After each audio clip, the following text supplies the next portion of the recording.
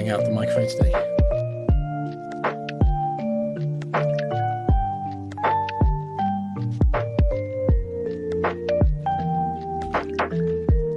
My aim is just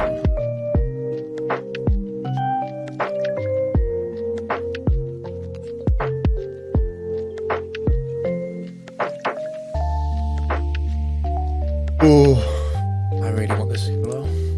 Just want a usable draft.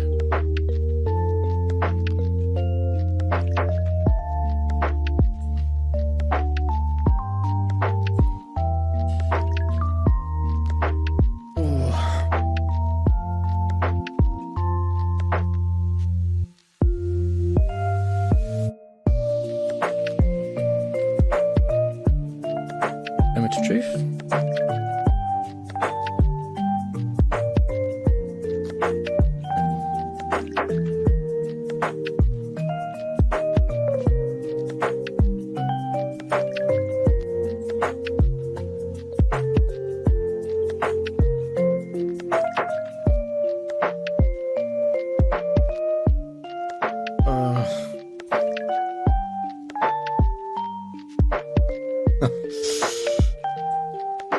It's not even Jinx 4.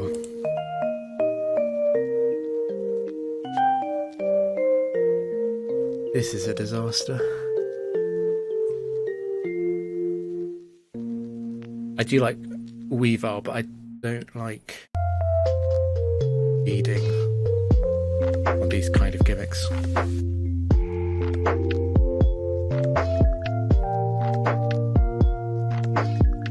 He sets a shot.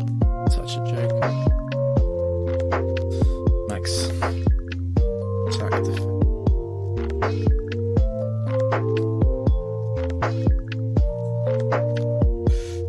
It's not even a trick room angle, I think.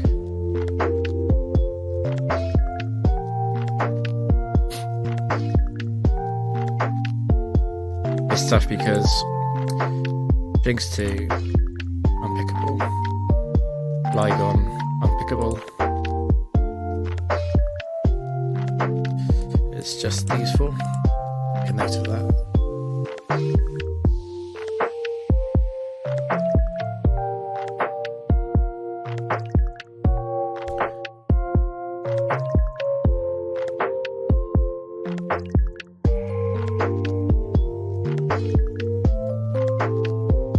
One option is that we just spec heavily for grass and then hope that there's something pickable.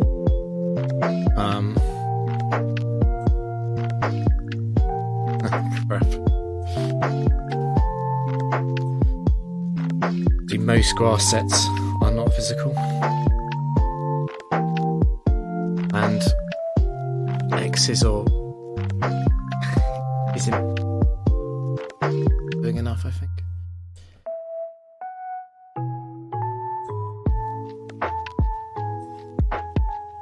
I'm gonna check some calcs on this.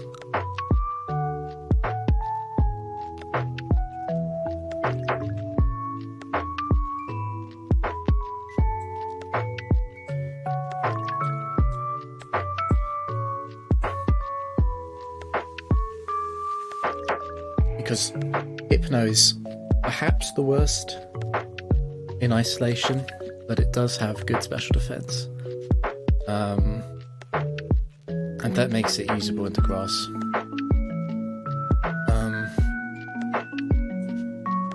Just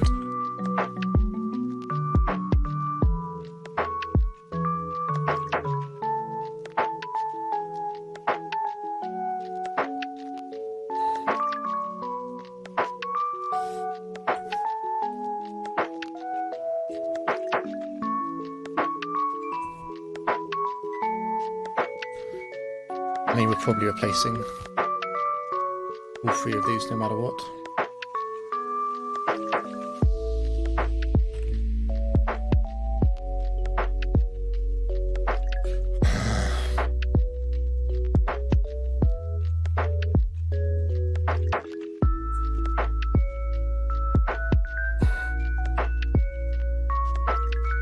I suppose Absol is probably delete.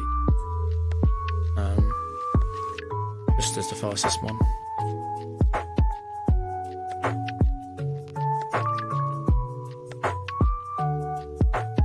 But beyond that, it's hard to say.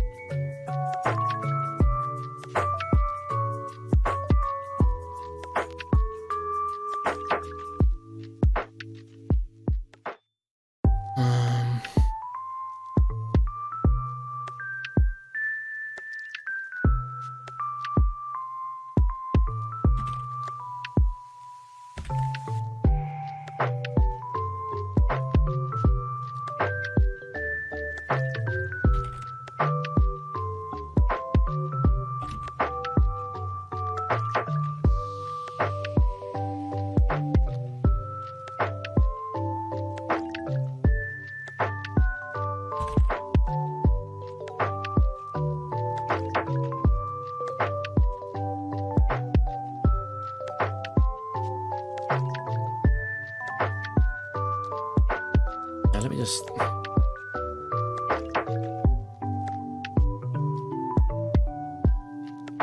Am I really going to use hypnosis against something?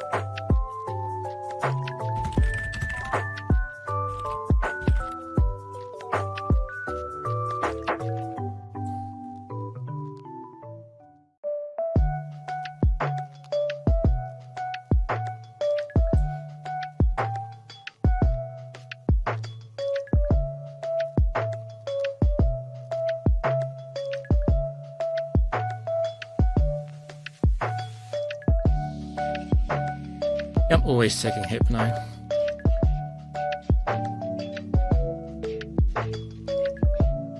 I think I'm always taking Weavile.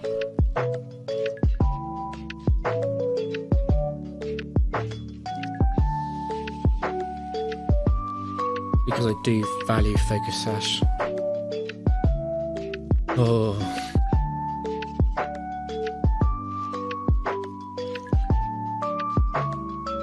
I mean, Adamant Weavile is somewhat usable still, even without an ice move, I guess.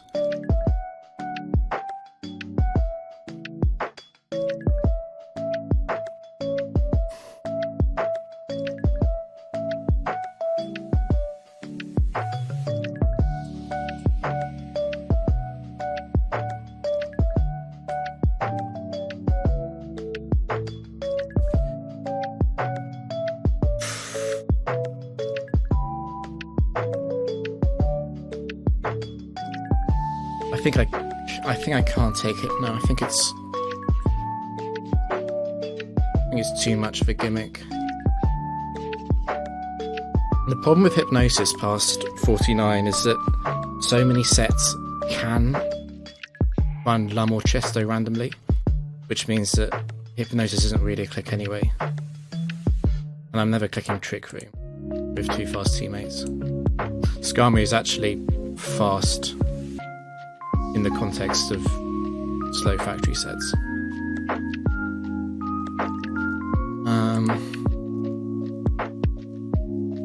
Something I didn't really consider is what if I just take Flygon? Because it's grass. I mean, how many grass types outspeed Flygon and can survive Fire Punch twice?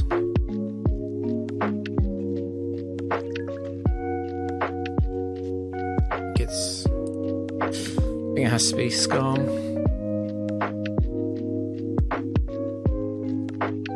Yeah.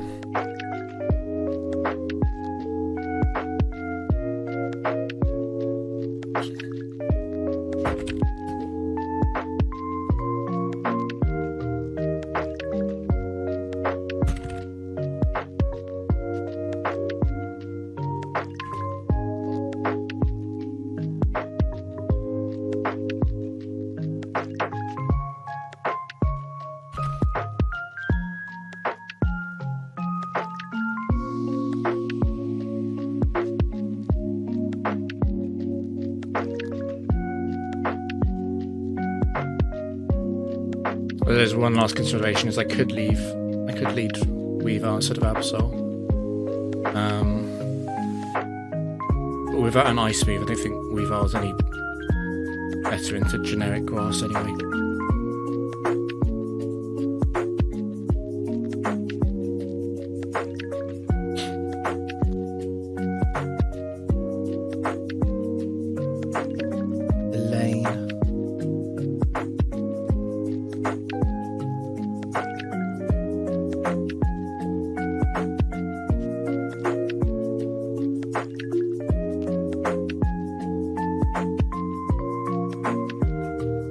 So, Absol can OHKO the 255 HP egg sets. There is an egg set with Sash. It's locked out.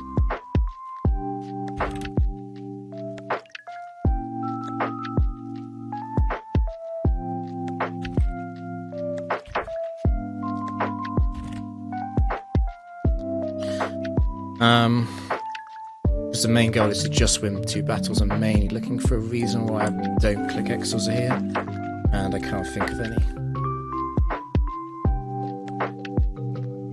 Executor isn't a good enough Pokemon to waste any time or HP scouting its set, I think, so I'm just gonna remove this, go to a 3v2.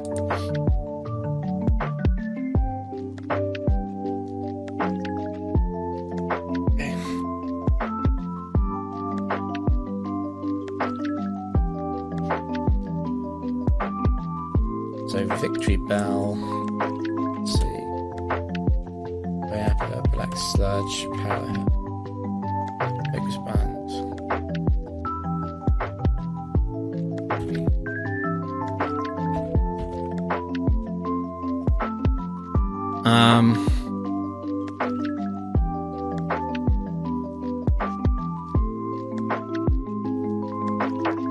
The main question is if I'm pivoting in Skarmory here, which I might be. I don't want to bring in Weavile and break Sash, but I can be bringing in Skarm, I think. Let me just think about what the punishment for that would be. The Victory Bell 1 can sleep Skarm. Doesn't do any damage. Victory Bell 2 does nothing. Victory Bell 3 doesn't do enough either. Although, if it does Power Herb, Solar Beam into Hyper Beam, that could take Skarm out with the additional recoil. Yeah. Well, Skarm is slower. No, it's not.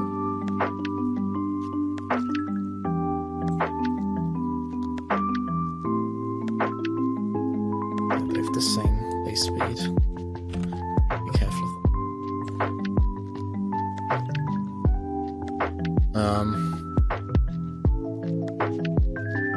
I don't consider Victory Bell 4 to be much of a punish here.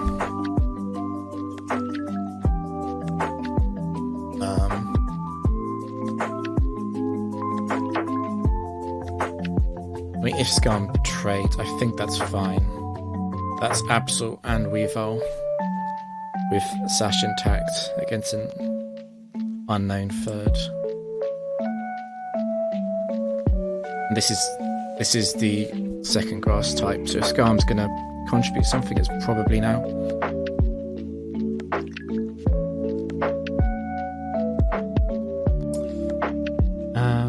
rest of the draft. Jinx, fun, and Hypno.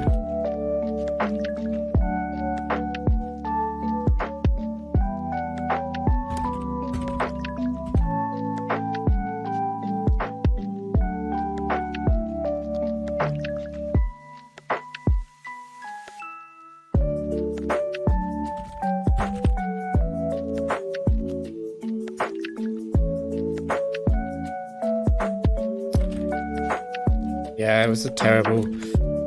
It's the terrible Flygon. I'd always take the others. Yeah, it's a rough draft. So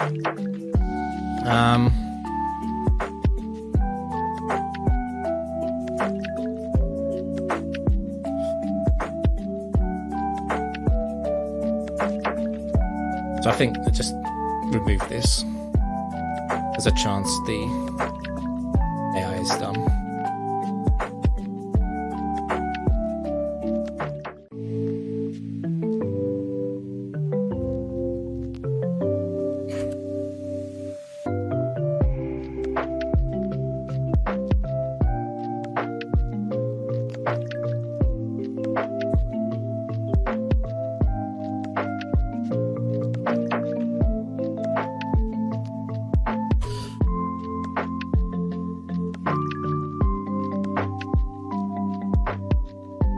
I'm mostly considering how much I want to scout this and how much I just want to KO it. The safest thing to do is to just Brave Bird, I suppose, and then you can scout its move when it fails. The Skirmy kills itself.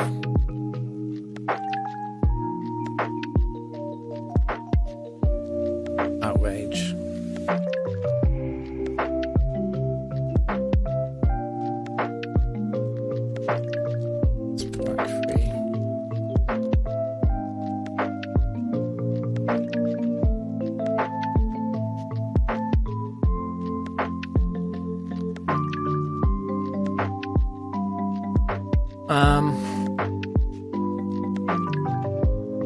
I don't think I'm taking Marowak free. It's just really slow.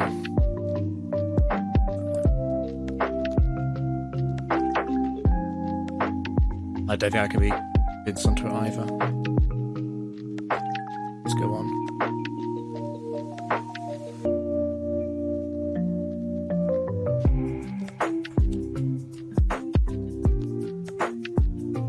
Ooh.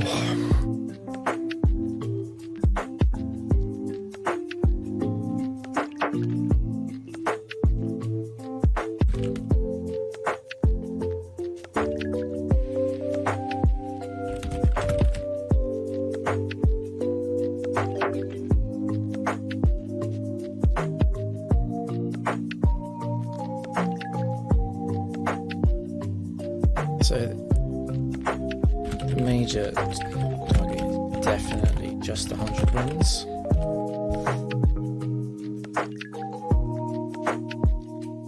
Now let's see what the spec is. Okay, then.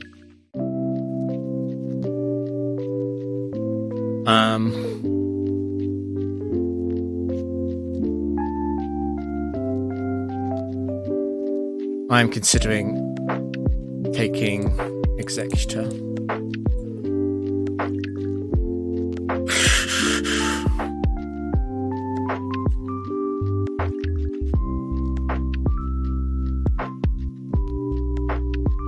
So the bag Executor set is 2, which is the Hypnosis 3 meter Leech Aid one. The good one would be set 4. As bad as 2 is, 4 is really good. Again, like Egg is surprisingly bulky. Also really, really slow. You would have gone Whack. Okay. I mean, Marowak free is the max def one, I think. Yeah, it's max attack, max defense.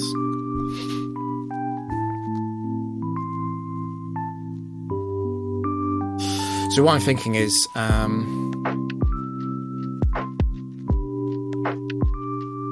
yeah, I agree. So like, egg 2 sucks. Egg 4 is. Egg 4 probably would be a take. To be honest, don't like egg 1 either. Yeah, I saw it. I saw Power Herb Solar Beam. Yeah, that's set free.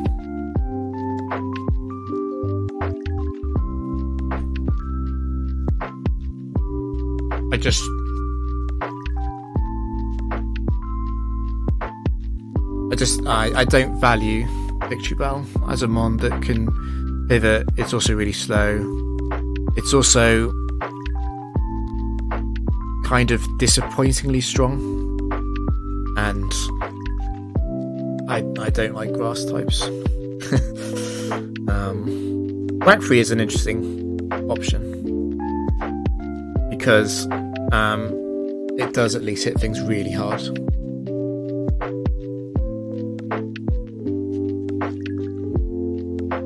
I suppose I'd be giving up Scarm for it.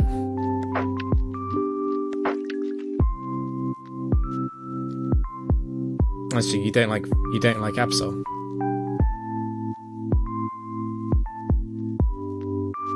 Let me think about it.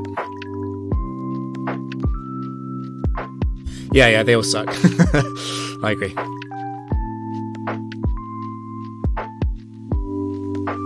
I think Absol, it does a decent job of taking like exactly one hit.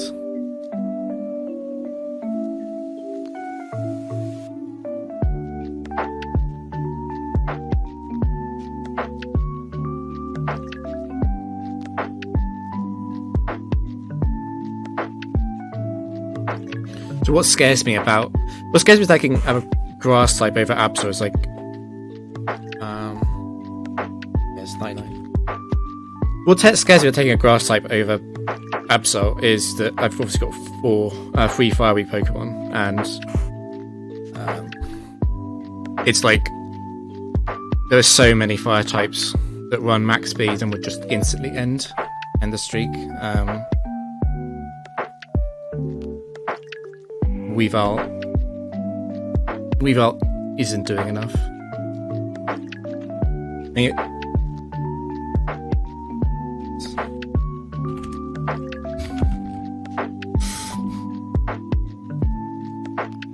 Yeah, this is probably terminal Elorixy.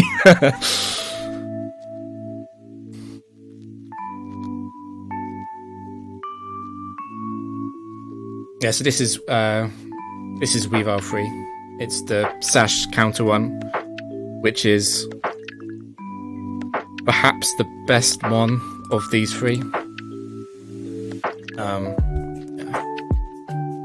It's funny, I really used to like Life Orb back in like 2010, but I think like a lot of modern singles theory said that Life Orb actually kind of sucks. And it is true that Skarmory kind of kills itself beating something. Yeah. I don't think I can get rid of Weavile. I think like yeah. So Skarmory is you're killing one thing. Weavile, you're probably killing one thing, and like Absol is like I'm basically hoping that Absol has some kind of type advantage, or it's some kind of like scuffed lead that Absol locks itself into. I'm starting to regret not taking Hypno actually.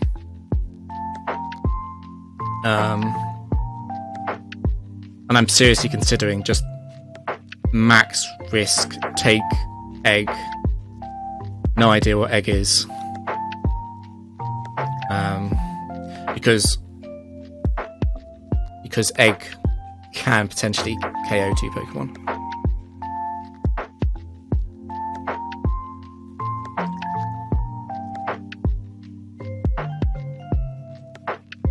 I guess, like, yeah, I'm thinking about, like, just how common water is.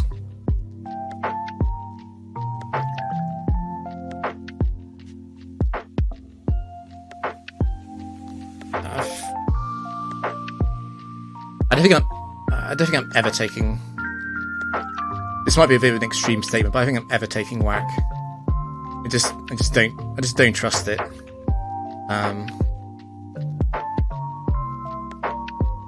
Like it's good into an electric, and that's about it.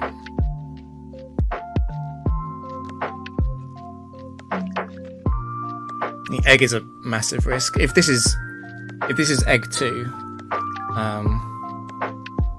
it's probably over.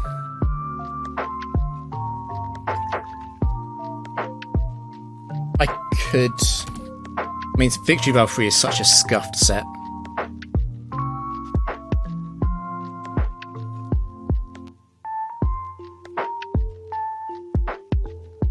Yeah, now I think about it, I suddenly want to take Victory Bell. And just lose if it's Arcanine or something.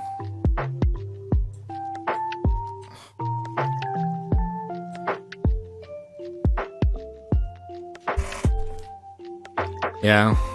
Oh, I hate this so much.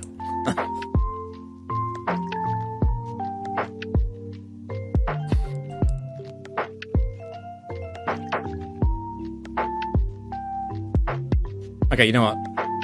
Let's take... Because I don't have very strong feelings about it, and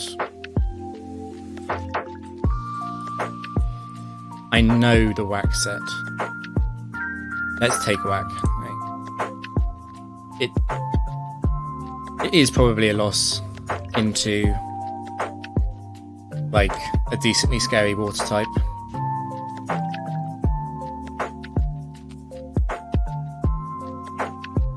Okay, it's ramp.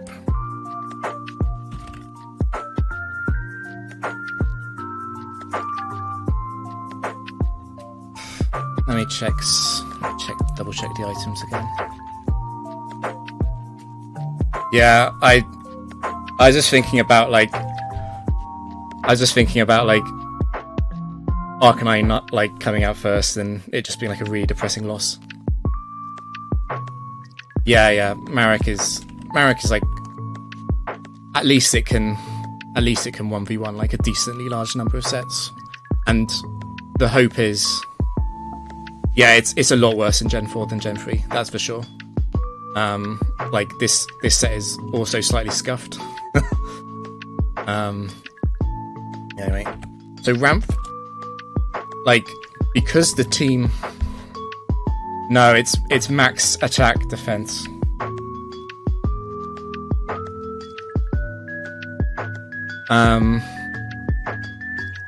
So I actually kind of want Rampardos to be the Choice Scarf set, because that means I can take it.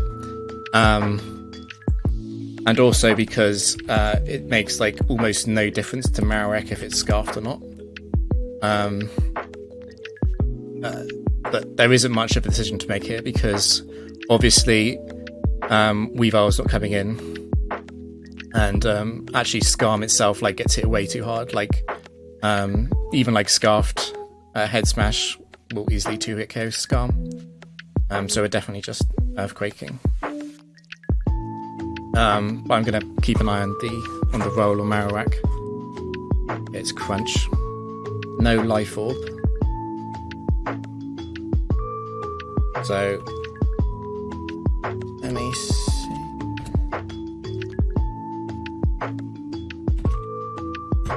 The ramp one is like a meme set. Yeah, Glalie curse, isn't it? So another thing is, I'm not sure, I can't remember how Gen 3 works, but in did it crunch? No, it used crunch because crunch is the strongest move that ramp 1 has against Marowak. Yeah. So this is information. Yeah, so in Gen 4, AI will choose the switch in with the highest base power back, but it doesn't factor. It does factor. Yeah, that's right. That's ramp 1. Yeah, I think it's been a while since I played Gen 3 Factory, but it's pretty similar. Yeah, I don't want to make any statements about Gen 3 without like checking the source code. So anyway, like clearly coming in is like super obvious.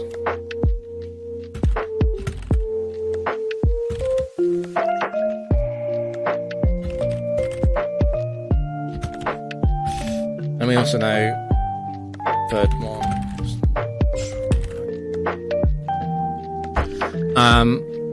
Anyway, so unfortunately Glalie is not a fast Pokemon, but it is faster than Marowak. There's a Glalie set with Iron Ball, which would be slower. All the others, I think, are faster.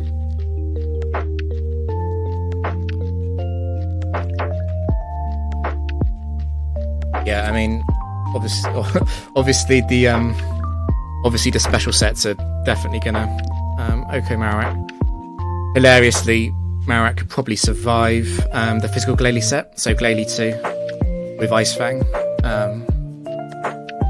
At 82 HP, we're probably surviving that. I mean, Alexi, you can say that, but I'm pretty sure the Tower crew would not want that.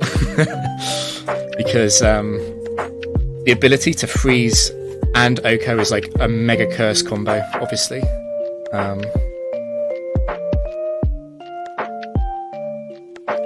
Yeah, so the ideal scenario is obviously that it's set 1 or 2. If it's set 3 or 4, we're getting Ice Beam or Blizzard. Set 1 and 2, Skarmory also sits on them. I'm just thinking about what to do if it is a special set, because if it's not a special set, the match is probably over. If it is a special set, the question is basically if we want to completely sack Skarmory. Yeah, the problem with the Weavile, the thing about Weavile is that its utility goes down so much after losing Sash. But it is a good point that, like, actually at 82 HP, at 82 HP, is like Marowak is like potentially still useful.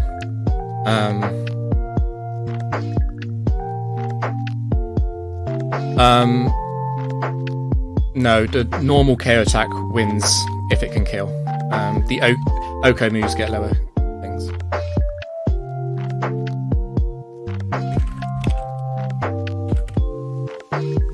Yeah, I took a 24 IV Pokemon in round 12, I think.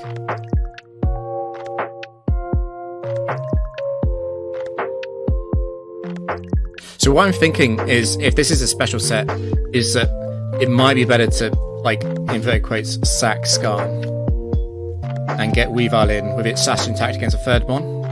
And then, if the third Mon is physical, we probably win. And if it's a special set and it's faster than Weavile, or if it's a special set and Weavile can't touch it, then we lose. But I don't think saving Marowak would help versus those special sets anyway, because this Marowak has no investment at all in special defense. So it's kind of academic to think that. The question between Earthquake and Fire Punch is actually like it's obviously the same base power. Fire Punch gets a slightly better rounding damage roll because of the quirks of how Gen 4 damage calcs work. So Fire Punch is slightly better. It also has a burn chance. So if it is set 1 or 2, I want it Fire Punch. And I don't think I'm saving Marowak here. Okay, so it is set 1, I think. That's an amazing outcome. Super lucky.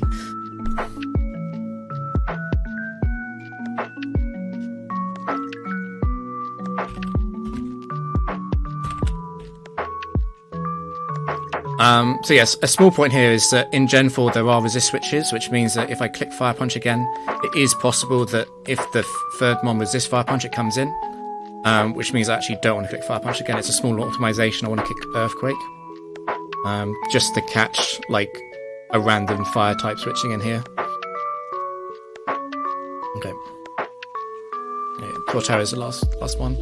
That's like super lucky. It's also a little bit cursed because none of these mons are good swaps either. So yeah, the dilemma of the factory is obviously that I want a good team, but I also want weak opponents. But if there's only weak opponents, I can never actually get a good team. Let me just manually check the Torterra items. I think they're all open. Max Incense.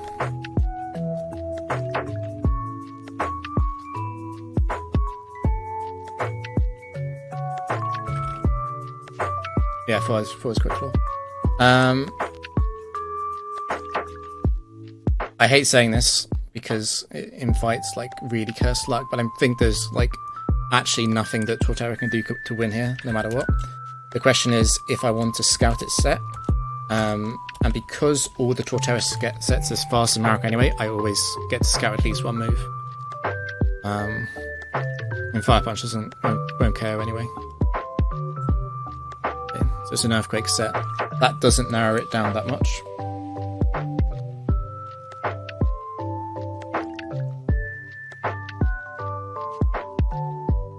Yeah, 1-4.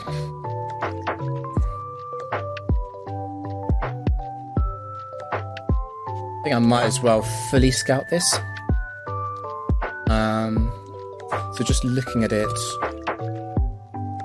one would Stone Edge and four would Stone Edge and one would use Rock Slide.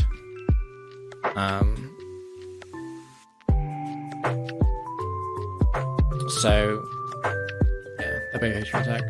So we should be able to safely scout. It's 4.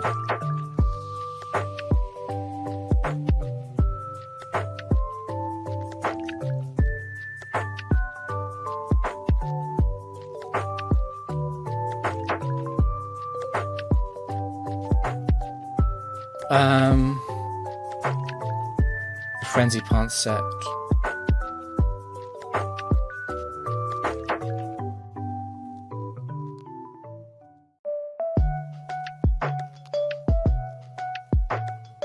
Oh, I just realised that I should have known that it was oh,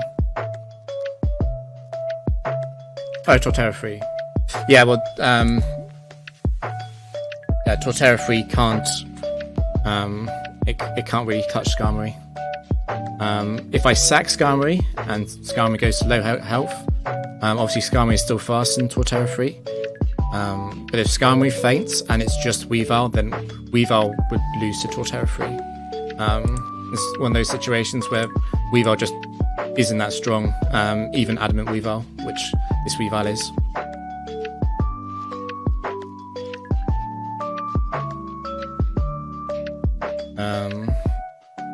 We once again have a very difficult trade decision.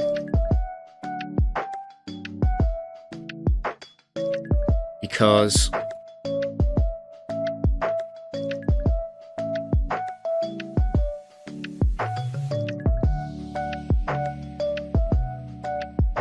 oh, I see. Yeah, because I know that Glalie won the switching decision. Yeah, you're right.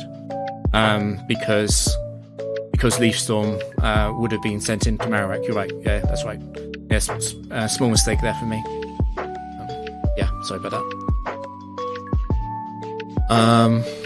So yeah, I'm thinking about. I basically once again like thinking about what to ditch. Obviously, I think like Ramp 1 is unfortunately a meme. So is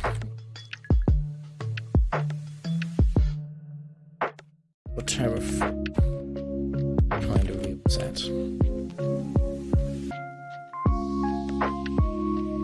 The problem with Torterra 4 is that we're again stacking fire weaknesses. and if we're ditching Scammy or Weavile, then we're probably stacking ice or ice weaknesses or likely weaknesses into waters.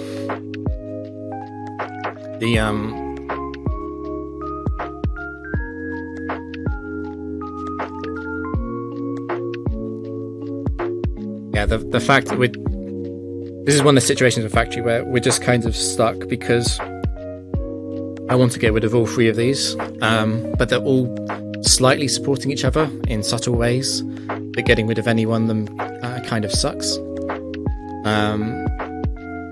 Skarmory is thanks Henry. Skarmory is probably better than I'm giving it credit for, because although like max HP, like max attack defense, it's like, although this is like such a meme to be max attack, max defense with Skarmory, it actually means that Skarmory can pretty solidly come in on almost anything and just Brave Bird, and if it doesn't faint, it will at least get into Weavile range. Weavile itself is just like we saw with Torterra. It's like Weavile would lose to something like Torterra despite having super effective coverage for it. This is just how terrible Weavile is without Ice Stab. But as was mentioned a few times, it's like Weavile is like the one way that we can avoid losing to something like Arcanine or Garchomp or Infernape, or even like something a bit simpler like Swampert. We took Whack, and Whack was really good, but it doesn't mean that Whack is actually like a good Pokemon. Torterra 4 obviously is stacking more weaknesses, but it's also like just a better button, because I think it actually has identical. Well, it doesn't have identical attack, but it hits about as hard as Skarm. Even factoring in Life Orb, it's like another thing we're doing, which I haven't commented as much now, is obviously we're running 3 physical ones, which is potentially like horrific. Like there's stuff like max defense, like defense invested, Cresselia like running around, which would just sort of laugh at this team. It would even laugh at like the Stab Night Slash, and that would do like some major damage. At the same time, we have no special options anyway.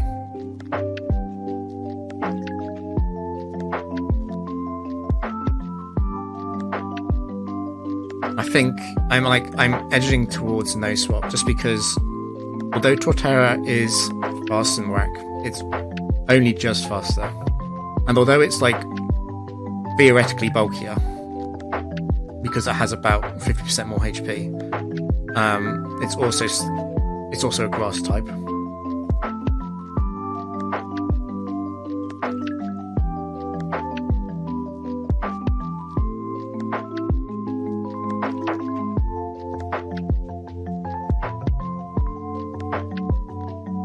Yeah, it's funny, Alexi, because I said in Discord, I said like a few weeks ago, I was like, I remember saying I don't think 100 is possible, but then like I went on that huge tear yesterday. There was a mega cursed match yesterday, which was literally 75% loss, and I just got randomly bailed out by Gallade free showing up instead of any other Gallade set.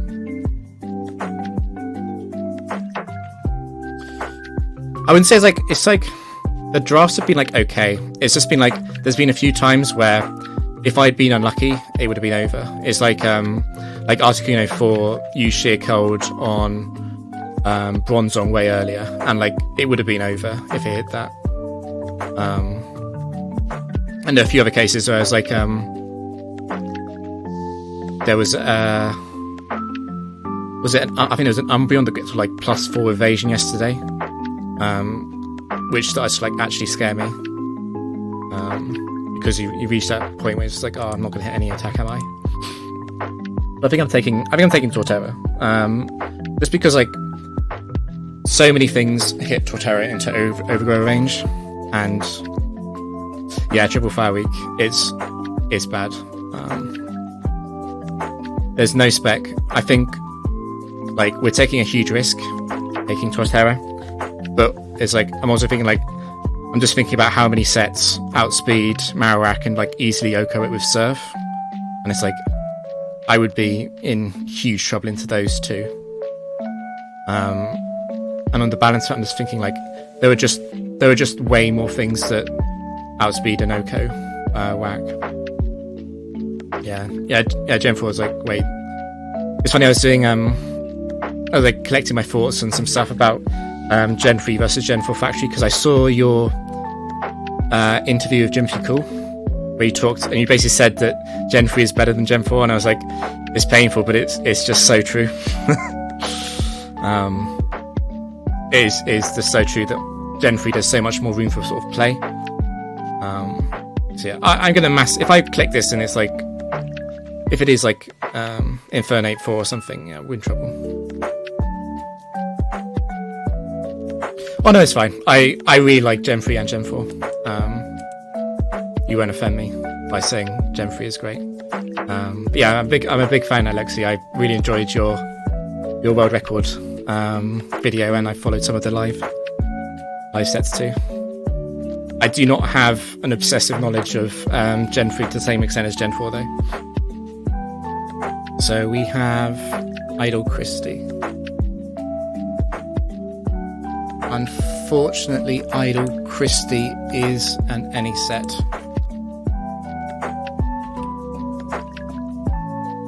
Oh yeah, level 100, yeah. It's for Wildcat, yeah. I think 100 is cool. So the Torterra things is like most set 4s in Gen 4 are like max power coverage moves. Like this Skami 4 is also set 4, so we're like you just basically you like roll a load of stab and Game Freak just shove on like the strongest Pokemon. No, LOXC is talking about Gen 3.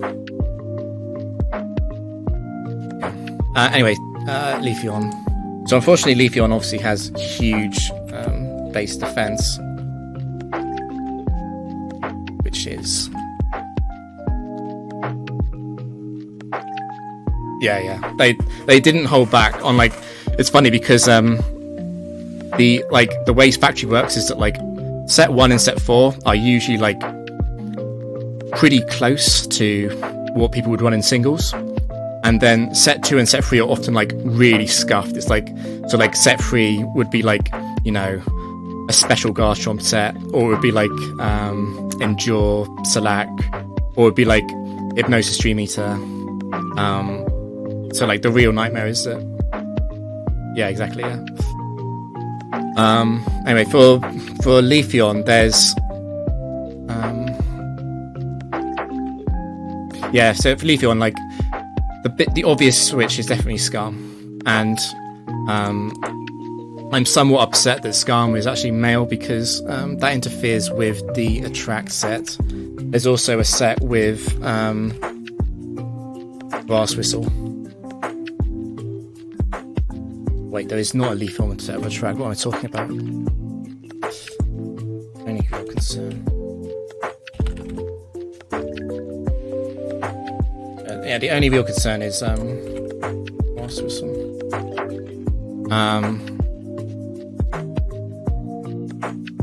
Set 2 and set 3 are normally niche sets, but sometimes they're like mega cracked as well. Like there are a few exceptions.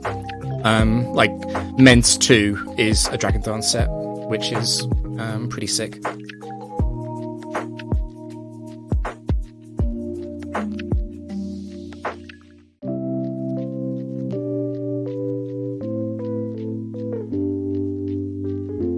Yeah, Taurus. So yes, Scum actually.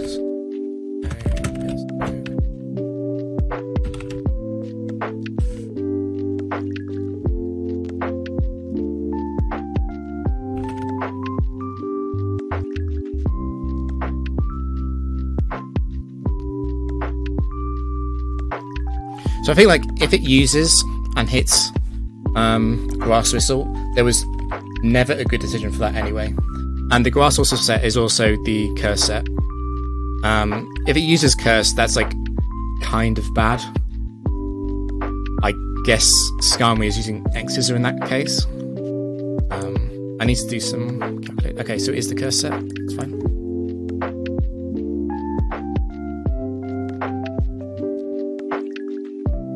Yeah, it's pretty fun. It's pretty fun if you're the AI.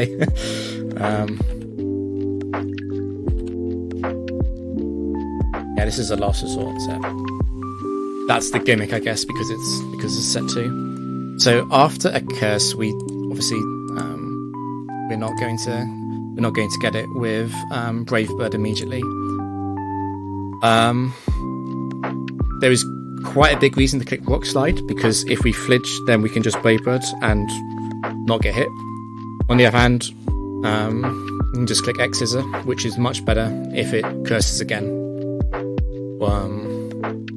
And also like X Scissor crit would be sick. That would be a great way to avoid a lot of things. I'm not sure if you have this at LOXE, but I've like, it was happening yesterday. I was like, I have this like massive aversion to 10% miss moves. I just hate them so much. I hate clicking them so much. There was a few games yesterday where like I switched out because the set could have Bright Powder, just because some of the drafts yesterday were strong enough to support really defensive plays like that.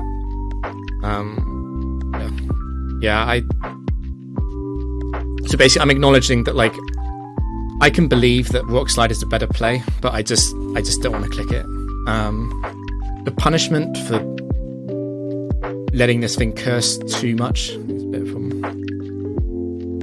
Yeah, exactly. I think like I want to do a write-up on the factory at some point, and that's the thing I want to like talk about is like it's actually like so hard when you talk about like ultra optimizing. I should also shout out like it might be best to just Brave Bird and get this low. Brave Bird obviously we're taking like probably like 30 HP in recoil, and then like another 14 from Life Orb. Yeah. It's like on the post I'm planning to write, I'm like, I've always said there's like factory is the hardest thing outside of like PvP, and it's not close. And I don't think people appreciate like just how much harder this is than anything else there is. Yeah, I feel like I like Gen 3 Factory a lot because the Ivy advantages like sort of makes up for how much bullshit it can throw at you. I also like, I'm not sure if you're like this, I really enjoyed the early rounds of Factory using like the NFE mons that no one ever uses. Like I really enjoy like using like Monferno and stuff. And that's fun.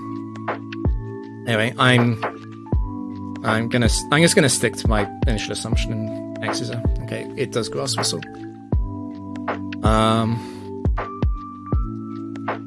Yeah, I watched that live at LOXE, but I didn't want to like throw you off. But yeah, that was great. I thought that was fantastic, the way you like properly like analysed and ran through it. It's always so funny when people ask you to slow down. I'm like, you just don't understand like what it's about at all. If you're asking someone to slow down, it's like there were turns yesterday which like I think like took me like 10 minutes just to decide what to do. Which is what I enjoy, but also yeah. I also saw you doing some blindfold stuff, and that like blew my mind. I haven't seen any of the blindfold stuff yet, but like I can't imagine doing that.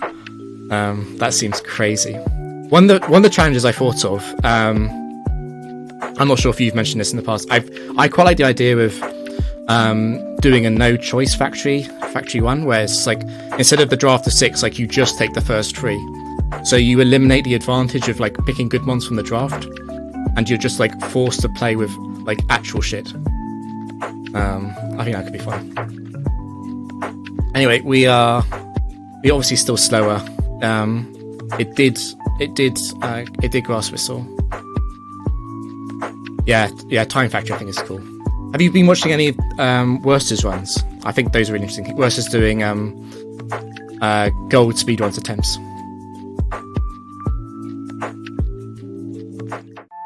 Yeah. Oh, I see. So not a speedrun. So, more like chess, where you have like. Okay, fair enough. Yeah, I think like I don't want to shit talk Worcester, but something I do notice watching his streams is like he often sort of claims things for the chat, and then I'm not sure if that's like really true. Like when he's talking about like roles and stuff, it's like understandable. It's like I make mistakes, like just guessing how much damage moves does. In fact, I had a major moment yesterday.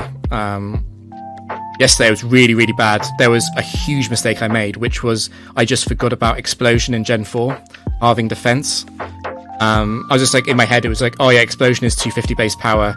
It's not gonna kill Zapdos from here.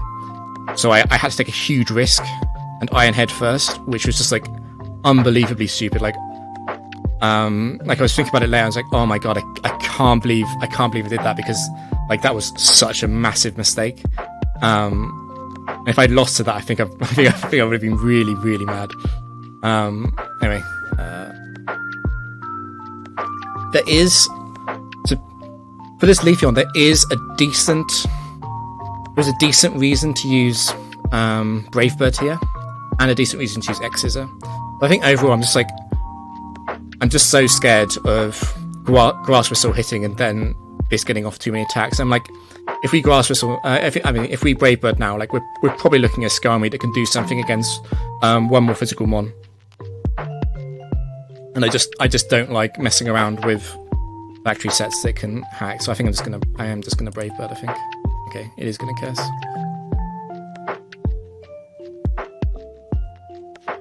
I suspect that was a roll at plus 2 defense. Not that it really matters anymore. So yeah, Life Orb is insane.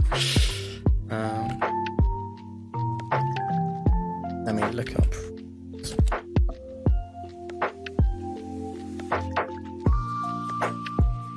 Yes, it can be. This could be. This any Frostlat set is possible. It's more likely to be.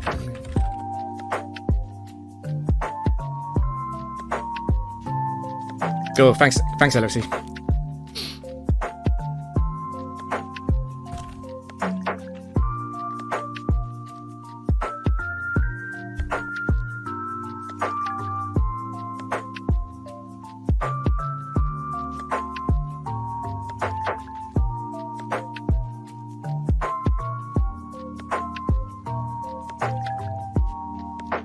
So what I'm considering here is like,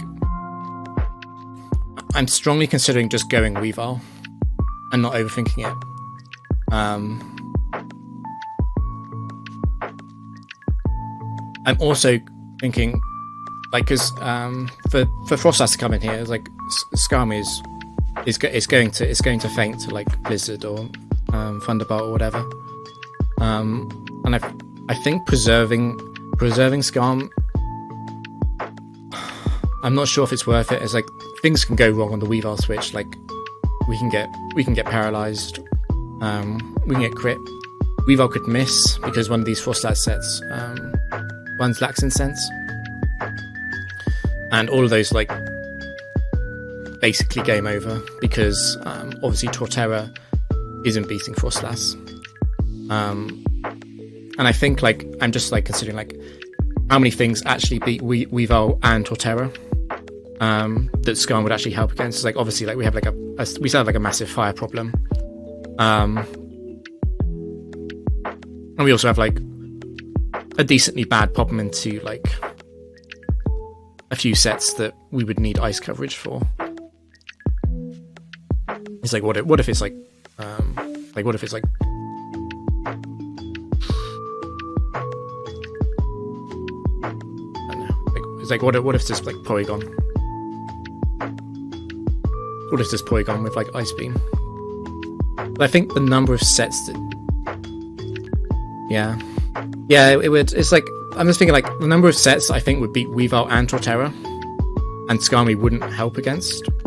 That seems like a smaller chance than the chance I just go Weavile here and something goes really wrong, like a paralysis, or like, you know, or just anything that like opens Weavile up to like not being able to hit its move. I also think like what's better, like half health Skarmory or having Sash on Weavile, and I think the answer might be that it's just better to have like Sash on Weavile. The reason to preserve Skarmory is because Frostlass coming in means a third Mon has a worse move than Frostlass against Skarmory, which means that Skarmory is slightly more like to benefit. But I don't think I like risking that much while ahead, and given that Weavile has such a good matchup into Frostlass.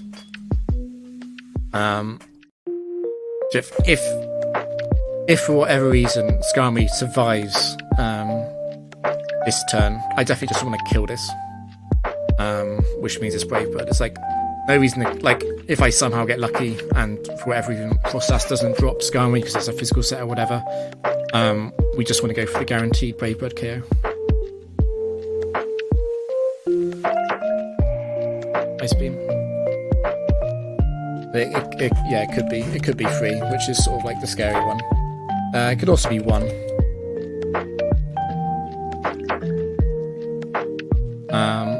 It's slightly lucky.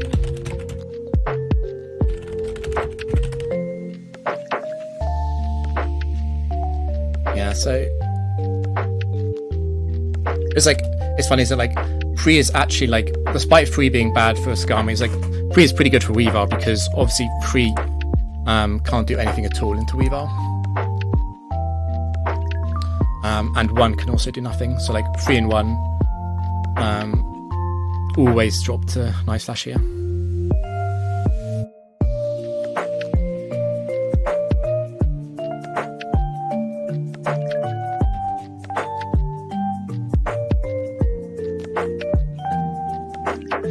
So this is not the Iron Ball Golem.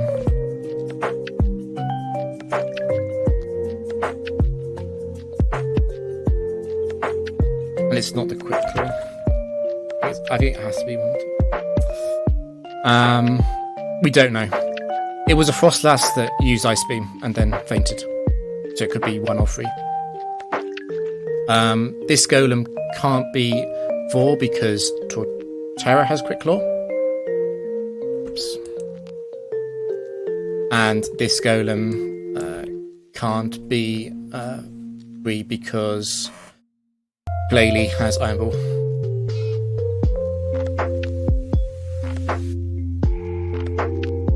So I'm also thinking about Skarm. Could Golem 1 or 2 come in on Skarm?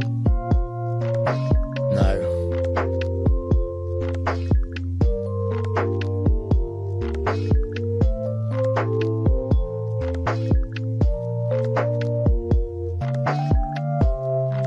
So Golem 1 and Golem 2 obviously mega lose to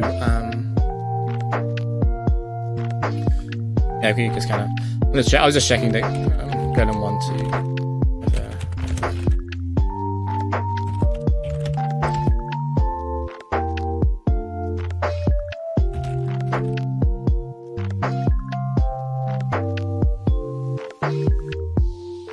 Oh yeah, superpower. White herb. I'm really surprised it used superpower at full HP. It's like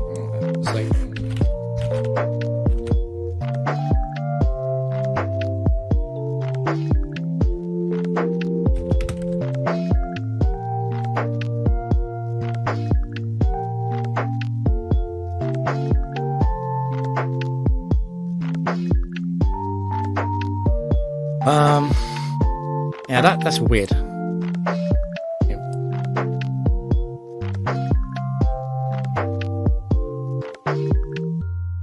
No spec again.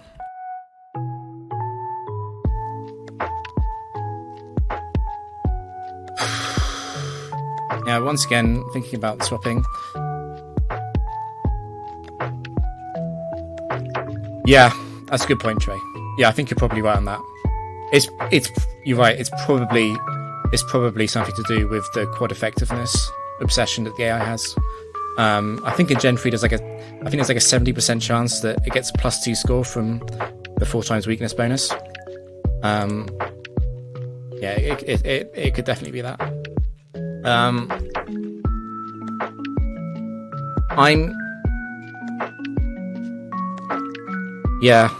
I was gonna say I was about to say the exact same. I really like Frostas. I really like Frostas. Frostas here. Because it's a special mon and because it's fast. The problem is we're once again looking at a fire weak Pokemon that's kind of squishy. At the same time, it's like how good is Weavile actually? It's like we've been kind of lucky up to this point that Counter has achieved anything at all. Normally I would put almost no faith in this Weavile to do anything, because obviously if it's not clicking Counter, it's not doing something kind of squishy for super effective damage, then Weavile's probably just losing every 1v1.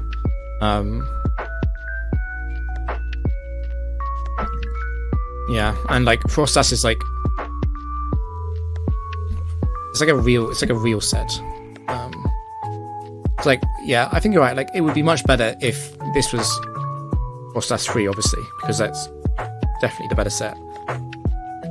I think I might even take Frostas 1. Just because, like, I think like the fact that we've got 3 wins is already a surprise, because like this draft is like just so scuffed. Yeah, I was really expecting to just like instantly lose. So I quite consider that.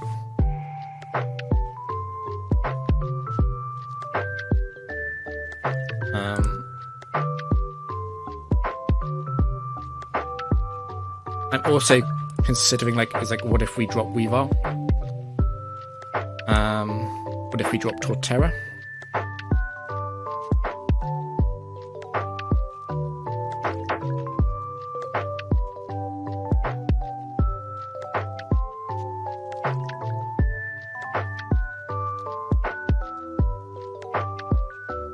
Yeah, you're right.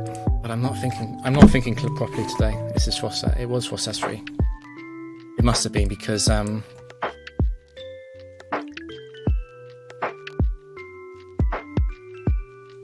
it won the switch in. Yeah, it would have gone free because it's T-Bolt. You're right. Yeah, it's huge actually. I'm half considering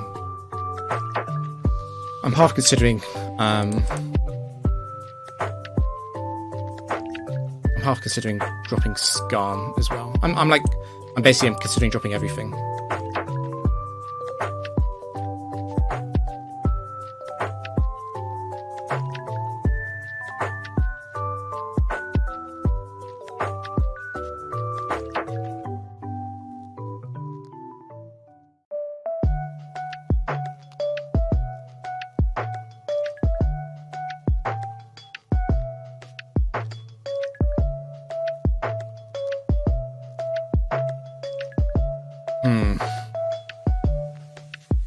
Yeah, I think we're taking Frostas 3, I think. The question is what we're not taking. And like what we're dropping, what we don't care about.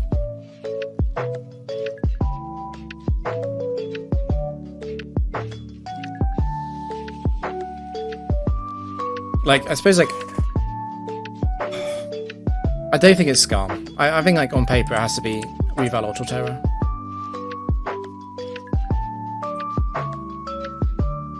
Taking a double ice type is like something that I would call a mistake in those situations. But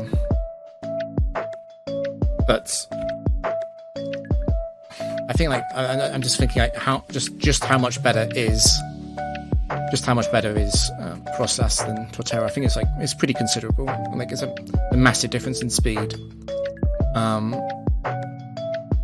And also, Frostas 3 is a Destiny Bond set, which is like one of the best leads you can possibly have.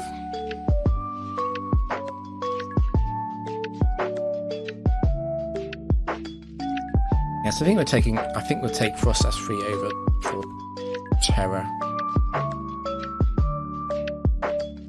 Just because it's like a good lead, and like if we're gonna get 7 wins, if we're gonna get through this draft.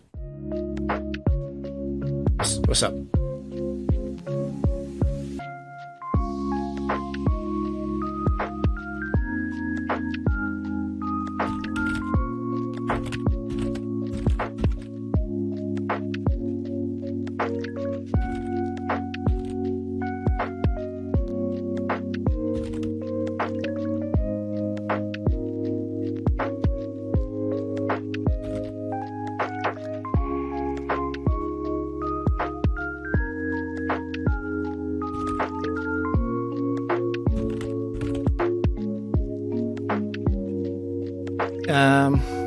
Yeah, I think like at some point we need to build like a kind of real 3v3 team, and that starts by having like an actual lead. And Torterra is like, it's okay, it's not an actual lead though, like it's slow.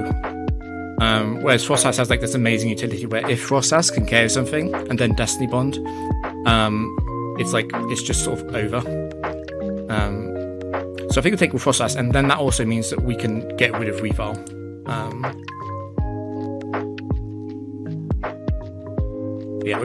We're probably ditching Reval soon, assuming this doesn't go horribly.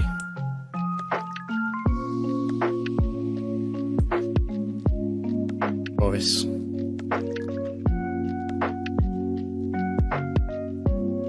The Ranch of Boris is actually a set 4.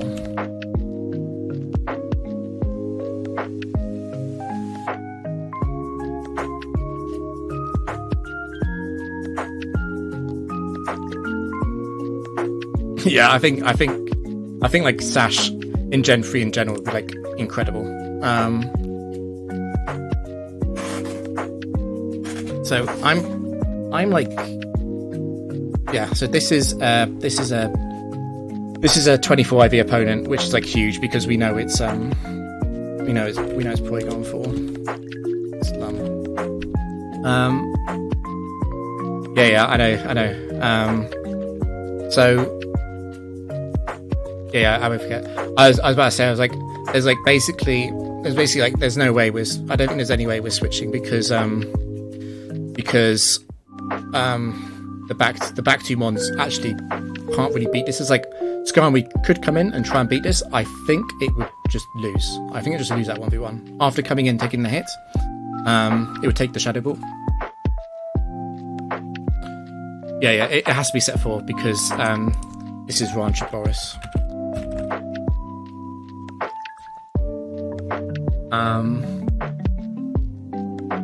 Yeah, basically like we've got it's pretty simple. Like we've got no actual answer to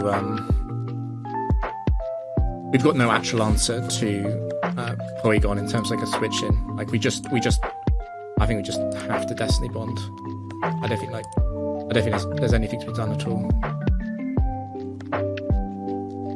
It would be nice to preserve Frostlass, but like at the same time, it would probably like I think it's just way too greedy.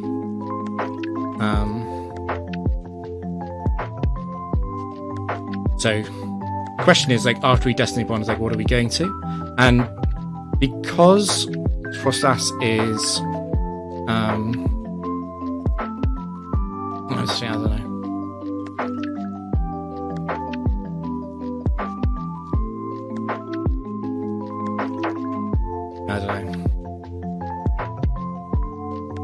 Yeah, I think I've made my mind about sacking Frostlass at Destiny Bond.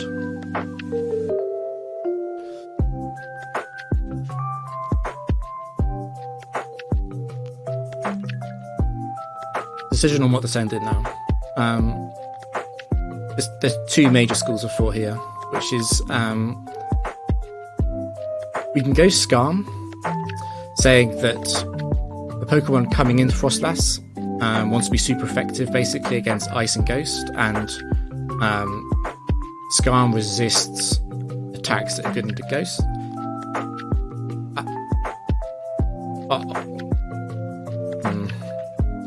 was thinking that actually, like the number of attacks that would ruin them both are quite high. It's like, what does Frostlass attract? It attracts It's like no.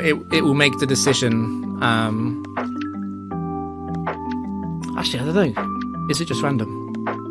I was going to say it makes the decision based on Frostlass being the last one in.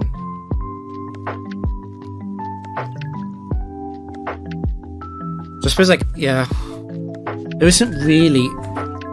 Neither of these have a great complementary type. Yeah, and Gen 3 is based on Deadmar. The thing is, like, I would normally be like, oh, yeah, we'll send in a Pokemon that's like an opposite type to Frostlass. But it's like, actually, Skarm and Weavile like have like pretty bad overlap. This is like one of the problems with the team. It's like, yeah, it'll send in a Fire move if it has one. It will want to send in a Dark, Ghost move.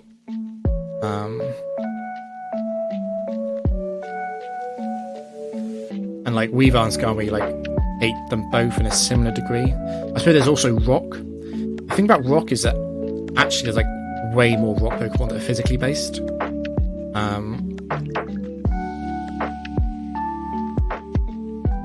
Which would be better for Weavile. So I guess the other thing we could say is like, what if we guess wrong? What if whatever we send out, we actually wanted to send out the other thing? In that scenario, I'd much rather switch to Skarmory, preserving Sash. Whereas if I have to go from Skarmory to Weavile, I'm losing Sash. Which makes me think I want to send out Weavile slightly more.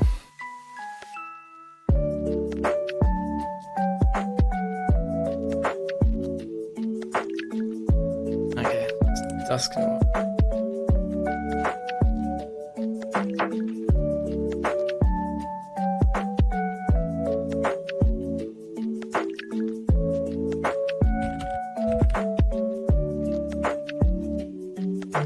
This makes sense because as a 1 for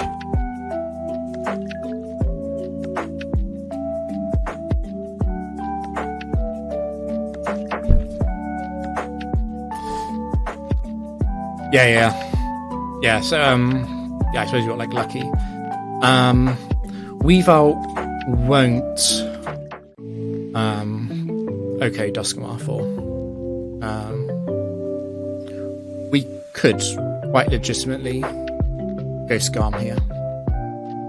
Problem with going Skarm is that while Skarm doesn't take much from Dusknoir, like Skarm take like 20, 25 damage or something. Is like Skarm is also losing health through Life Orb. So if we go Skarm inside the Brave Bird this twice, it's like we're just taking like an additional 40 recall from Life Orb. 28 recall from Life Orb and another 40 recall from Dusknoir's health pool. Which actually means like at that point it's like, well, Skarm is like going under 20%. Or Skarm's probably going under like 40% anyway. Staying in is like, yeah, okay, we're gonna lose Sash. That's like okay. Weavile's faster than most Pokemon, so Weavile can potentially do something into the third anyway. So I'm basically saying I don't think I like switching. Even though on paper it might look like Skarmory like eats the attacks fairly well, I think in practice like it's quite likely that Skarm takes quite a lot of damage. And although like Sash counter is great, it's like it obviously doesn't work against like a special one.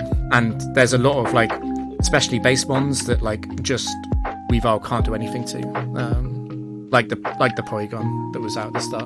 It's like, yeah, well, we just lose to that.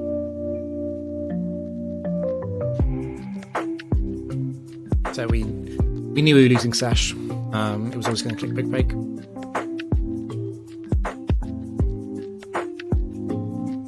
Nice.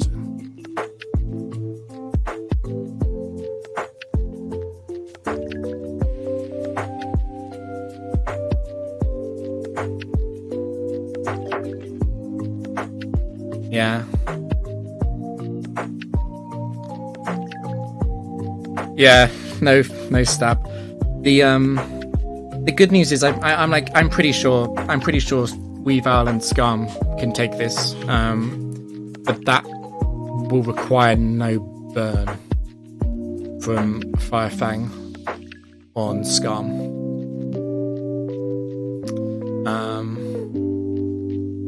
Like the Night Slash and Bravebird should KO Garchomp, especially because it's a 24IV one. Like that probably makes it guaranteed. Actually, the fact that it's 24IV.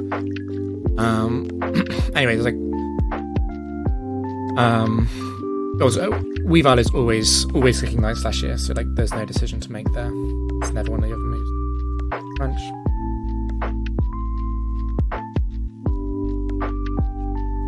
So yeah, I'm just thinking.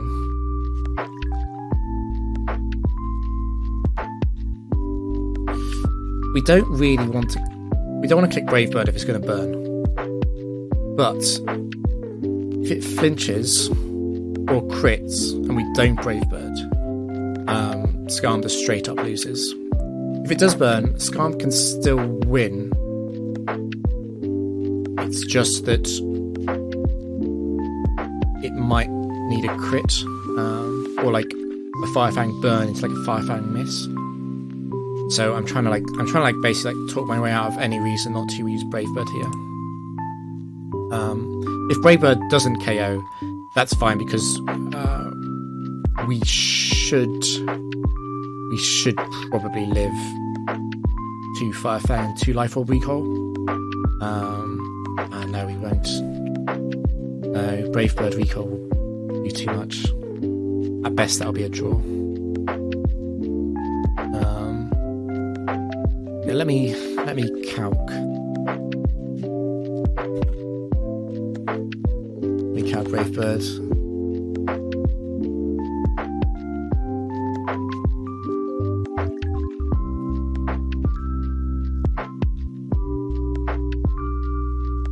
So it looks like it does about 64% min.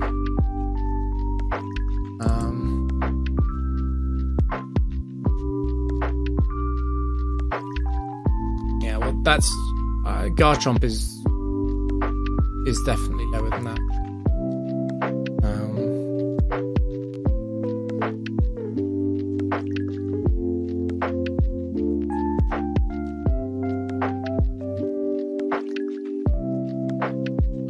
Oh my god. Well, that was so scary.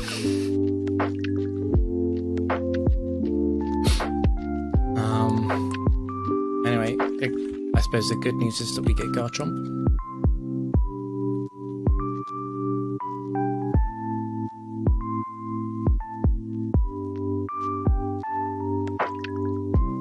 Ground spec.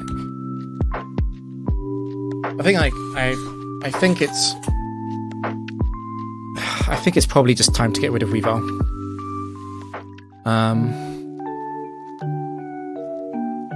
As just like the worst one.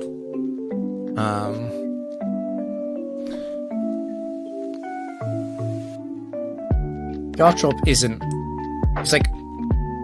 It's kind of hurt by being 24 IV. It's mainly the speed. It's the fact that we lose a speed advantage against the base 100 crew. Like we lose out to like Adamant Ments and Modest Ments. But it's like at the same time, like there's absolutely no way that we're not taking Garchomp.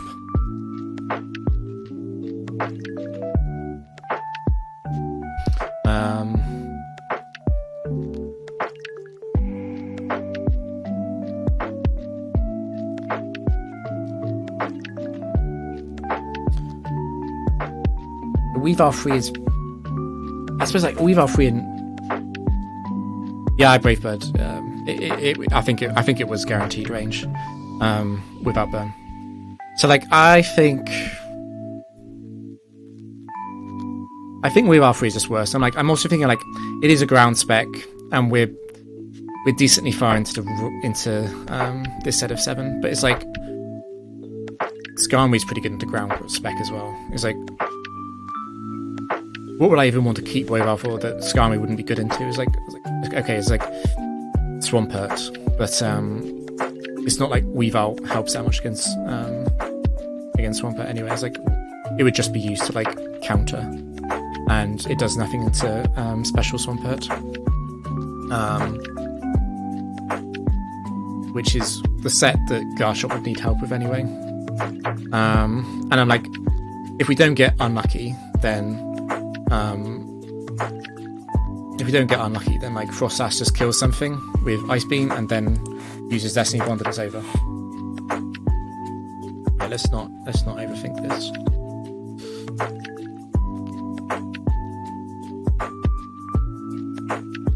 It's Reporter Katie,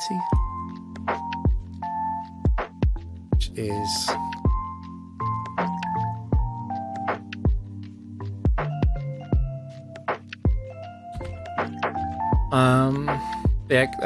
Cresselia is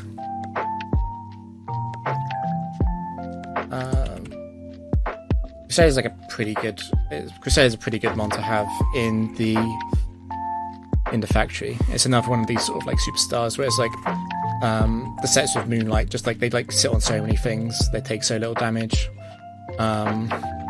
Unfortunately, this Frost Slash does not run Ghost Stab, which is like really horrible for this situation specifically.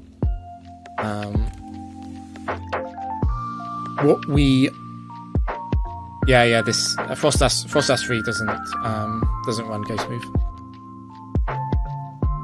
Sunny Day, Chris. Is that set 2? No, that's set 1, isn't it?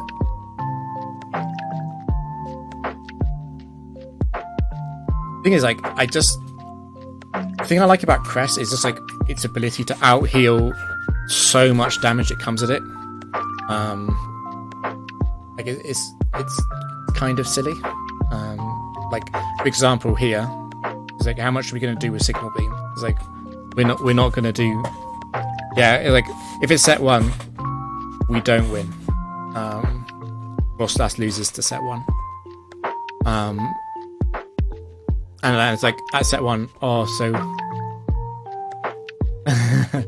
yeah, I freeze it in the sun. It's like if it's set 1, it's like does Skarmory beat it? Nope. Skarmory's just going to kill itself to Life Orb. What we could do is we can go Chomp, but it's like, you know, we don't really want to go Chomp because one of the Crest sets has Ice Beam. I know that for certain. It's set 4 runs Ice Beam, which would be like horrific. So what I'm mainly thinking of is, you're right, that's a good point. It's not.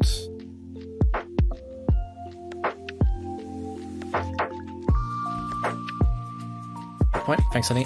The main thing I'm thinking of is like we're probably just trading Frost Sash here. Because Cresselia was probably a big enough problem that we're probably debonding this if it's one of the better sets. If it's one of the worst sets, what we can do is we could just go Garchomp. At the same time as like Garchomp and Cress don't out damage Moonlight, and the AI is really good at just sitting on Moonlight. There's a situation basically where Cress kind of solos a team. So I'm just thinking if there's any reason not to attack Scout. I suppose we don't want to attack Scout if it's incoming Shadow Ball crit.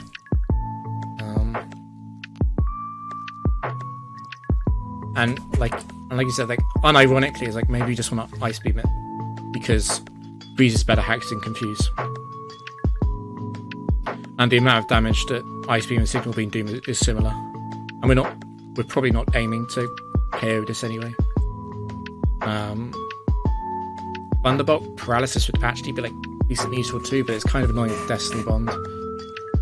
What would be bad about Freeze, I guess, is like we could freeze and then we wouldn't know when to start Destiny Bonding, but I think I'll accept that as a good bad outcome. I was really worried that crit for a second. So yeah, this is Crest free as Shadow.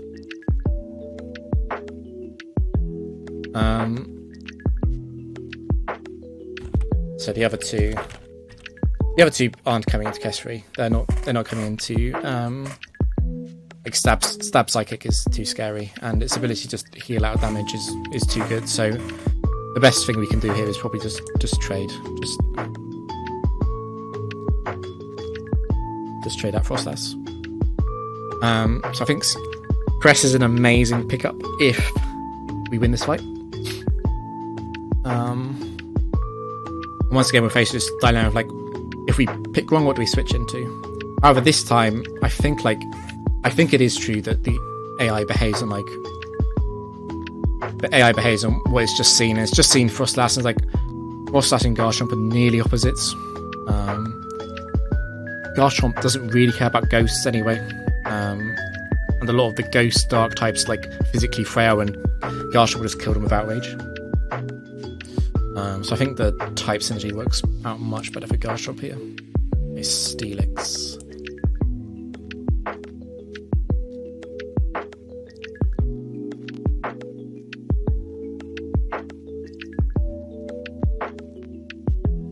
And all Quick Claw. So that I think all Steelixes are open. The fact that it went Steelix is probably a sign of Ironhead or Stone Edge. But it could also be payback. I guess it could be almost any set. Yeah, both back ones are ground, that's right. So whatever the last is, it's a ground type.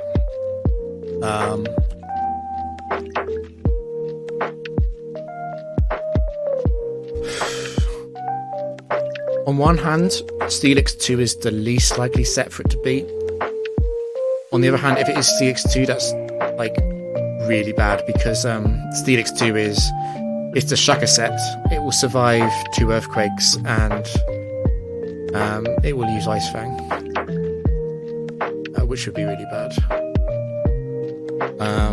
Skami doesn't really want to come into that either. The problem is Skami can't really do anything against Steelix.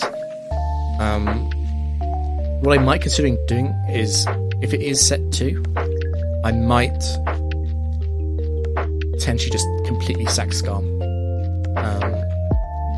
which is maybe a crazy thing to say, but it's like that's how likely I think Garchomp is to just win the final 1v1, even at low health.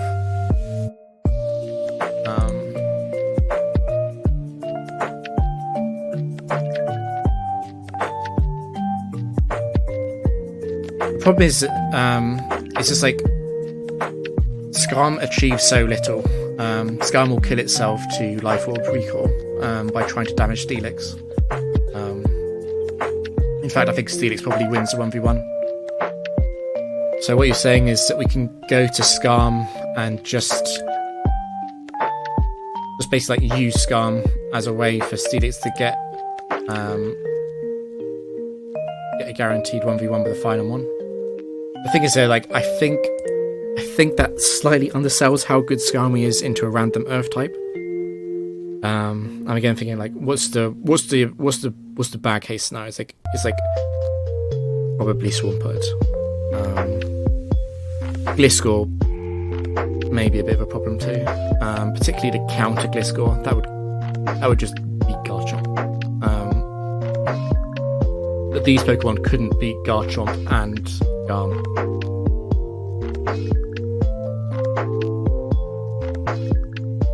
Okay, some random ass flinch.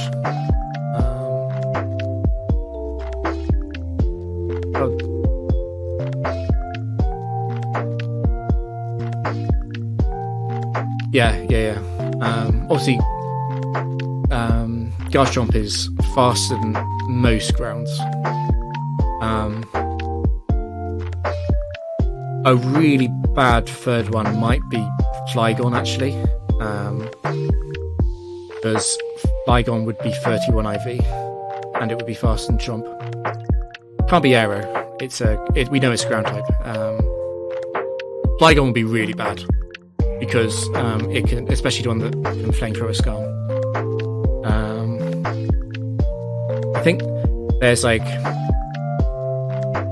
I think there's enough sets that would give me enough anxiety to want to preserve Skarm if possible.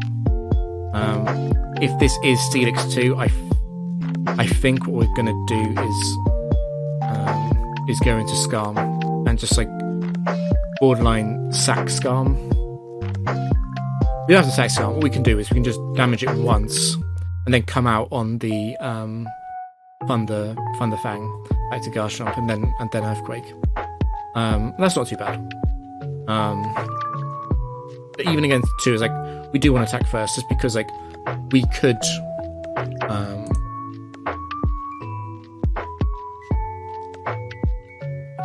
find out that it's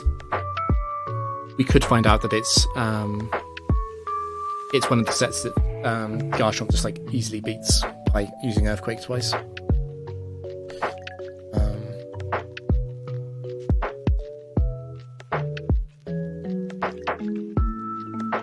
So yeah, I think we're just gonna Earthquake, not try and overthink it too much. Okay, so pretty cool set.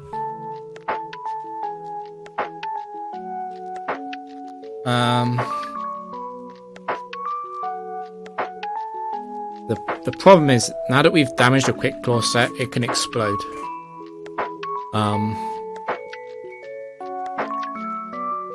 So after attacking, we actually can't go to Skarm anymore. Chomp will faint to Explosion, obviously.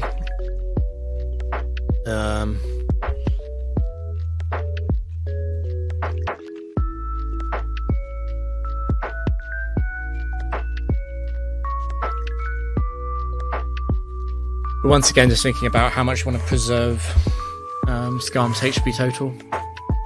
Just because the problem with Skarm is that although it hits hard, it's like it so often just kills itself trying to use Brave Bird.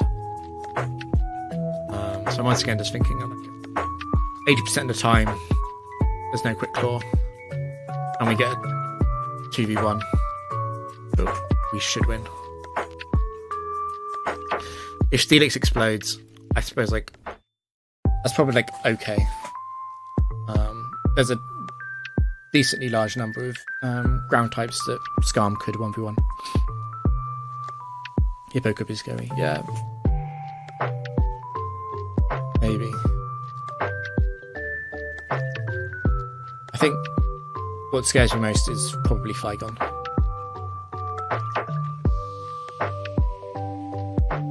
Okay, no Quick Claw, avoided getting too unlucky there. Donphan will...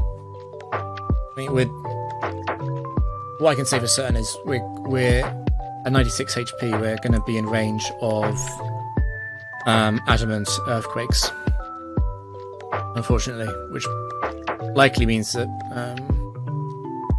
Garchomp is only going to get one move off here.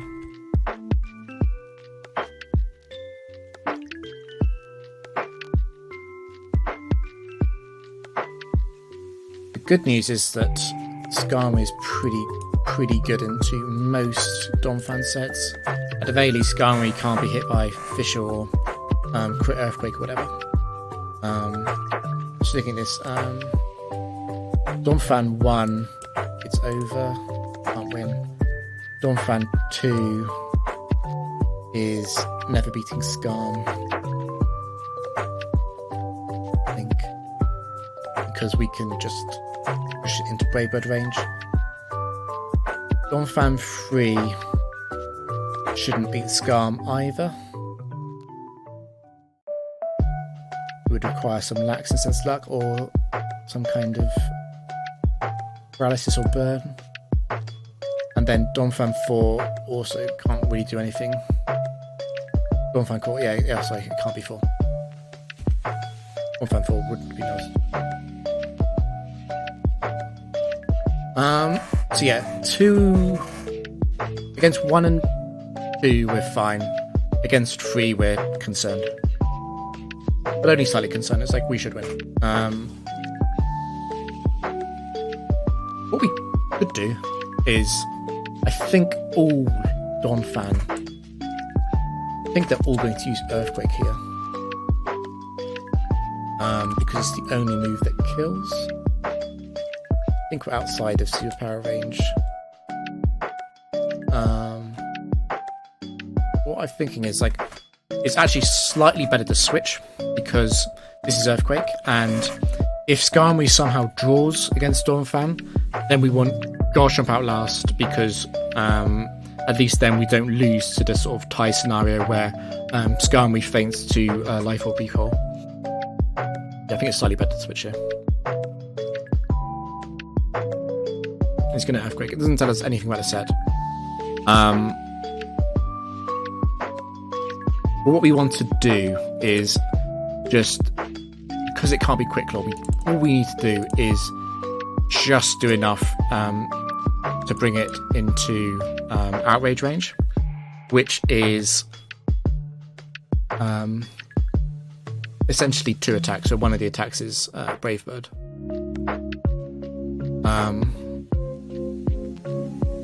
So what I'm thinking for that is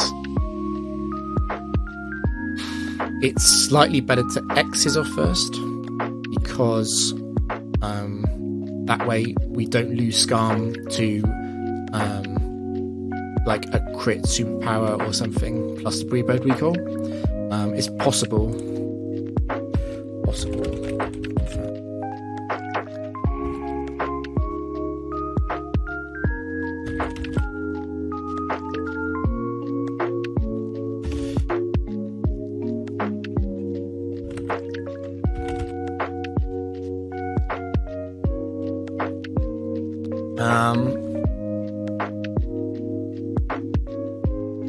So what's the punish? The punish for not using Brave Bird immediately is that I suppose Donphan 3 could burn Scar.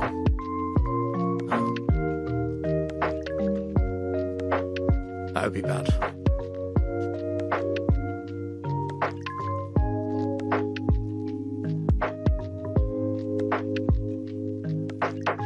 Yeah, if we get burned, we have to Brave Bird.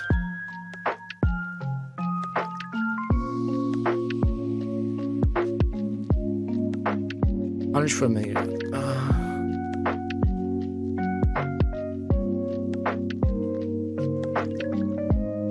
Yeah, but I'm X-Scissor and a burned Brave Bird plus Outrage isn't enough to KO it.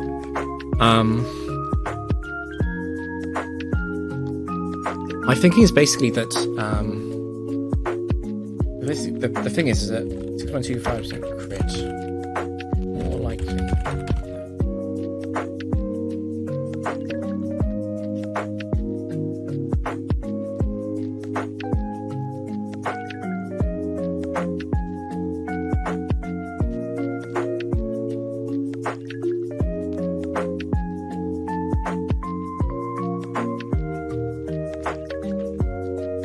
Of course, if it's not Donphan 3, then we just win. It doesn't matter. It literally doesn't matter what we do, because the other Donphan can never win.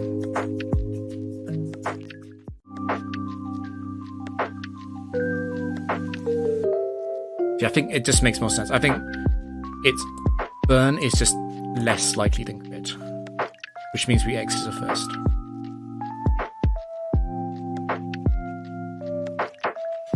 Is Donphan 3.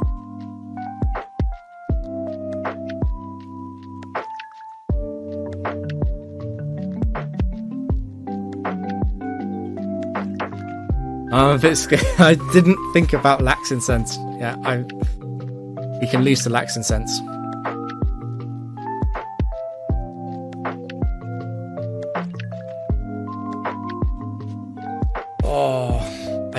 But the problem is that we can't just X-Scissor again, because that's not Outrage range. So yeah, we have to hit 2 attacks. We have to hit Brave Bird, and then we have to hit Outrage. Actually, if we miss Brave Bird, that's fine, because Skarmory is still alive. So we have to 1 Brave Bird out of 2, and then we have to Outrage.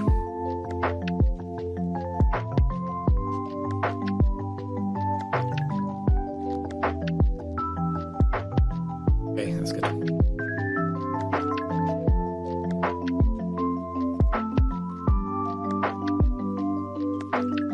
Yeah, so we're dead to Earthquake. There's nothing Nothing we can do about that. Lax and sense happens, then we lose. It's just over. Fine. Okay, amazing.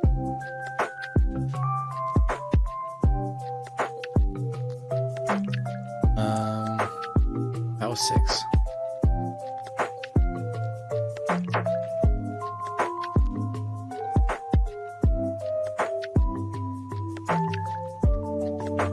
The thing is, like, 10% loss, it seems unlikely. It's like, over enough games, like, it's going to happen eventually. So it's no spec.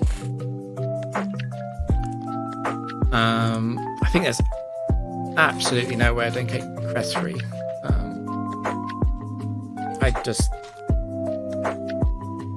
Crest free, unfortunately, is like, it's a little bit of a hacks magnet, but it's just so much better at Scam. It beats so many things.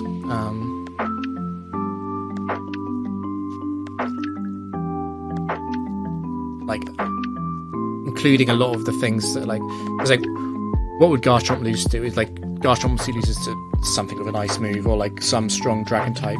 It's like, Scammy can at least assist on that if Frostland isn't around. I mean, sorry, I meant to say, Cress. I think I'm taking crits. Like, we've maneuvered now, it's like we finally have like an actual team. Like, this looks like an actual factory team. Because we ditched all of the things at the start. Okay, Glenn.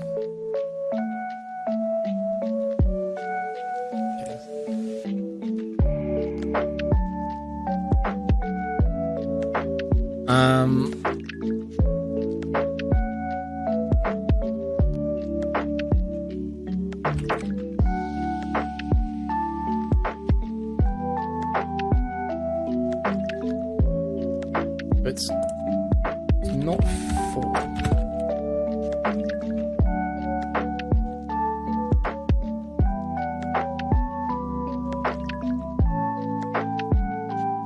Boot lens. I think it could be any of the other 4.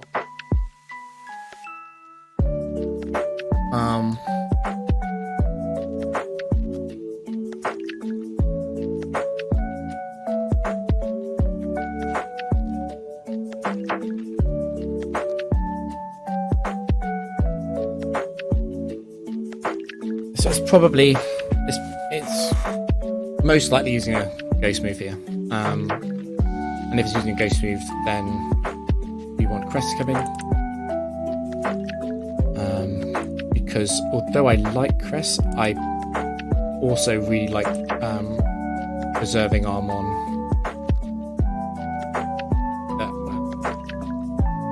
That can actually have Destiny Bond on it. I think that's like probably higher utility.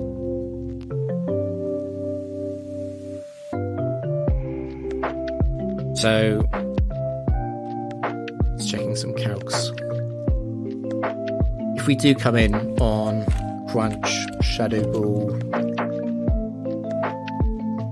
or Payback, we should still get free attacks off with Crest. So Crest should beat this.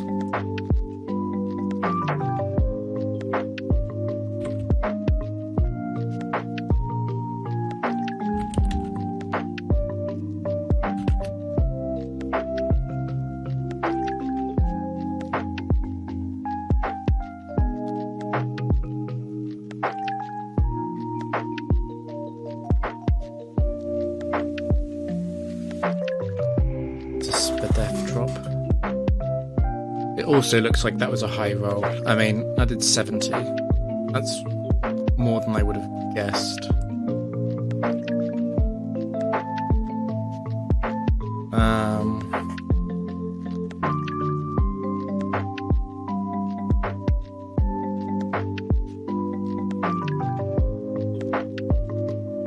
Yeah, so that means Crest probably doesn't beat this.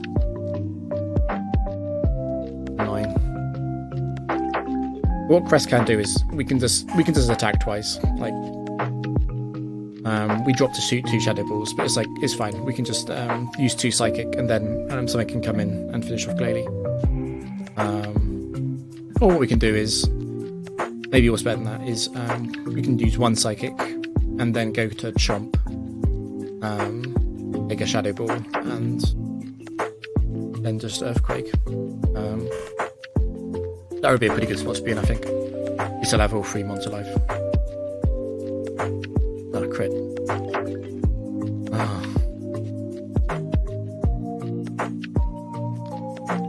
Got Spadef drop into crit.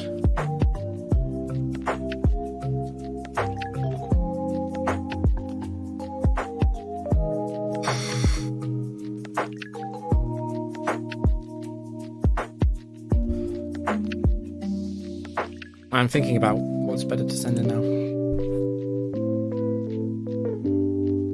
I suppose it's Frostless.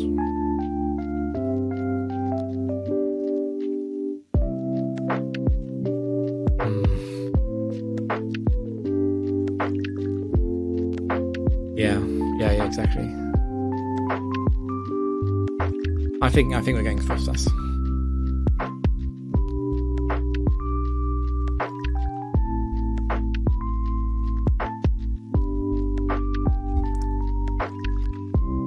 Fortress.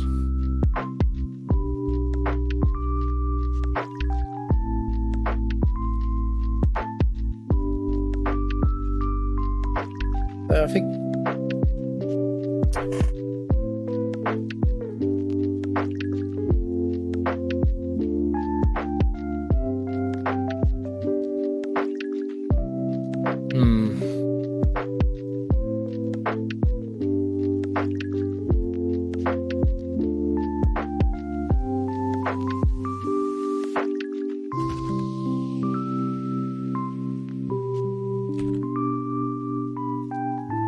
yeah, it can't be 4.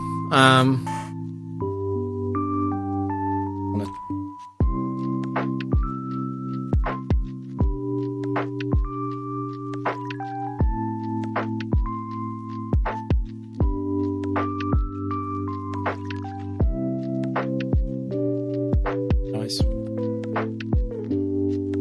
Because it can't be 4, I'm thinking, why don't we just go Chomp?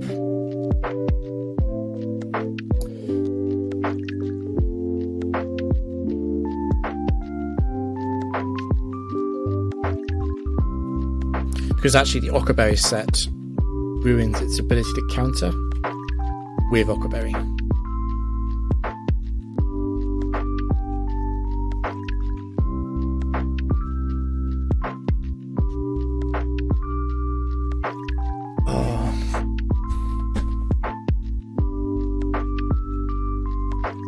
I think it's kind of want a Destiny Bomb, but if it's Fortress 3, it's going to do Swagger double team.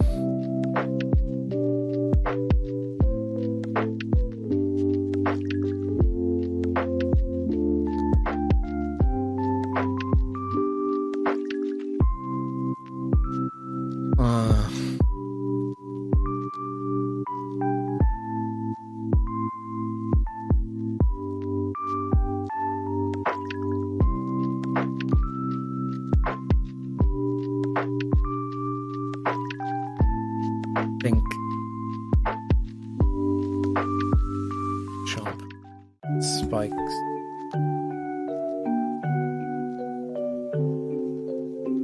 Fortress 2.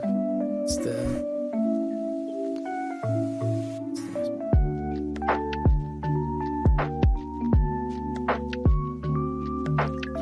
So because of Citrus, we can Earthquake at the Fire Fang, I think.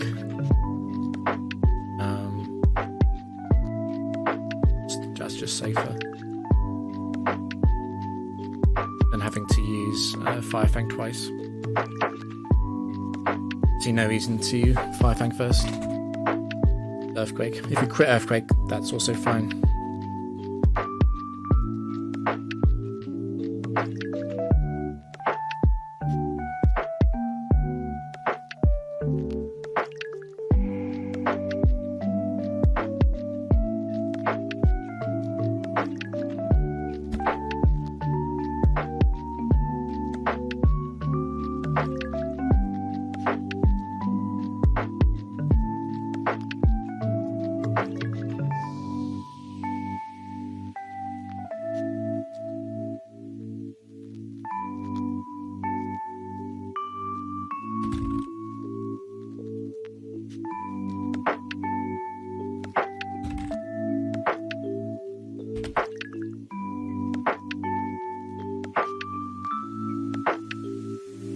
The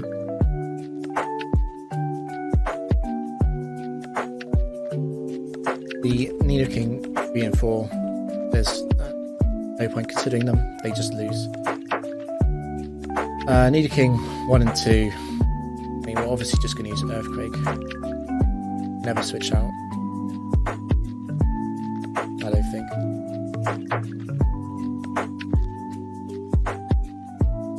I don't, like, the thing is, we're not even in Earthquake range.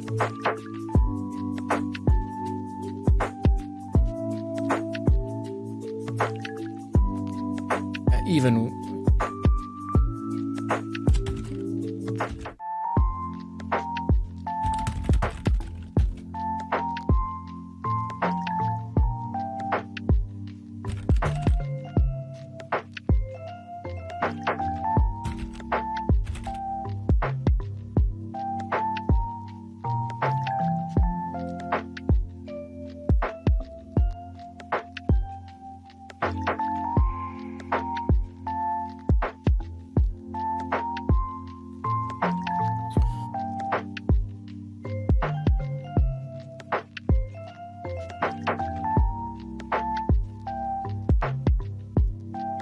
yeah, we're not taking any of those. Grass. That's one of the better specs we could see. Quite a few grass types that Frost has to just outspeeds and goes.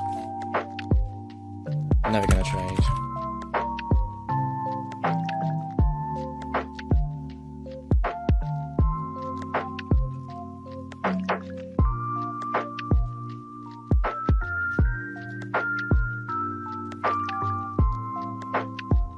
Back to Leroy.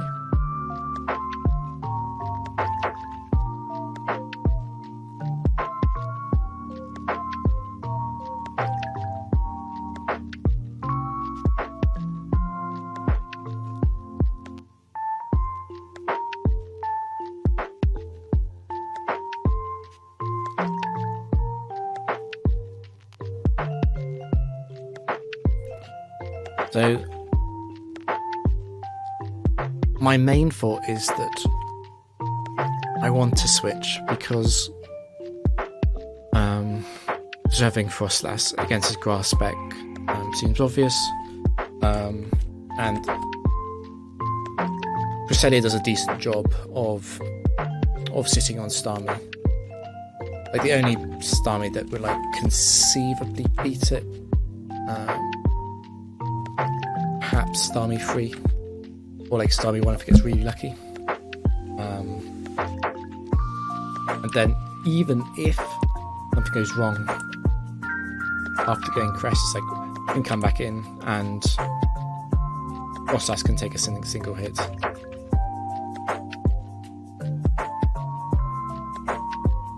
Not free for anyways.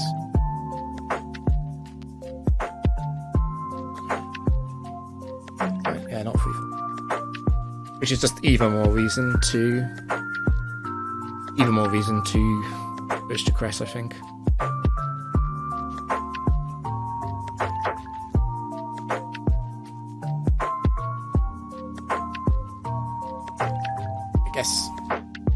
I guess the biggest punishment would be 2, but there isn't a great way to handle Starmie 2 anyway. Surf, Starmie 1.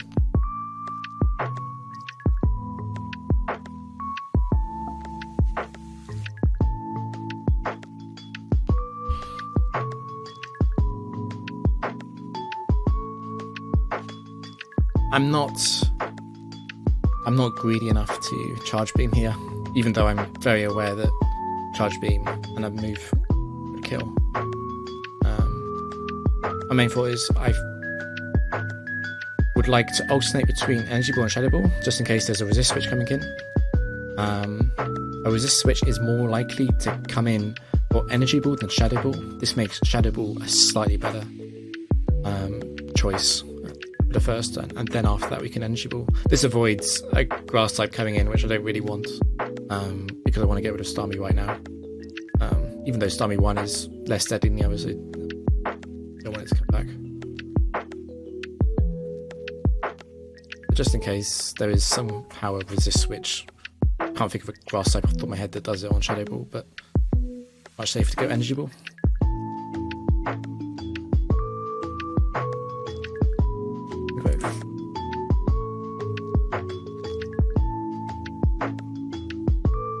Let me just check the speed of the one that potentially runs Chlorophyll. That's Tango 3. That has 70 speed. So that's slower than Chomp and Frostlass, even in sunny day.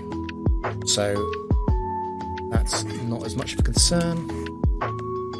Black Sense 1 is on Big Root. So, okay. It could be any. Cress is fast and Tangrowth. I think, given its grass spec, and the team should be pretty well positioned. I mean, the best thing Cress can do here is just use Psychic on its way out, and see what it clicks. And then that means that Frostlass can come in, Ice Beam, and then Destiny Bond last mon, or Ice Beam last mon, whatever's more logical. I don't see a big reason to preserve Cress at 54 HP left. Power Whip, I think that's 4.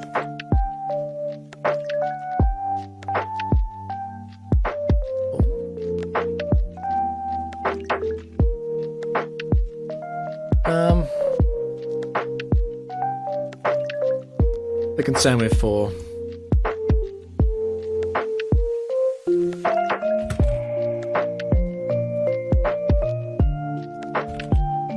concern is the Lax Incense miss on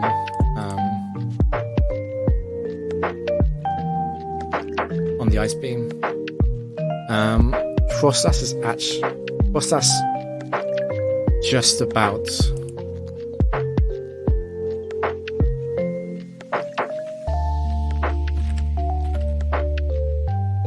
my thought is basically that if 10% miss, it's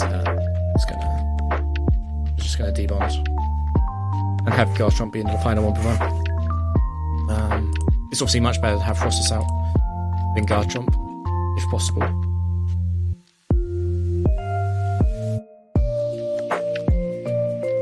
This unknown Abomasnow.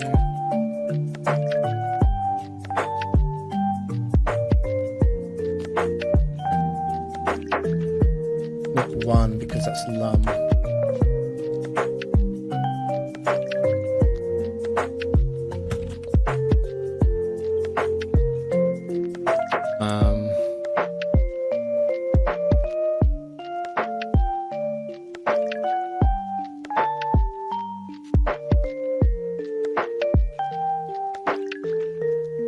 Now, no Abomasnow actually OHKOs Frostlass, and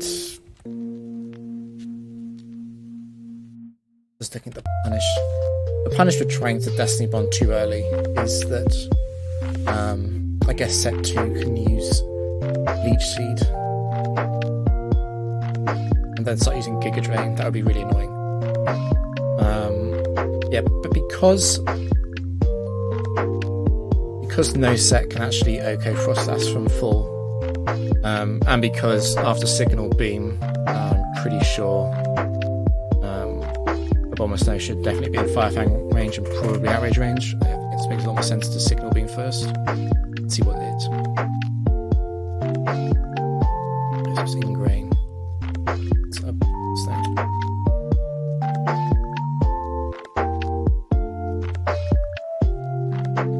So Abomasnow 2 does run okay, but it does not run Quick Claw, it does not run any evasion, so we should be completely safe just to click moves. Even if hit that Sheer Cold, it's dead to Garchomp. I did not think we'd get through Did not think we'd get through that. That draft looked... that might be the worst draft. There was another really bad draft on round 5, I think, where there were 5 grass types.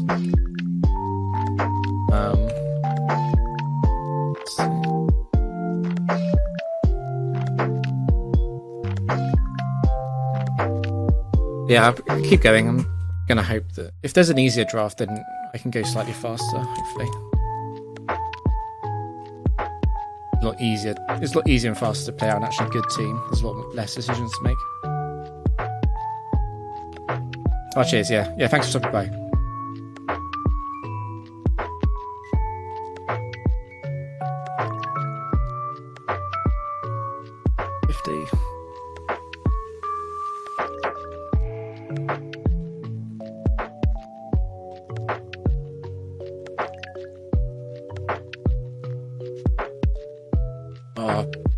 Please be anything but 1. Adamant. Okay, it's 4. It's fine.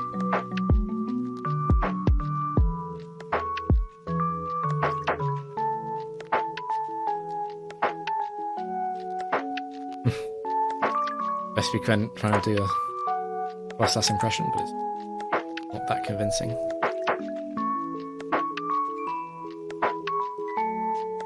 This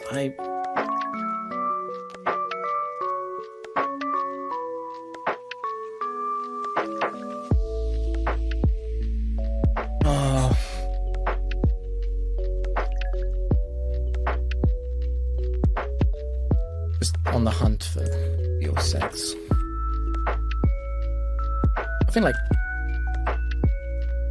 Pincer 1 and Men 3. These are real sets, to be fair to them. Pincer is not as slow as it looks. It's 4 Pincer 1.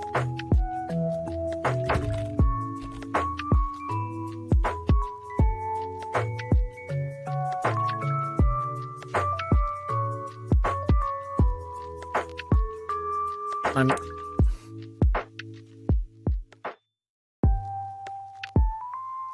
wonder if I ever just take D1.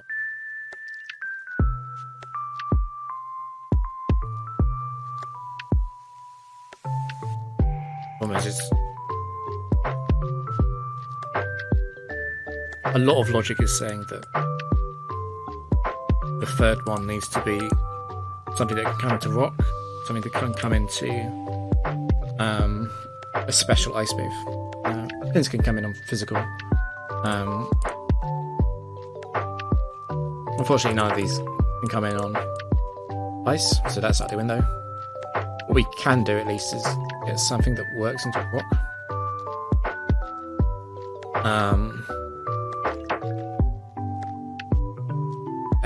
I don't like Tango for Vespiquen. There isn't a lot. I mean, there's a lot between Clado and Edic.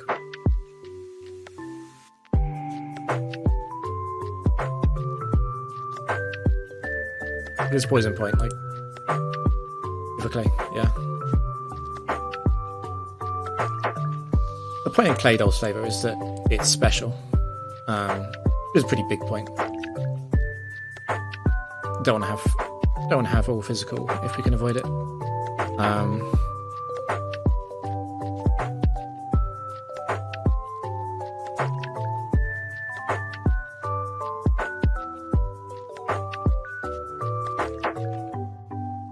Yeah, I feel like Claydol's just it's. I think it is just better. One other option is we just take Vespiquen, and what that does is just basically saying that I think Men's 4 is so good that all it needs is just basically one teammate to come in and click D-Bond.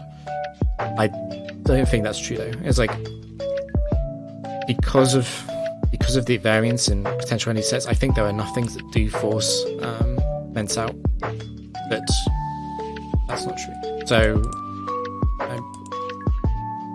I'm not seeing a major reason to deviate from these three.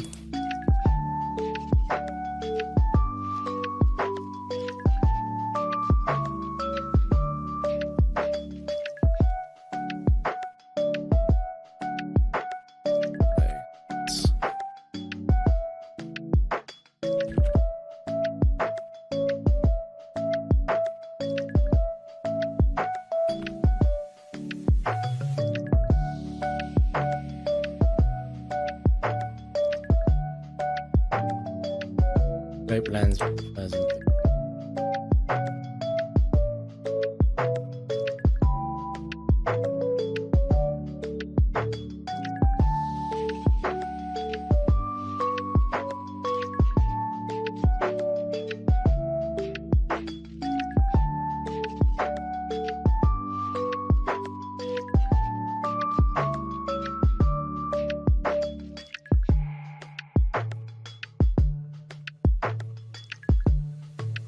Yeah, I don't think there's a lot to add to these three.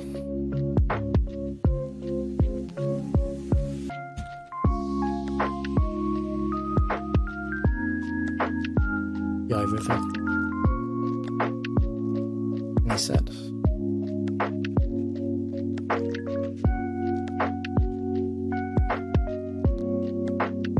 So Lantern is not a Pokemon that survives any attacks, but I think it is probably just about tanky enough to live an earthquake. Bit annoying. Pinsir isn't going to get it with earthquake either, that means. I think it's probably insane to stay in against Lantern 3 or 4 and Blizzard or Ice Beam respectively.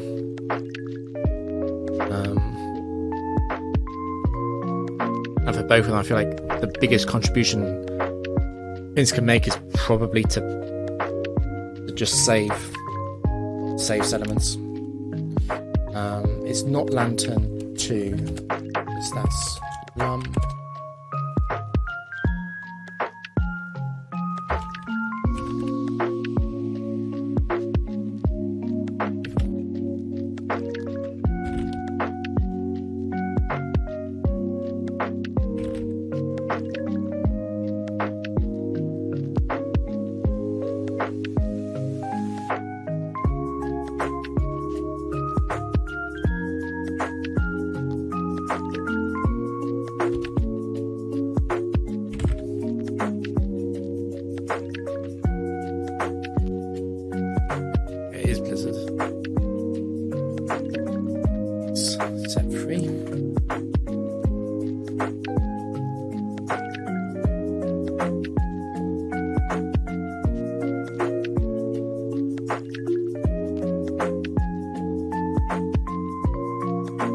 So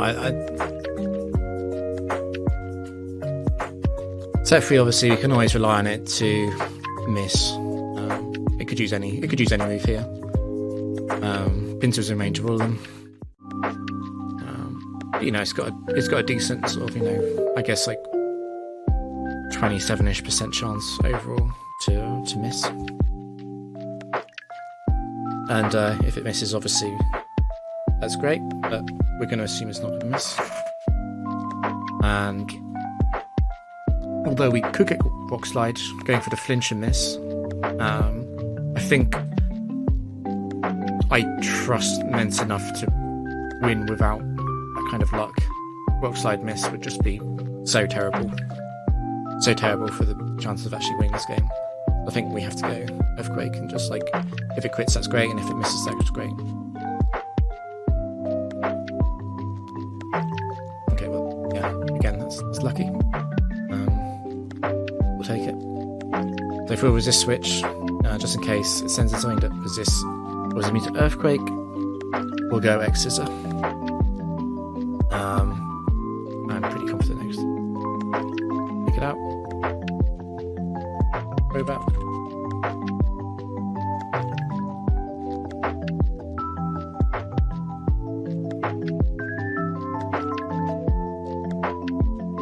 It could be any Crowbot.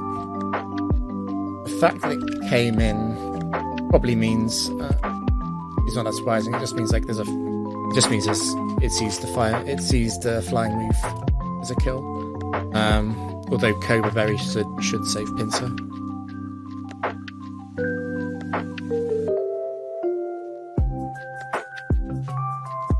This Crobat 3, it could use Heat Wave.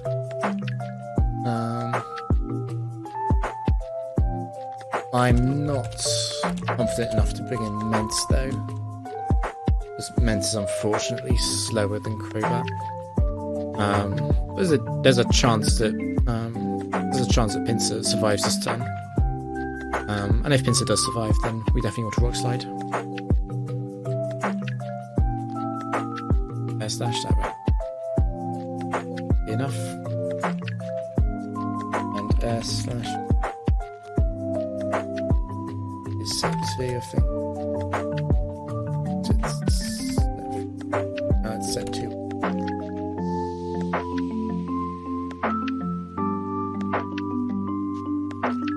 I suppose set 2 is slightly more likely because set 3 could have Heat Raved.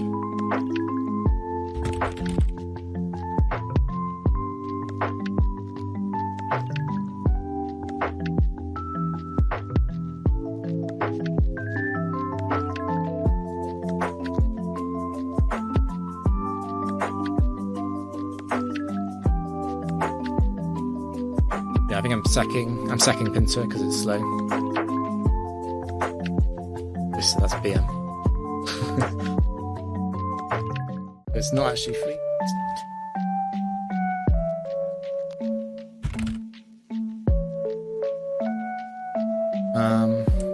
Good news is that 2 does nothing to Ment. And I'm pretty sure Ment can crunch it from here. Don't really want to go Claydol because Light Flinch would be pretty bad.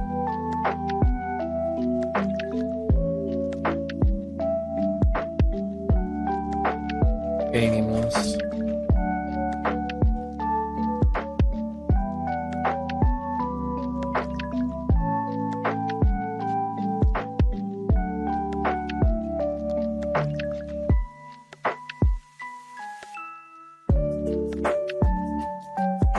So it could Omni Boost with Ancient Power if it's set 1 or 3.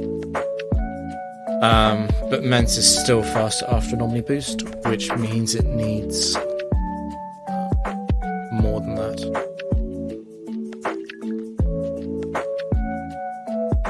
This is over. Light screen. Okay, so that's set.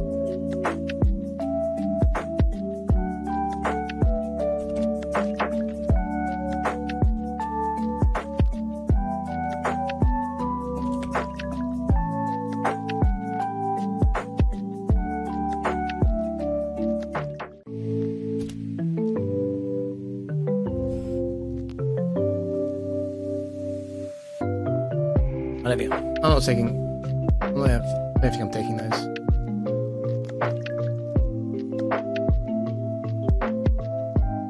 I don't like Meganium enough.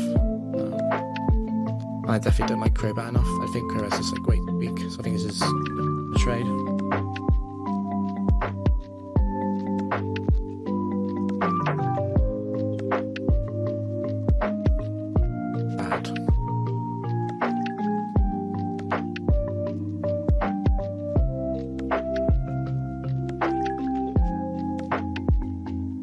I say straight.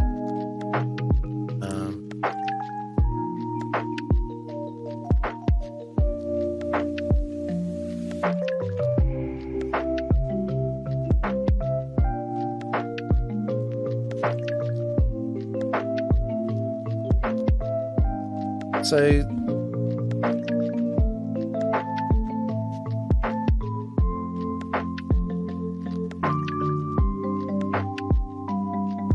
while obviously looking at very likely speed tie here.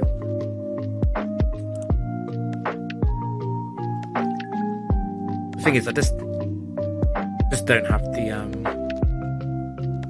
we don't have the flexibility to sort of be able to to play around something like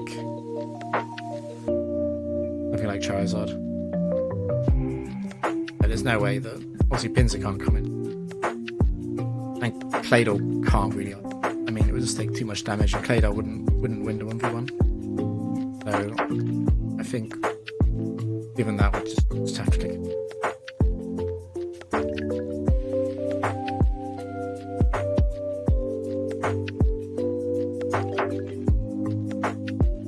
might have mad there.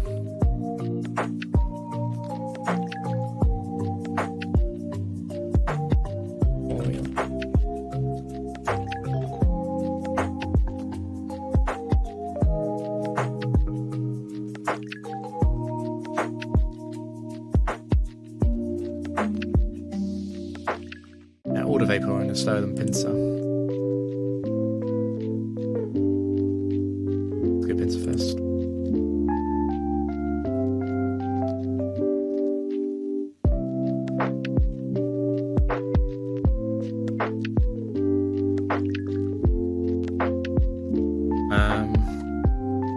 And against Machamp,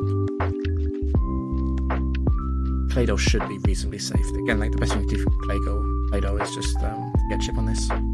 There's where the chip is just there.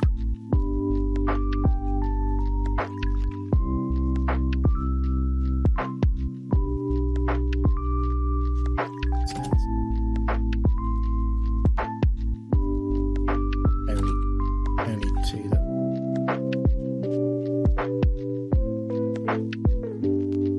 I quite like Machamp too. It's almost a consideration. I just think Pince is better. And I like the flexibility that special set offers. I think this is again a situation where I think we're quite clearly going no swap.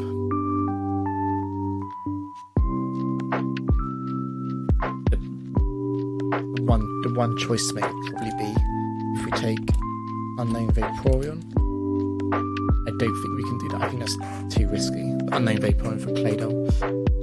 What Vaporeon can do is it can come in on Rock and Ice. But even if it comes on ice, it's not necessarily beating them. I don't think. Again,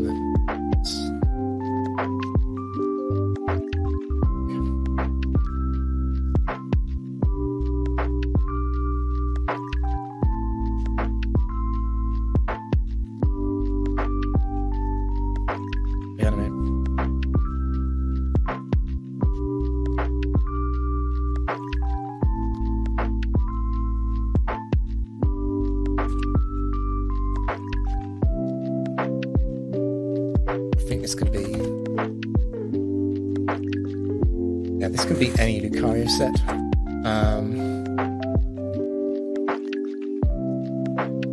Unfortunately, I'd love to scout this because I think taking Lucario over Claydol is a pretty serious consideration. But unfortunately, scouting is just too dangerous. It's a lot safer to just Earthquake this. There is a set with Bright Powder, but we can't play around that. It's kind of with this kind of team comp. I don't think. I mean, Into is slower than Lucario, so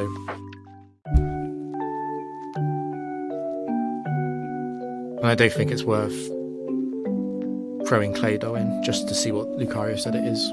We could do that on like the last one, but not on the.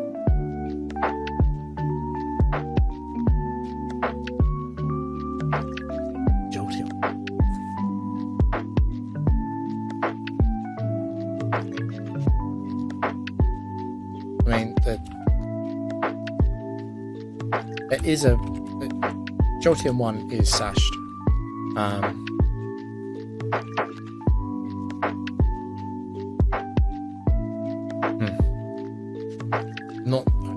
Not seeing a reason. Surely we just want to go Claydol here. Why take damage on Mince?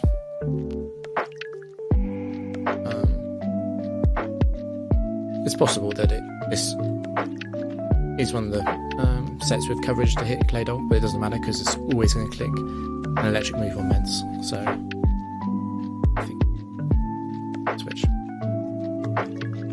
So Thunderbolt doesn't tell us that much. Not set 2. 1 or 4.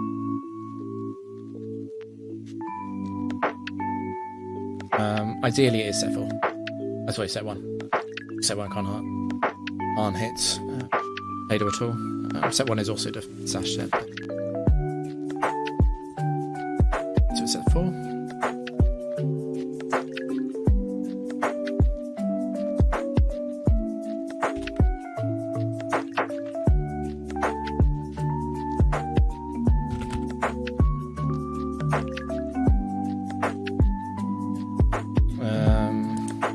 Don't care about Sanggrove enough to scout, it's sad.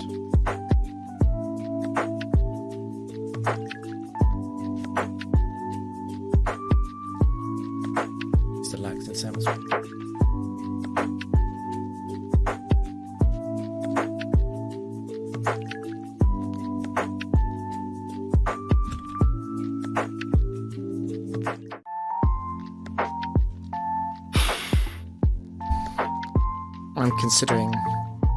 I'm strongly considering taking a blind Lucario over Claydol. I'm not a big fan of Lucario 2 at all. However, the other 3 are really good. No type spec. I think I feel quite strongly about taking Lucario.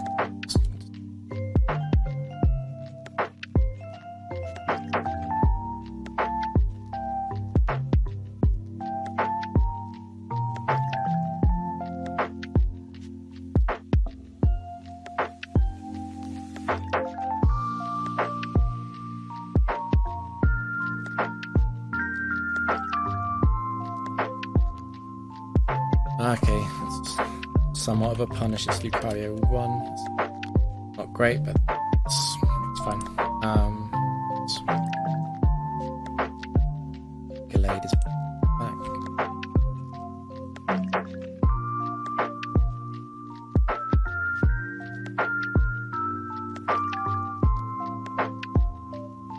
This is another scenario where just don't have the time or flexibility to switch. We can get punished by Bright Powder pretty hard here, but after Intimidate, Ice Punch won't OHKO Mends. So there's another situation where we just click the button.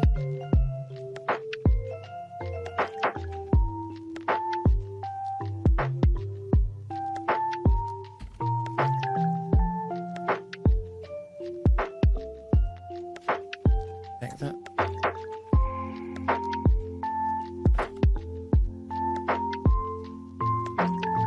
And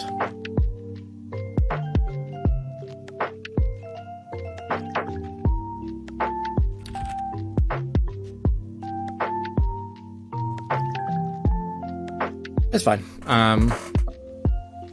We can obviously Lucario is pretty good in this situation, and we can definitely take Bantoris. It's a pretty major step up from Inter.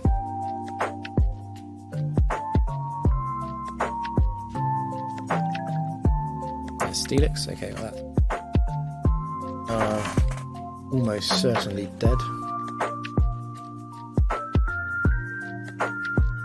Survived. Okay, a good quick claw earthquake. That would be really bad.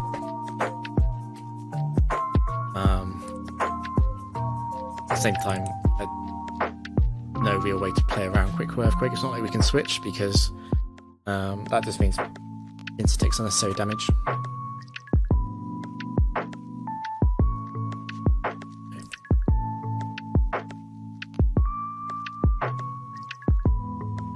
So we're almost certainly taking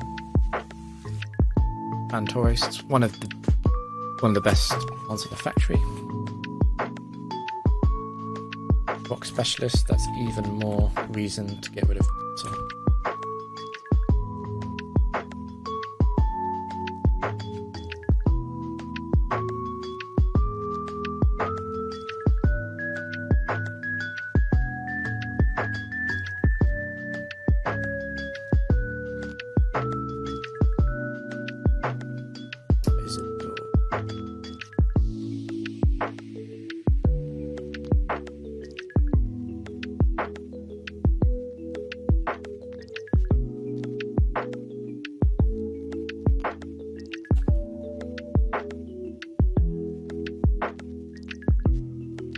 if there are any sets with Chucker, and there are not.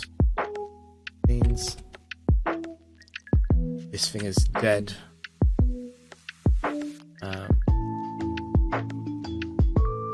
This thing is always dead to pick.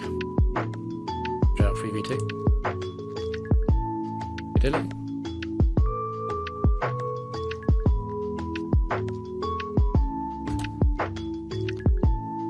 Could be any Credilly.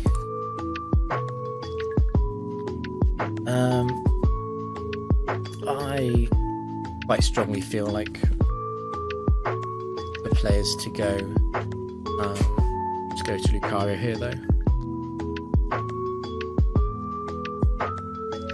On the expected rock move, which is why it won the switch in. Stone Edge. I think that is that set full. Yep.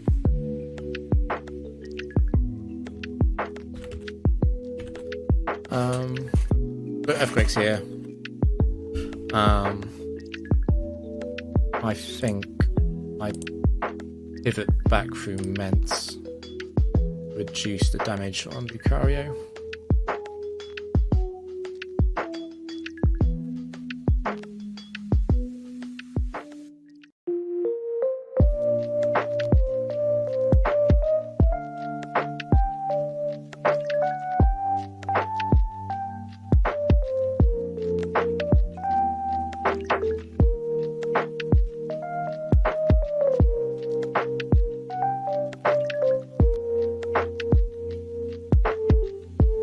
Fully stall out.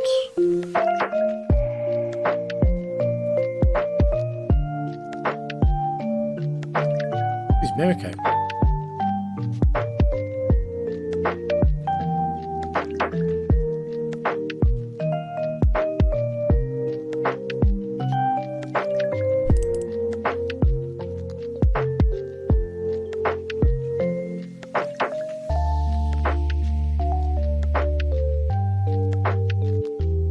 Yeah, after it uses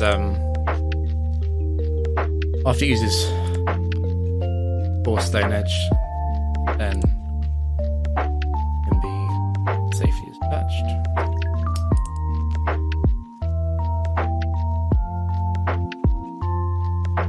Just one out of Stone Edge, which beats. Don't really want to get locked into Outrage.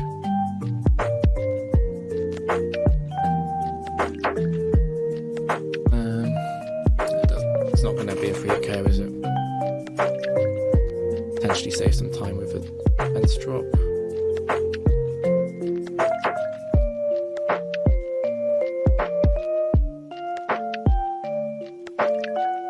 Go-to.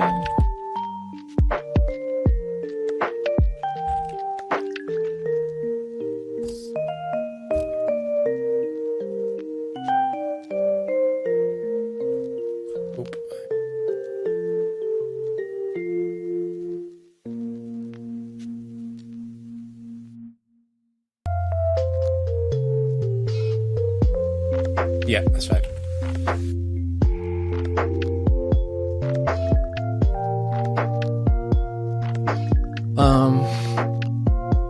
There's not a lot to do against Jolteon.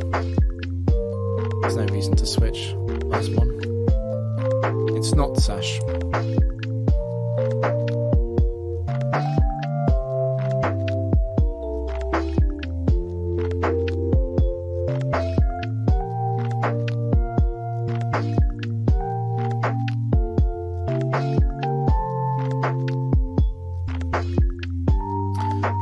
But we're not taking those.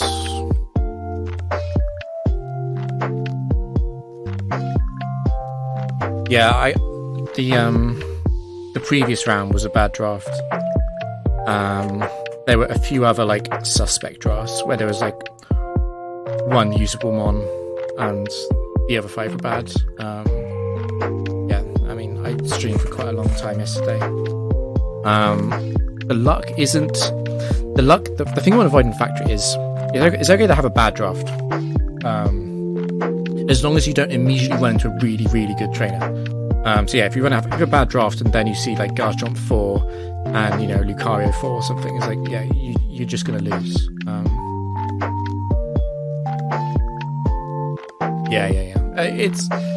That's sort of like the ideal. So like you can start off with a bad draft, and then if you can slowly get 1 or 2 good mons, then you can rapidly get to a better one. But the danger is like they suddenly shock you with difficulty, basically, which can happen. So like I would say this team is like pretty close to ideal. Like we've got a good lead. We've got like, and then two pretty good mons on the back, and there's pretty good type synergy with the ability to switch between them. The weakest link on this is Lucario 1. It's fine. It's like, it's not bad, and Lucario 1 does a few things. Like it stops Bright Powder from being on enemies, and it stops Lucario 4 or Lucario 3 from showing up, which I don't really want to see either of those. Which that's basically choose win. So the main focus is like,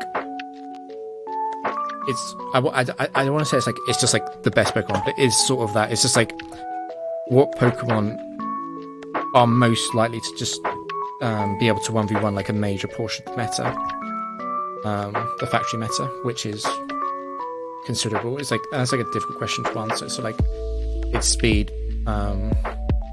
The best Pokemon are ones that pretty, you could say, of like some level of consistency. Is like, this should probably KO 2 things. So it's like Salamence and Taurus is like, you can say like some is like maybe they have to switch, but like these two, they should KO 2 things. It's like Frostlass 3 is like amazing. It's got Destiny Bond, and like we can say like that should KO 2 things.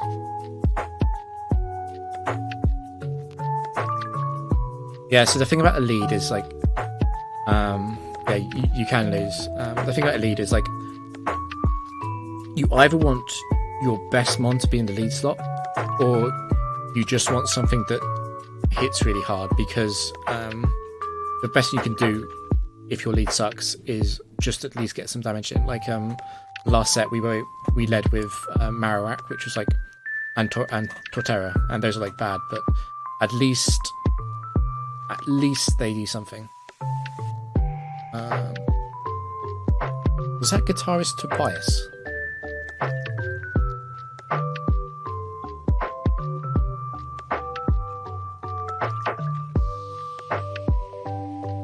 Yeah, well, there's some things which are like ultra scary. Like Latios 4 is just like incredibly scary. Yeah, I remember. It's like, I think like there's some sets where it's like there's actually nothing you can do. This was Guitarist Tobias is set 4, which means it's Gramble.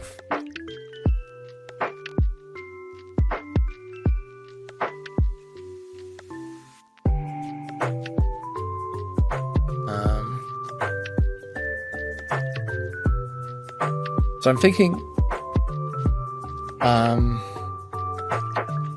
that because it's Scramble 4, the best thing we can probably do is just go immediately into Lucario. It is Scramble 4, look. It is also at it's at -1 attack, which is good. Big Impact will still hurt Lucario, but Stone Edge, like, it'll actually like nothing. And I think like the way the AR works is it doesn't like using Giga Impact at 100% HP. I'm like 95% sure this is going to be a Stone Edge, which is what. Well, yeah, but it crit. Yeah, so that should have been like a free switch and then an easy kill with Aura Sphere, but unlucky with a crit. But that's how it goes. It's still a good outcome.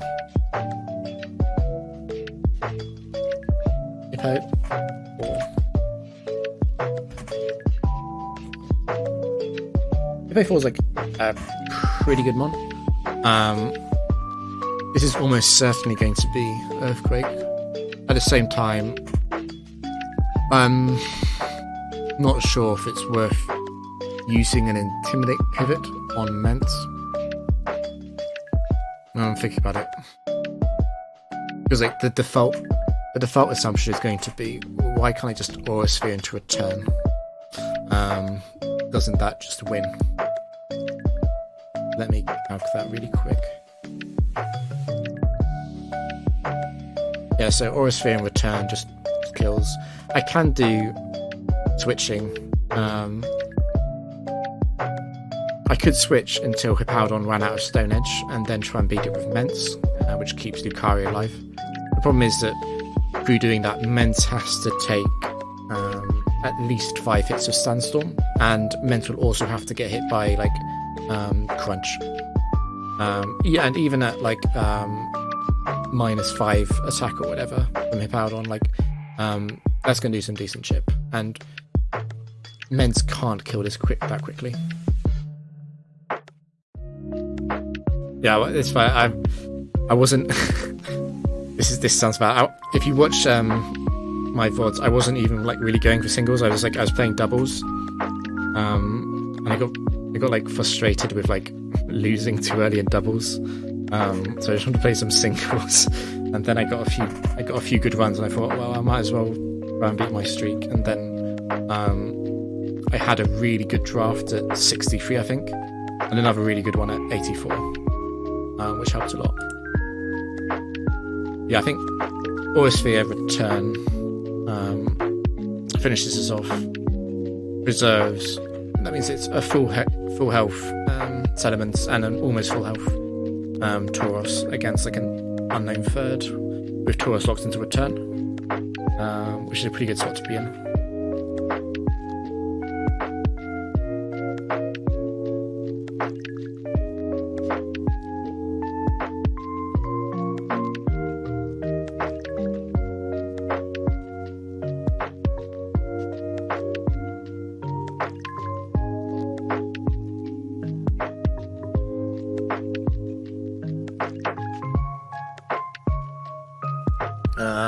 So I'm pretty sure Yanmega can't survive. This is good because if it's speed boost, it can outspeed Sediments. But if it's speed boost, it can't just Bug Buzz crit Sediments.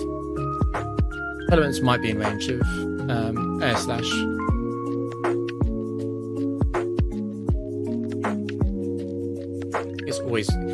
It's always using Bug Buzz here. I'm considering switching, but I don't want to switch and then get finished.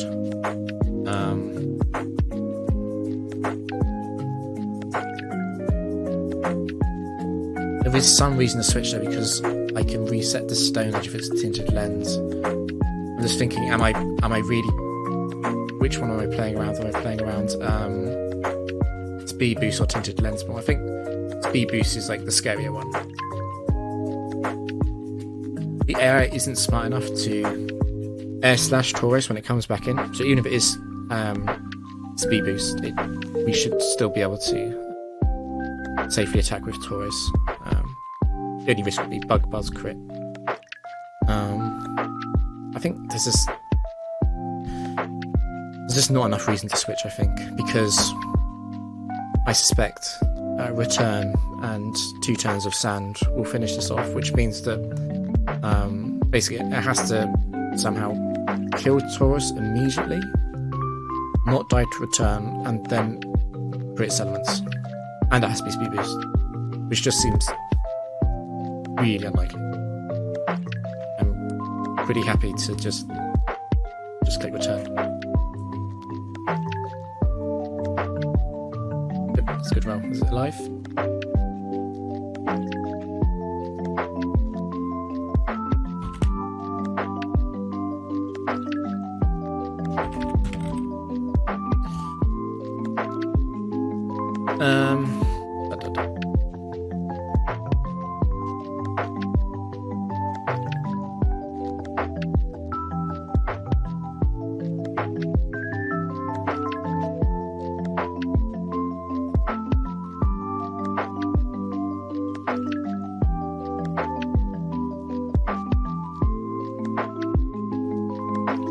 I'm briefly considering, like, am I ever... I was just about to say, am I ever taking Hippo, but I don't think so. Not against a grass spec.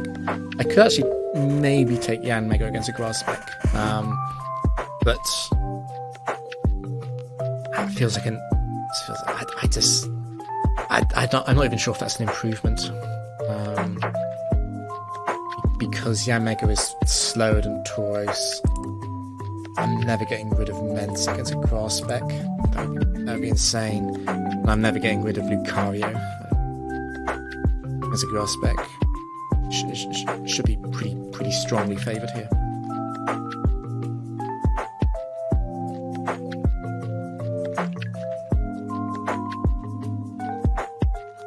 Bronze out. Okay.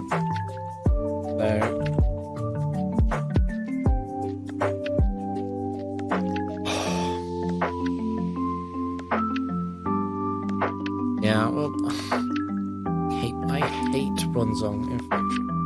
Reminds me of Gen 4 OU where people used to think they were funny because they would run heat-proof Bronzong. That is actually a 50-50 chance in Factory. See if I can eliminate any sets. It's not Bronzong 2. Must be 1 or 3.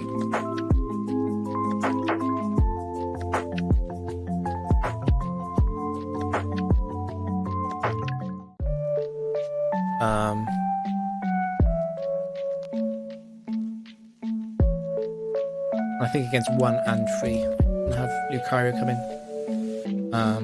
Lucario doesn't really like being hit by by Psychic from 1.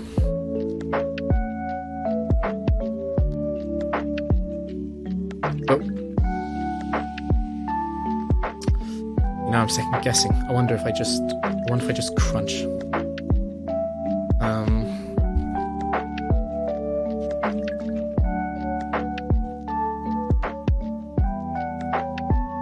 It's Bronzong 3 that would be bad. I'm not gonna free hit that with Aurasphere into double crunch, I think. This is actually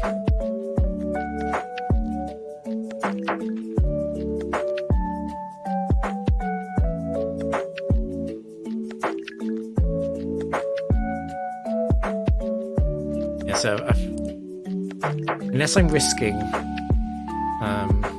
heat proof, I think something's fainting here.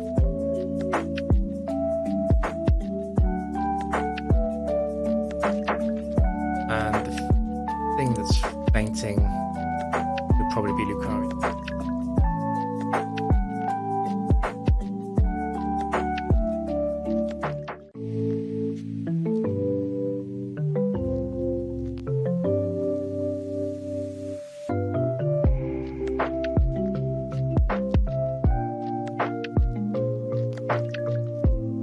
Yeah, well, given its grass spec, I think it would be crazy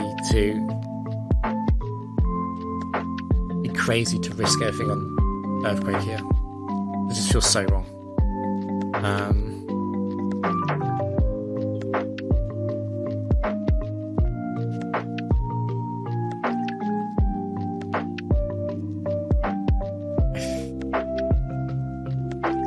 Oh, Bronzong 3 is a problem.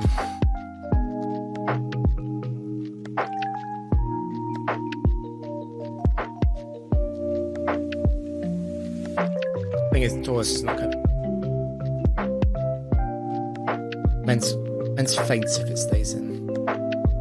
It just faints unless I'm going to Earthquake. If I Earthquake and it's Levitate, I'm just so far behind. Yeah, it has to be Lucario. So it is free, that's bizarre. But it missed. Lucky. Even though it missed, Lucario's still pretty dead here.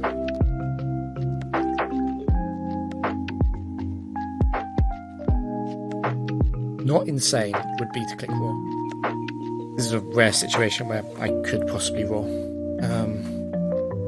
Just force it at grass and then have the team play out the match against the grass. The thing is, Bonds on 3 is probably going to come in after something faints anyway. So not really pushing the problem back. It's getting hit by Psychic.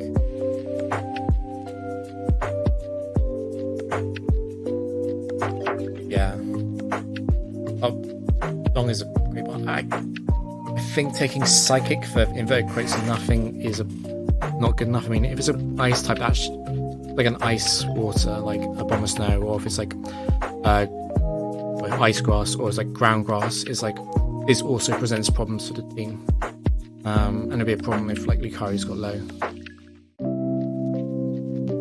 In fact, even like something like Executor could potentially be a problem.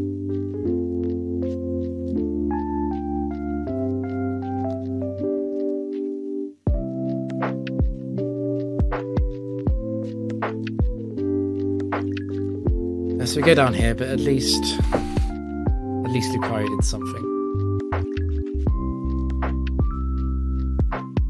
Safely cry.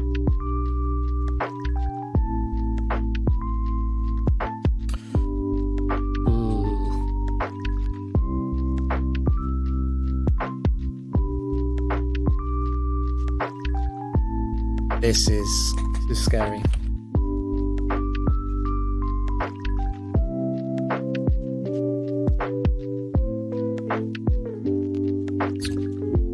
It's a lot. It's pretty likely to be 1, 3, or 4, because those have the ice moves that easily win the switching decision. And against all of those, basically, I'd want to go. Well, I'd want to go Tauros and just basically either decide to Stone Edge or just click return and then have Mence kill it afterwards. Losing Mence against when I know the third one is grass, I just think losing Mence doesn't seem worth it. I'd much rather it was Mence still alive than Tauros. So I think it's always a switch, because it's just so likely to be like Ice Beam or something here. Yeah, Mence is strange. You know what this reminds me of? The ancient Maridan video, where he faced that team of Ubers. That's like really ancient history. But yeah, I think it's just so much safer to go Tauros, I think.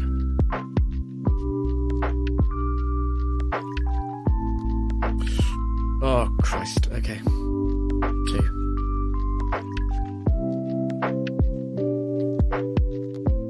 Panic.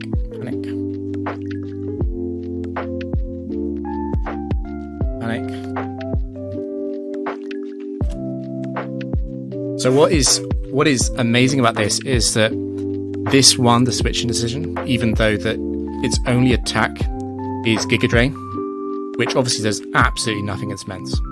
So the good news is that the good news is that the last one has no attack to hit elements with. Like it's the last one. It has like a base power.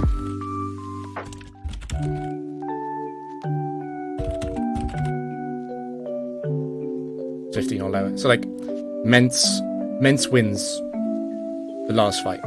Problem is Mence is obviously not able to OK this. So it's just like 30% loss, I guess. Leech Seed is also potentially pretty bad. Leech Seed might heal out of range. I suspect Ari still will 2-hit KO.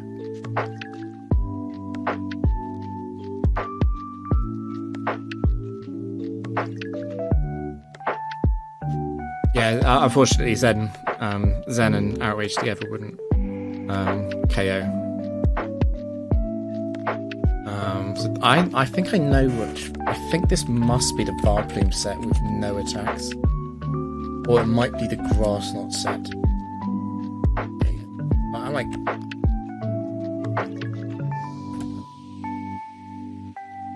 99% sure.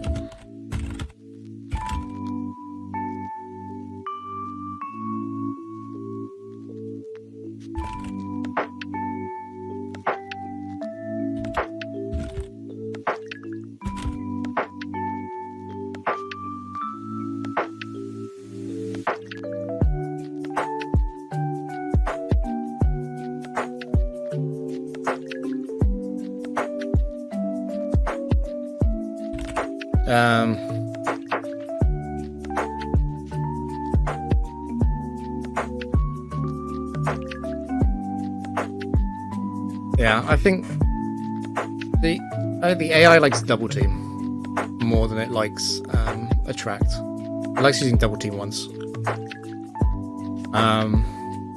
Mence does have Lum or Toxic. The Toxic would be the best outcome.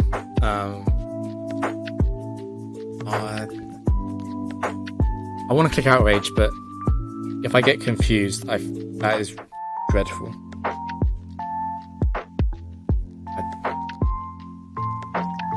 Oh shit, you're right. I don't have Lum. Fuck. I suppose actually Toxic is still like a pretty good outcome.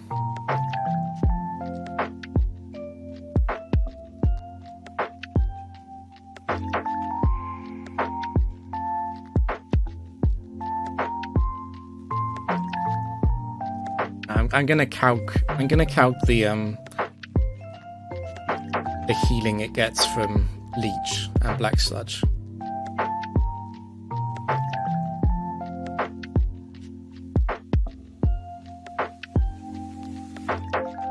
Yeah, so that there we go. It has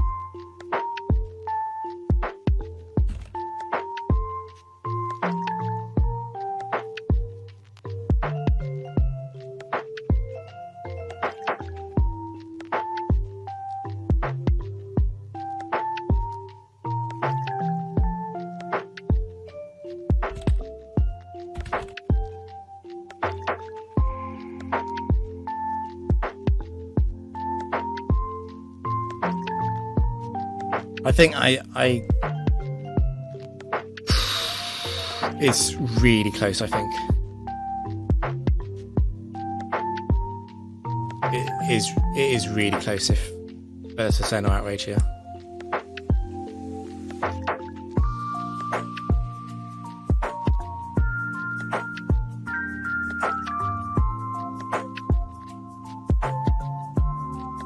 Let's see.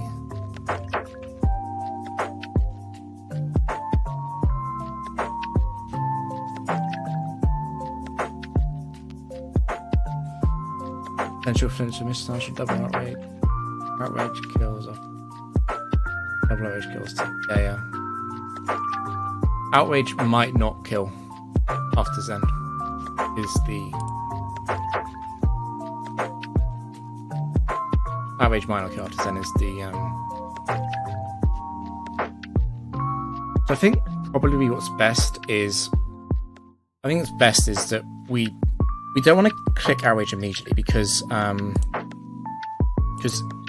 if we hit and then miss and then get confused, it's just like it's potentially just game over. It's like a self hit, and Mence is just like dead in 3 turns instead of 4. So I think the safest thing to do is probably to Zen at least once.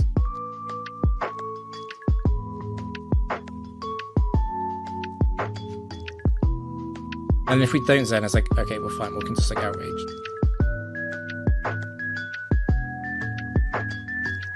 If you just outrage and we miss, then Mens can be dead in 3 turns, not 4.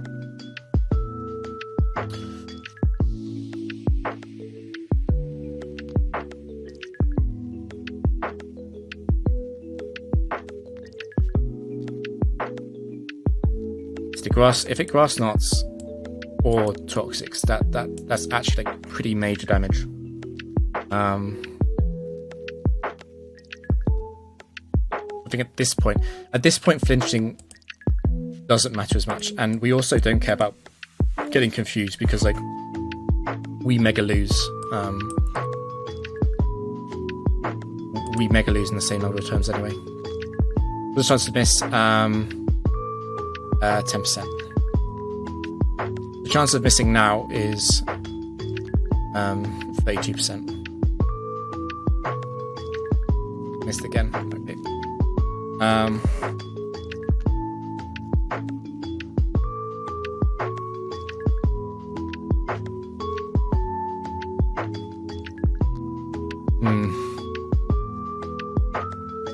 There is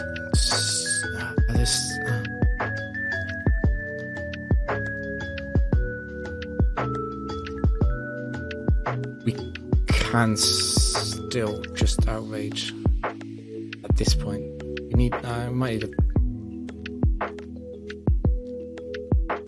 yeah, 2 hits.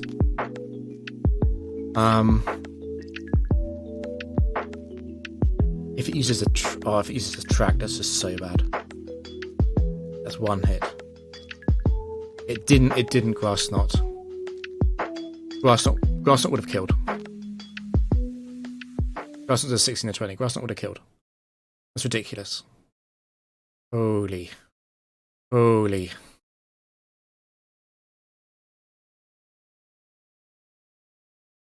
Yeah, well, that's the closest I've been to losing since the Gallade battle. Yeah, it just true. It didn't grass knot. Because it likes to use double team. Grass knot is just like its damaging move. It doesn't factor in the chip damage at the end of the turn of its chance to kill. Just a 16-20, but like literally grass knot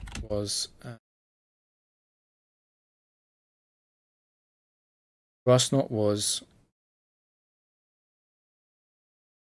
15 out of 16 to KO, considering crit. So basically, grass knot. It was just grass knot. It was over. That's completely crazy. I want to say it's lucky. At the same time, it's unlucky. I don't know. We missed Zen and then outrage, and then we hit 2 outrage. It didn't use attract. It didn't use grass knot quite enough times, and it didn't use toxic. It's just like, yeah. I mean, like a human playing that, obviously they would attract and then double team. That was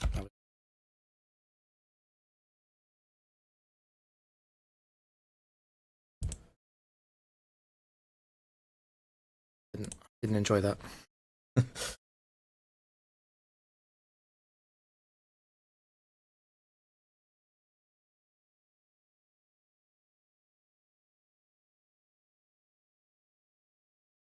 Okay.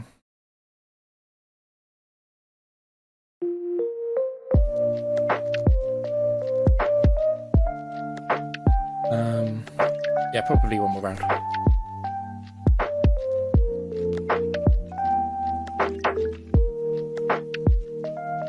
Yeah, well, I mean, it's like I said, like if I went to like Lucario, oh, sorry, not Lucario. If I went to like Latios 3 or sorry, Latios 4,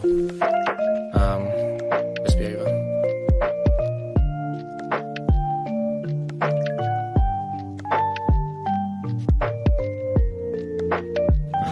Lucario 1 is back.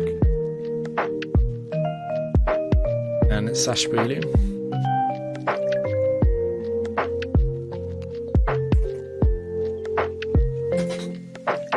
Yeah, this is a significantly worse draft.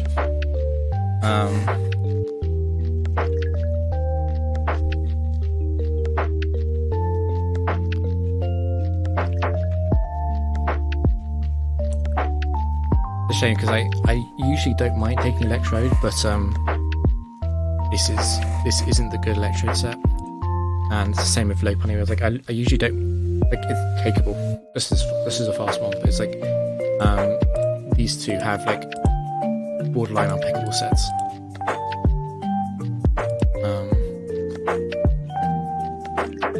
So probably getting fighting gang.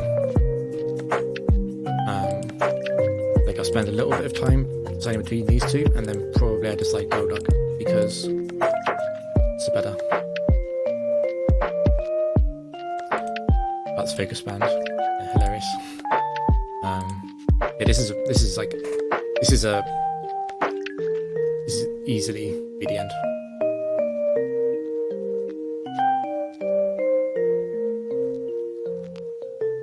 Very easily.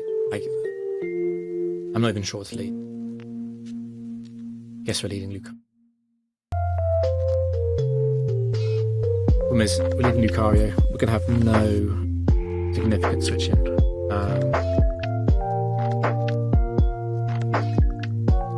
Would be in a lot of trouble against just like something that's like because like I'm thinking like what if it's just like what if it's IQ4 and it's just gonna go through all of these. It doesn't matter what I pick. It's IQ4 first, for example. The same thing is like what is like Gyarados? Like well, it probably doesn't matter. Breloom can maybe Sash counter or something, or Sash Seabon something, but it's not. Wailord has surprised me in the past, but I just like it's just like not a real set, I think. And Rindo is pretty good because the AI is stupid at recognizing resist berries. I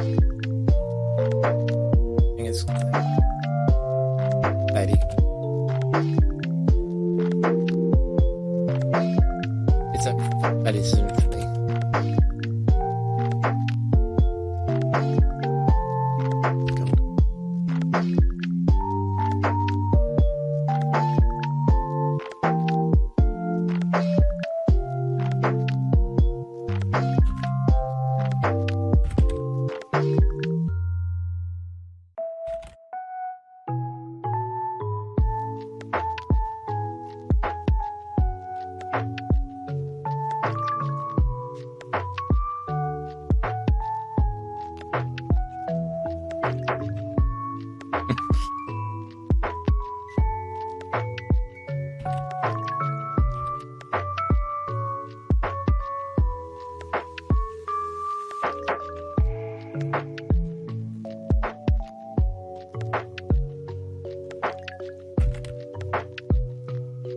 Yep, so we could easily lose it.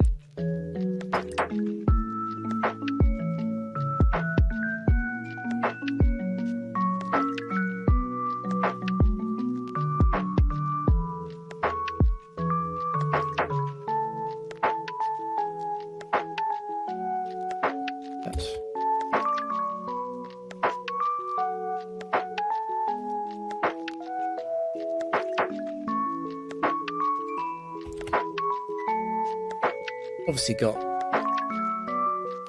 pretty lucky with the lead. The only Exploud set that lives this is the Troppleberry one, which is Exploud 1. And it's not Exploud 1. Donphan. But and incredibly likely to just click Earthquake here.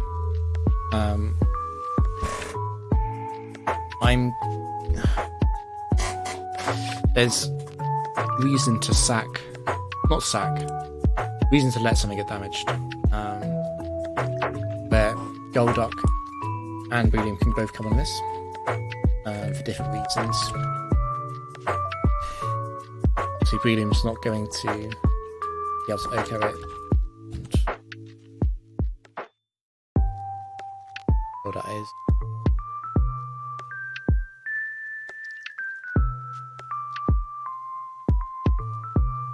I think I'm going Golduck.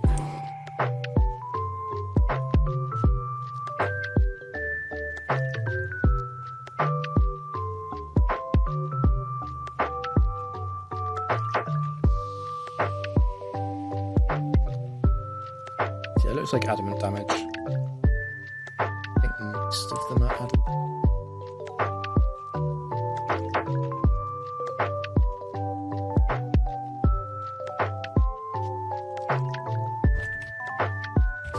Still don't know what it is.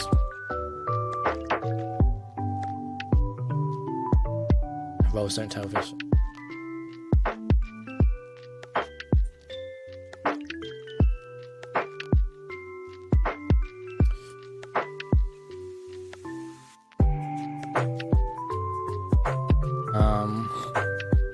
Not immediate panic because we do have Feeling with slash intact. I'm quite tempted to click Confuse Ray here.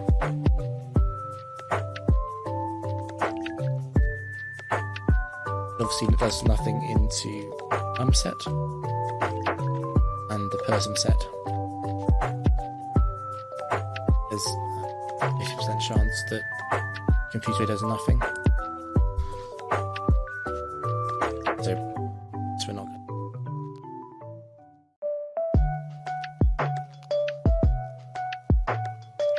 It's slightly less likely to be Gyarados with Earthquake.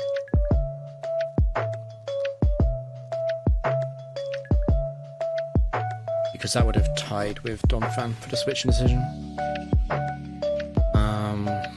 I think we just Scout. It's probably better if it does attack. Doesn't try and set up anything.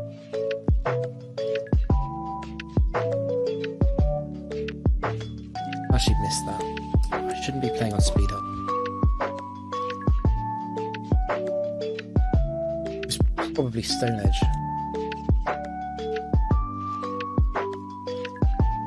But to miss the attack, I think it must be Stone Edge.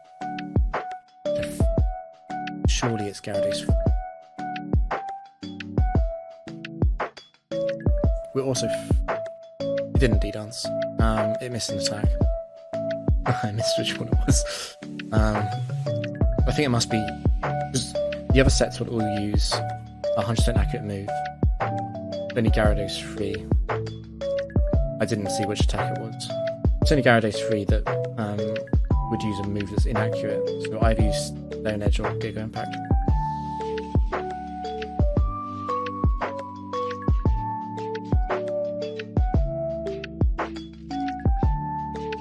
Well, it's not going. Which means it must have been Aqua Tail to 1.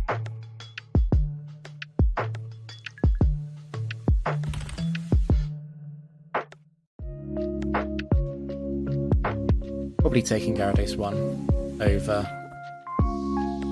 Golduck.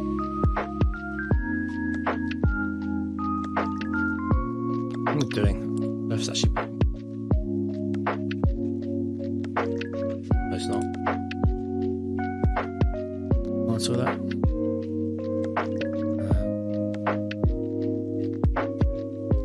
Good Breeding first, just in case if he's going to get really lucky. Has to go through Effect Sport 2.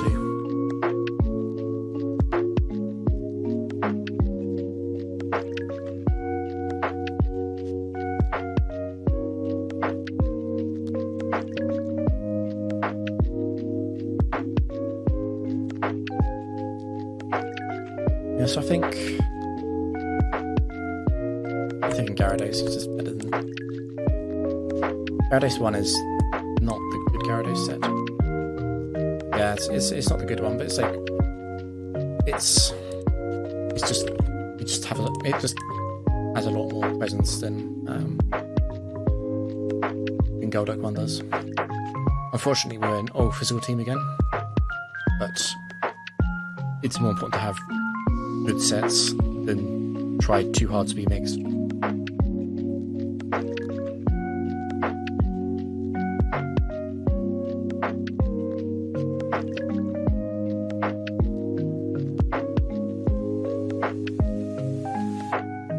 So yeah,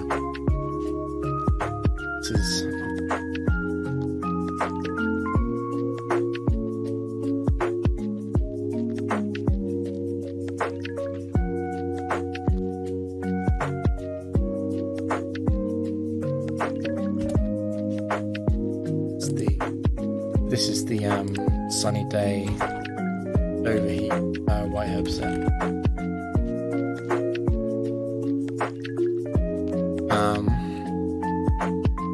Gyarados does really well into this.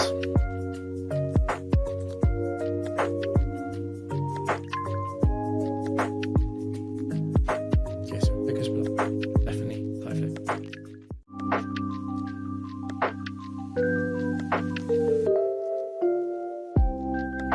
I'm quite tempted to rain dance and call it out on any day.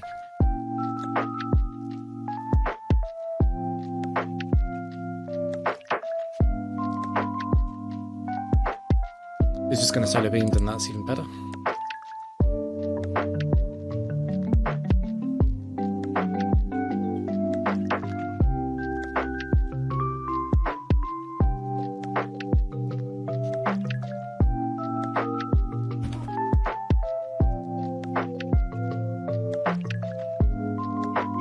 Yeah, it's funny how they the frontier sets, they like inputting the investment into higher space stats. So because Gyarados is base 100 SPDF, it gets SPDF attack investment, which is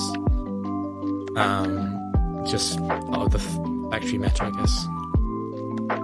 So yeah, I mean, I don't need rain to Oko Claydol. Definitely gonna go for it.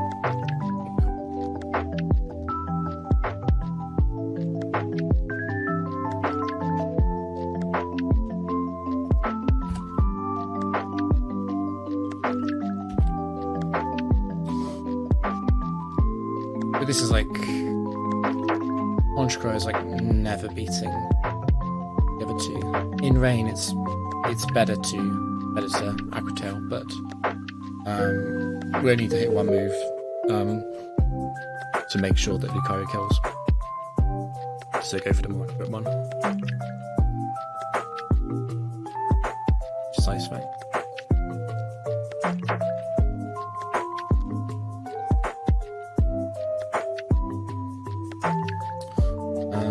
And none of those are picks either. Not only are they 24 IV, they're also just worse, I think. The only potential pick would be Typhlosion over Breloom, I guess. I don't want to do that. I could actually take Claydol. Could take Claydol. Because it has Boom.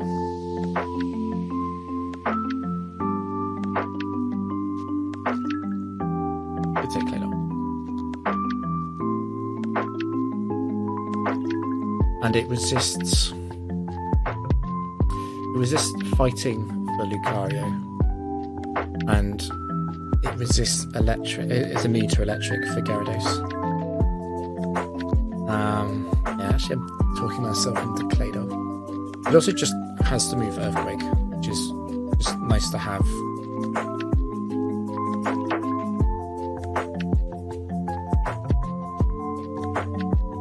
Okay, I think I've talked myself into it. I think I'm going to get rid of. Breloom's not actually a good Claydol. Claydol is kind of questionable.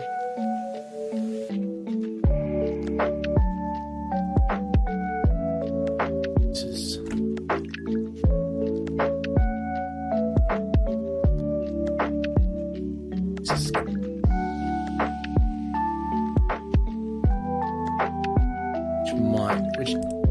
slightly for its speed here. An okay team.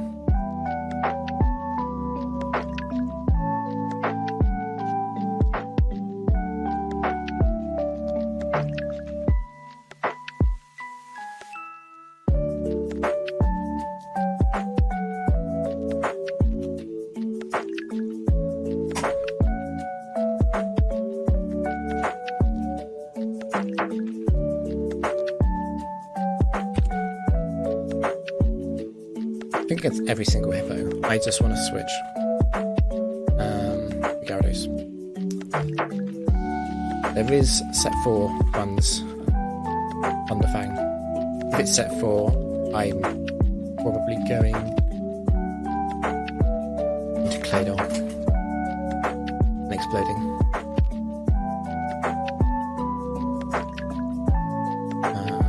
Yeah, I think I'll probably do that. It's still safe to pivot.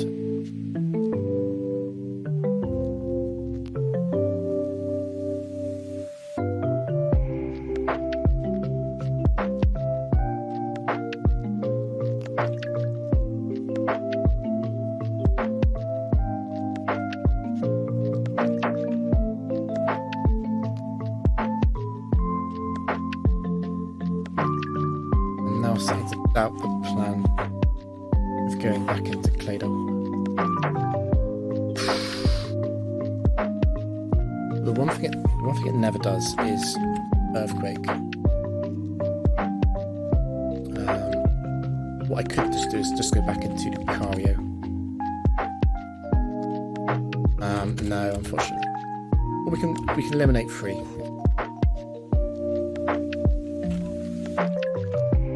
But 3 is kind of the win.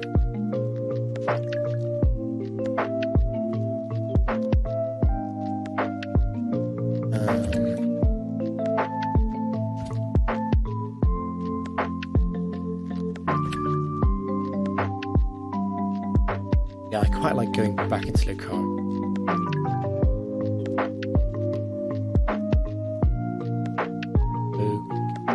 Switched. I don't think that proves it's Hippo 2.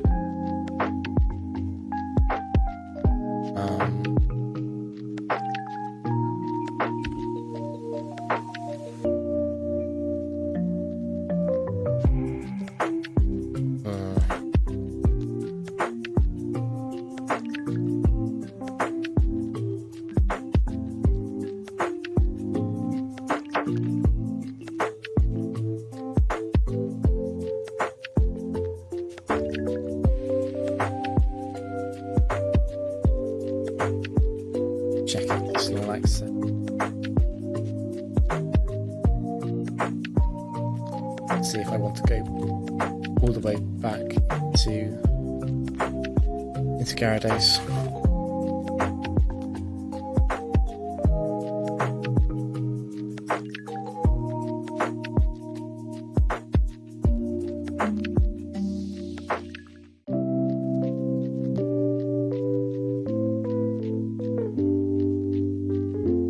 Yeah, I think the Gyarados switch is safe. Fake.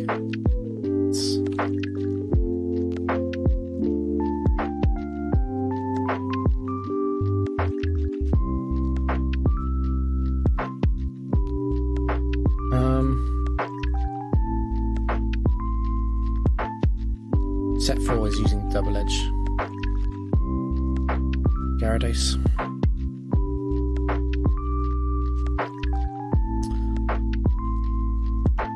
I think we're going to get rid of. Yeah. I think Lucario can potentially kill after Life Orb and Double Edge Recall and Sand.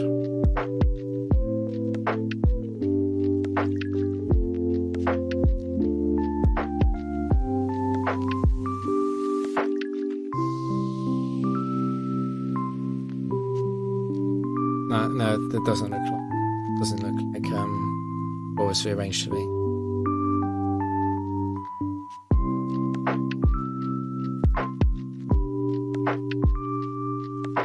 What we can do is, instead of going Gyarados, we can go Claydol. Because against Claydol, it might crunch, which would be better for Lucario. When we're going Claydol is that we don't intimidate it, but Lucario is going to be at Lucario's going to be almost dead no matter what if it gets by 2 double edge. It's not really going to matter if it gets intimidated again. So I think it might be slightly better to go Claydol. Encourage the use of crunch.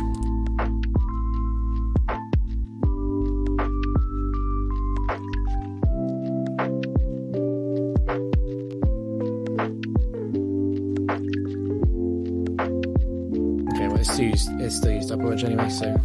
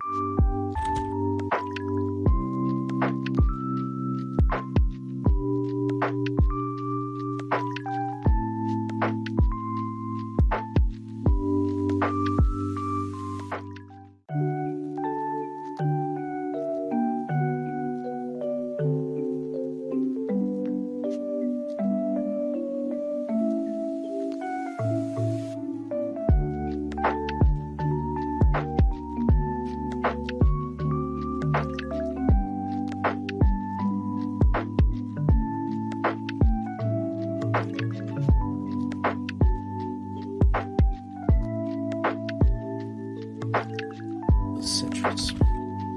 Always.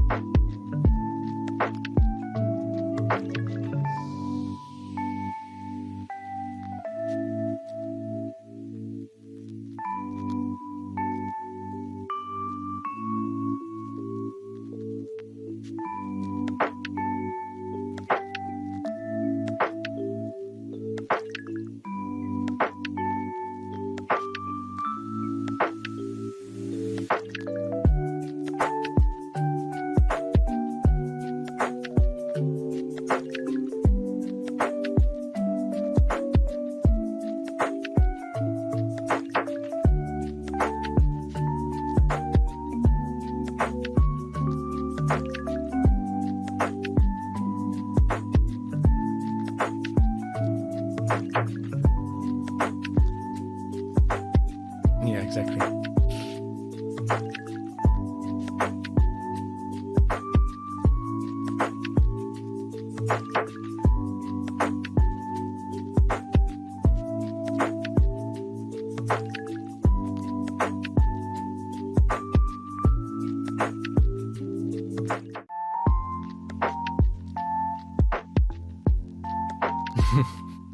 Yeah. Yeah, Gen 4 is really slow as well.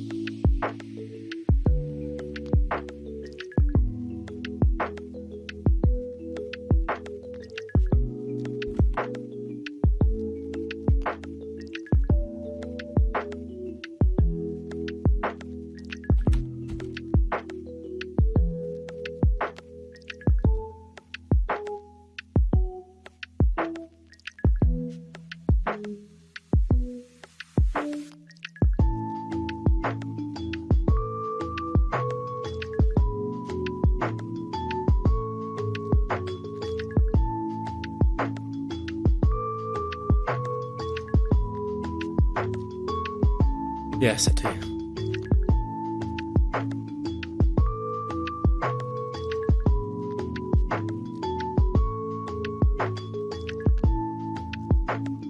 Problem is, I don't want it to double team.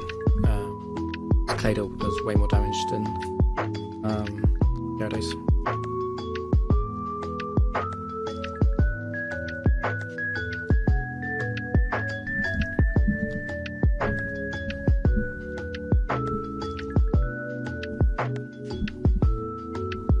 Just thinking, yeah.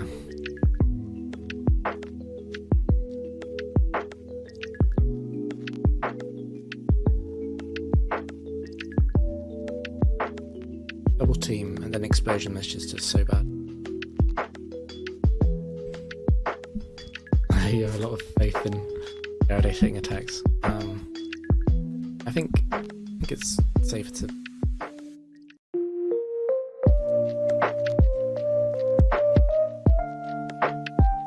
explosion miss into double teams is so bad.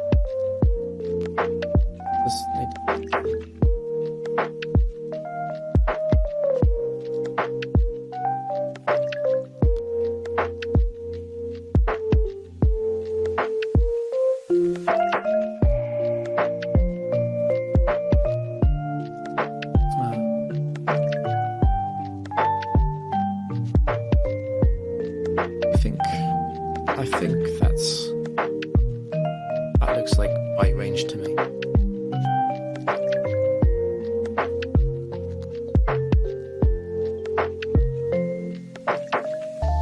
Oh, please don't see me.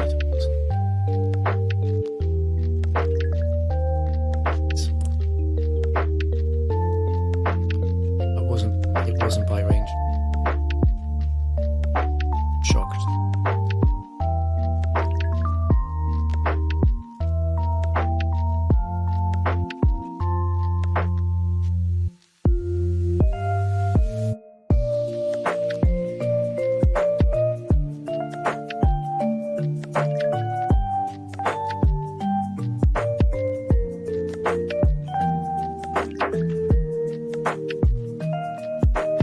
Disaster.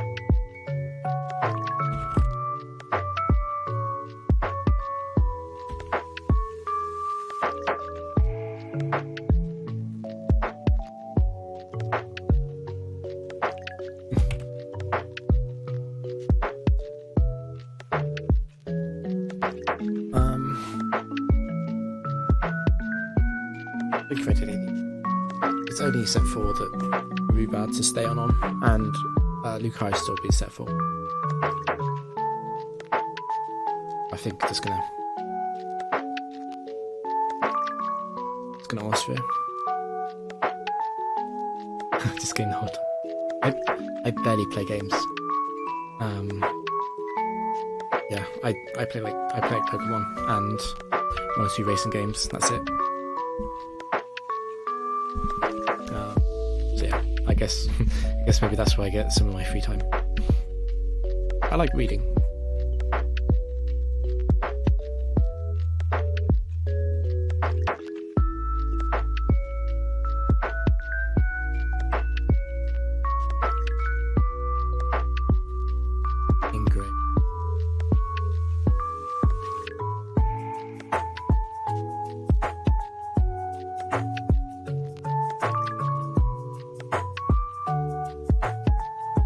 Yeah, no, I need,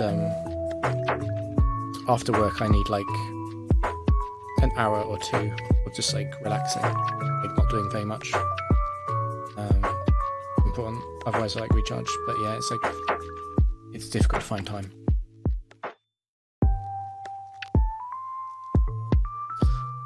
Anyway. Yeah, eat, make food, go shopping.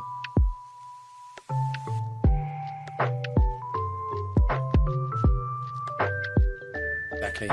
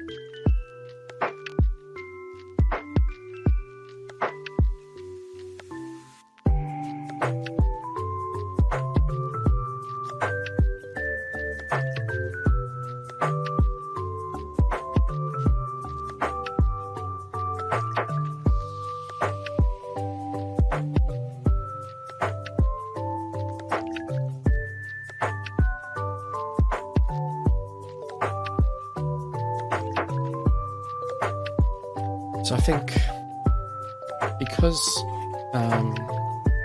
Gyarados beats Jinx, like Loco, the only reason to do something is to just try and win instantly with what's it called? Flash Cannon. I don't really want to go Gyarados early, because if something's going to fall asleep, I'd rather be Gyarados. So I slightly prefer staying in, even though that potentially means that Lucario disappears.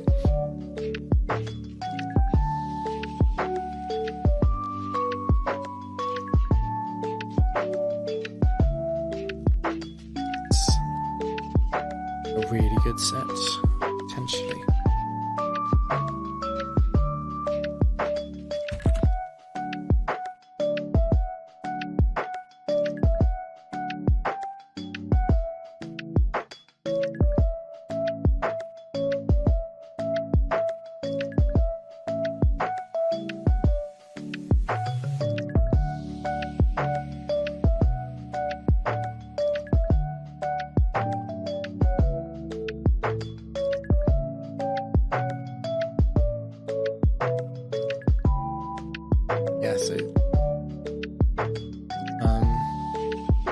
Yeah, Zapdos is really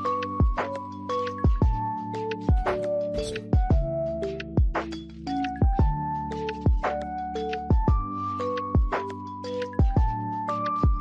See what it uses on the wave.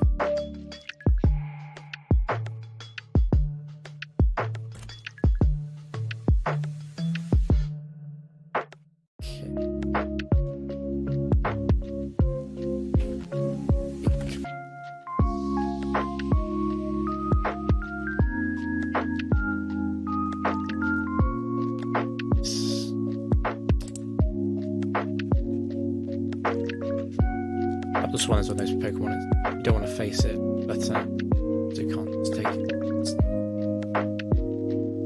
unreliable.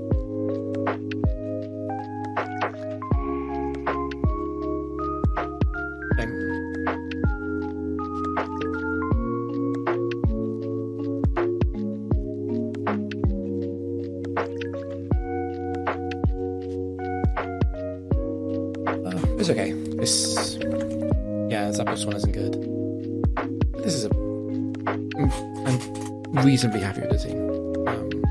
I think Snorlax is underrated, even though people know how good it is. And Lucario 1, Gyarados 1, these aren't the best sets, but they're good Pokemon. Jinx 4 is an interesting choice. I would potentially take Jinx 4 over Lucario. I just really like offensive synergy that these two have. Yeah, Jinx 4 is pretty good, but not eight. Just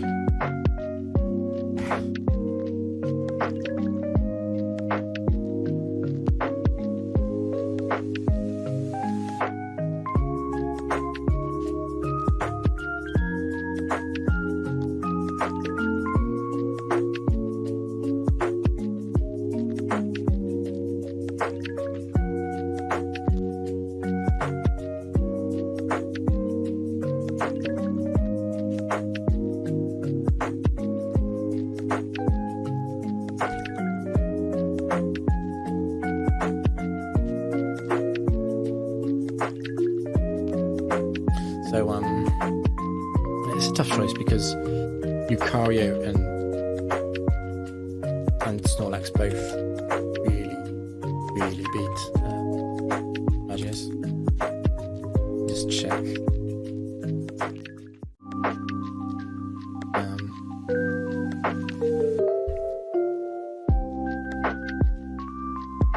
I'm considering a Snorlax, yeah.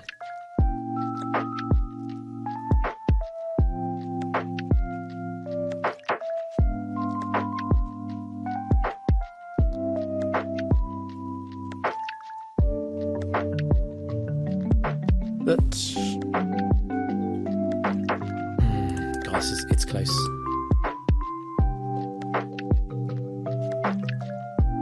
I think it's pretty.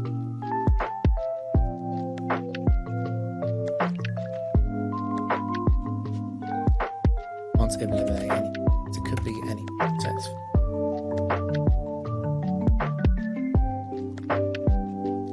What is annoying is that it could use. Set 4 could use Destiny Bond, that would be annoying. I wouldn't. It's difficult to play around that with a slower team. So let's scout with Lucario, see what it is.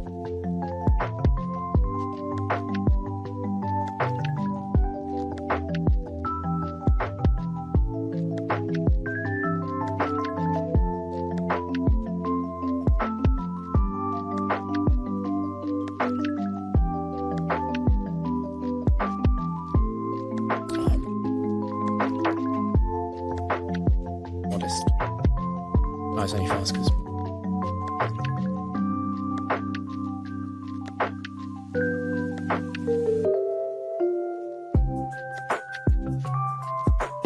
okay, well, I don't want to get trapped, confused by this thing.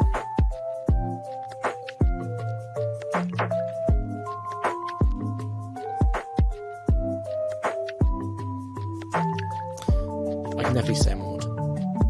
I don't want to go Snorlax because it's slower and then it's ripping itself out to confuse race shenanigans. Especially that doesn't matter.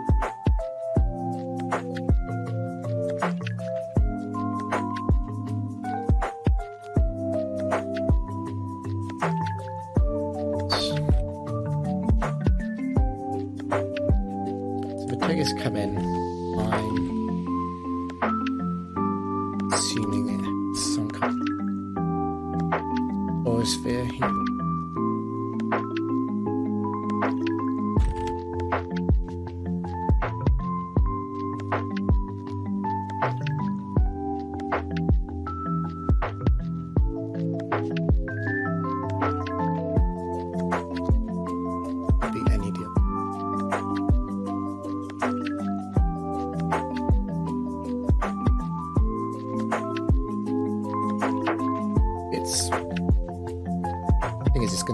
going to use its fighting move, whatever its fighting move, which makes me want to just go Gyarados.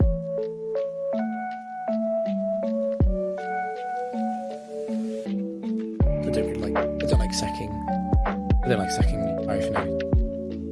And if it's a physical set, Gyarados, which anyway.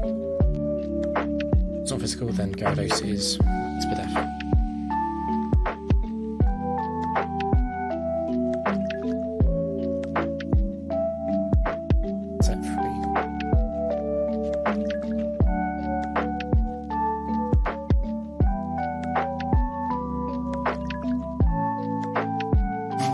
Annoyingly, that means it uses Air Slash now. So hopefully it's not Serene Grace.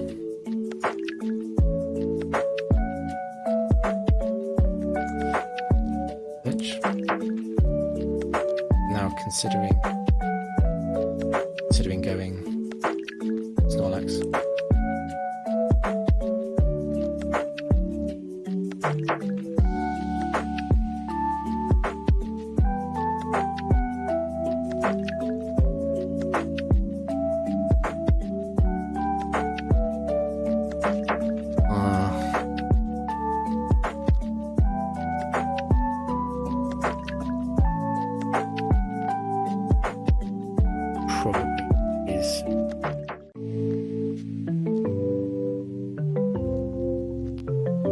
What's good about Bacteria 3 is that it is fast, isn't it? So I'd only need to hit it once.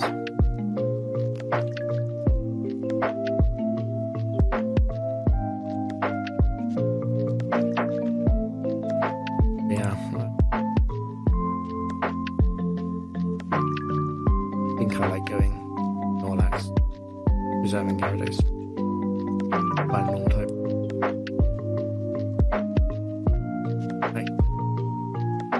Only need to hit one double edge, then always another. Guessing this is Serene Grace at this point.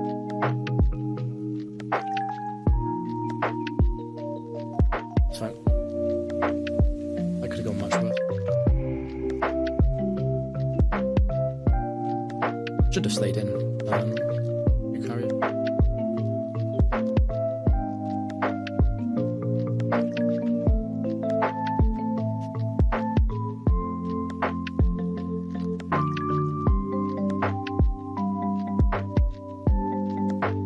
Too scared of them.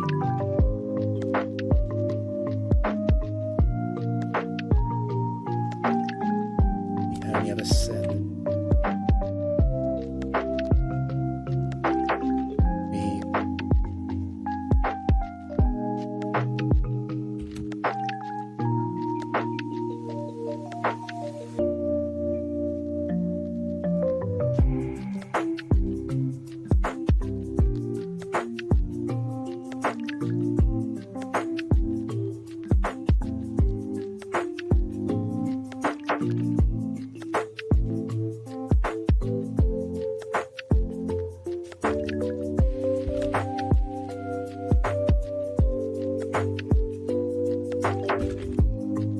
I think because set 4 is the only possible thing I can lose to, and set 4 is always going to Earthquake here. I think it's correct to just switch.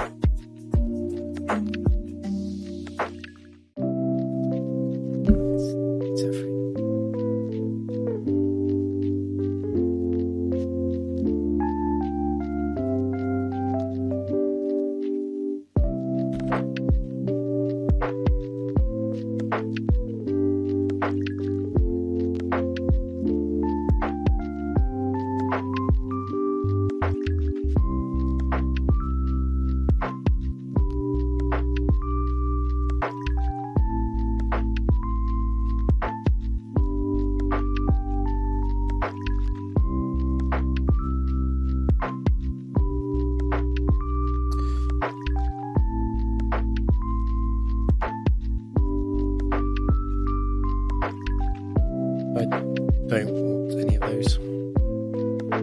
Yeah, too well. HGSS 3 is like with Serene Grace is pretty good. But I don't know how Serene Grace. It's another normal. And it's also like I don't think I need luck to it. This draft is sort of enough. It's gonna go. Silly.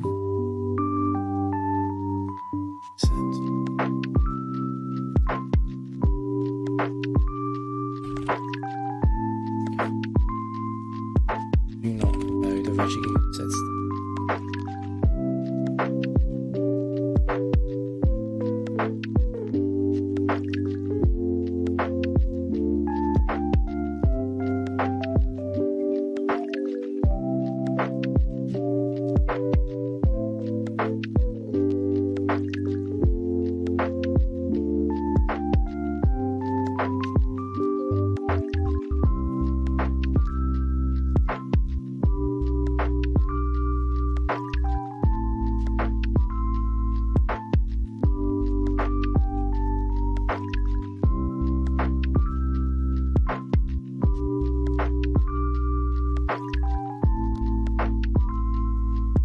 Yeah, the thing about Regigigas 3 is that Snorlax can't come in on Focus Blast either, really. And Gyarados can't come in because it gets hit by Thunderbolt. So even if it is Regigigas 3, the best thing to do for me is to just Aura Sphere it anyway. But against all the other sets, I definitely just stay in and Aura Sphere. Just because that's best way to try a 3v2 situation. It's fun to wave that set one.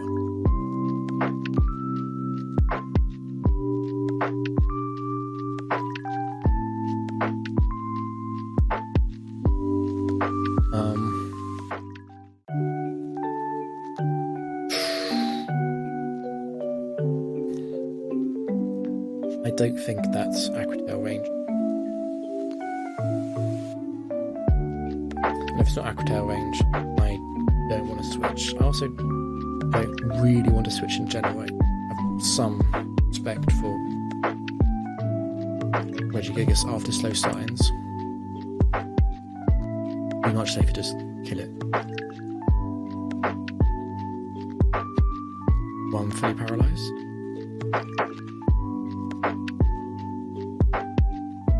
That one. Bit worried about this now.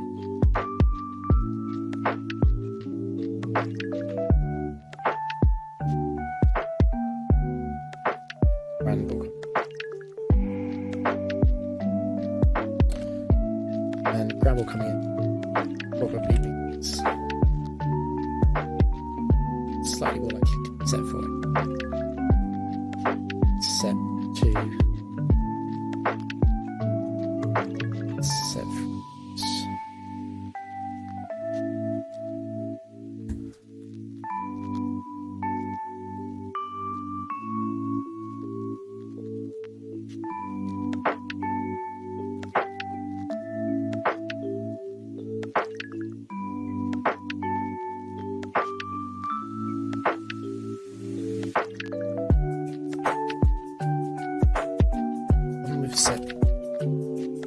Set 3 and 4 is I can't really go in. I can't go into Gyarados very easily against them. In fact, set 4 is a big problem because it can Snorlax.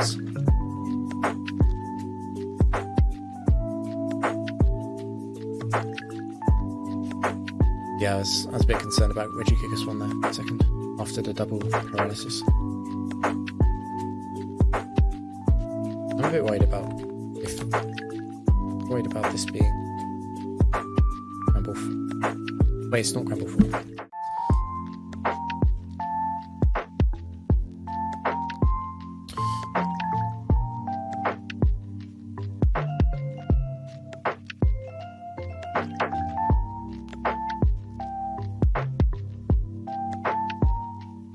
beat any of the other three.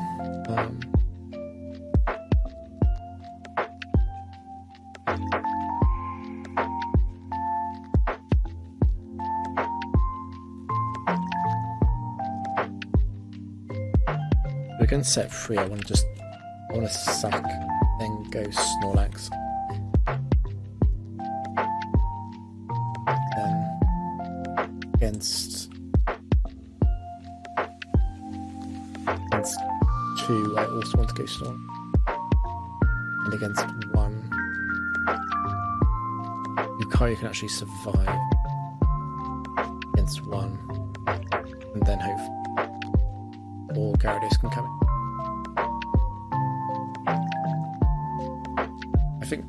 I think it's just going to be correct to sack Gyarados then, just because it is one that's free entry, and if not, then I just need a free entry for Snorlax anyway. Fine.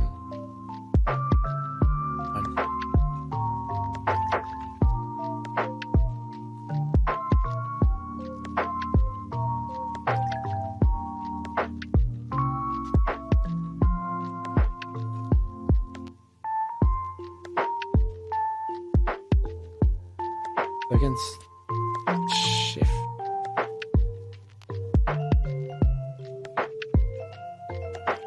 Just checking if sets. Sash. If none of them is Sash. Station. Link to double edge.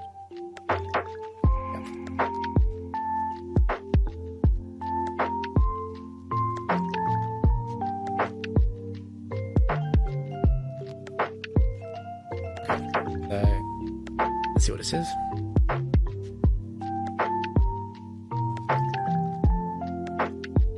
Don't want to switch.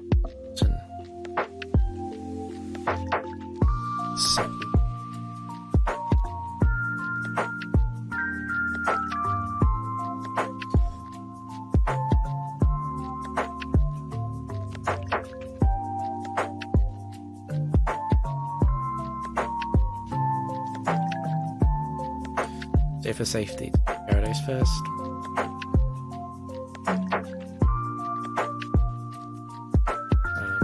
Recleared Snorlax definitely beats this as well. Just better to keep.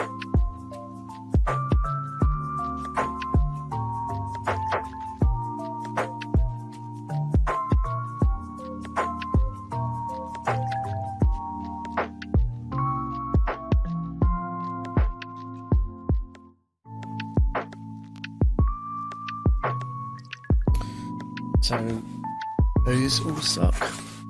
Not taking those.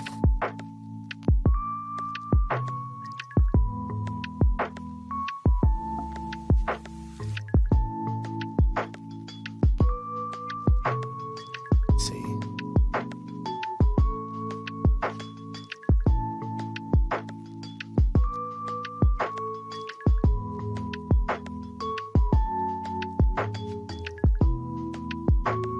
This is surprisingly annoying to face. Another Blissey, so just instantly make.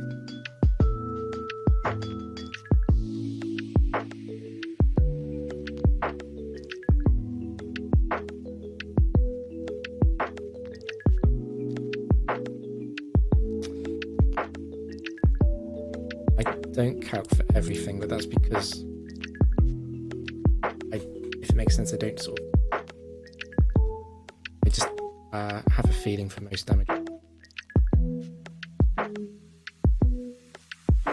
and then for anything that's like kind of close, then I'll need to run damage calcs.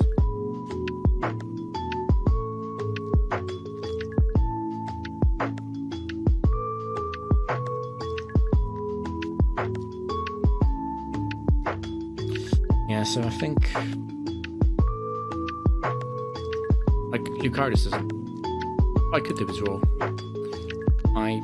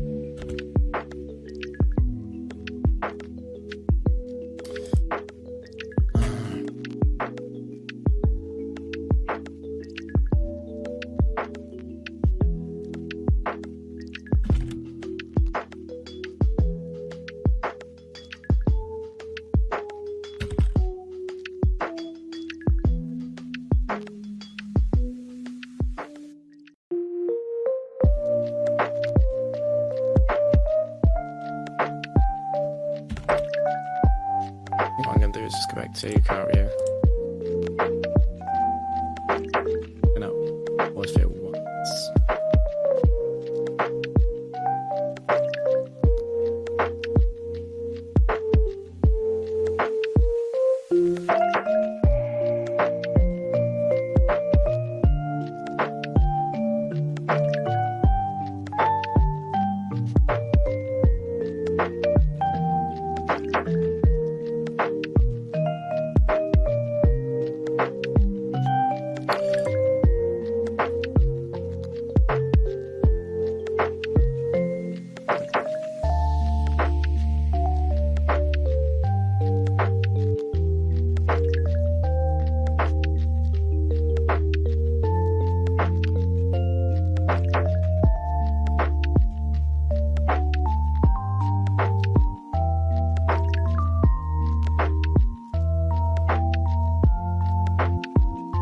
So, yeah, it's important to remember that Gallade its abilities first.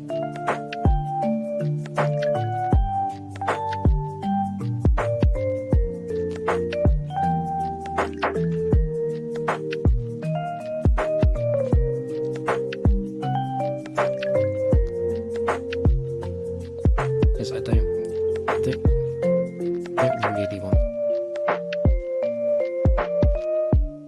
want to use Bite at all, because I don't want to get the same time wondering if sort of like, okay, nothing I could do is I could just rain dance before Aqua.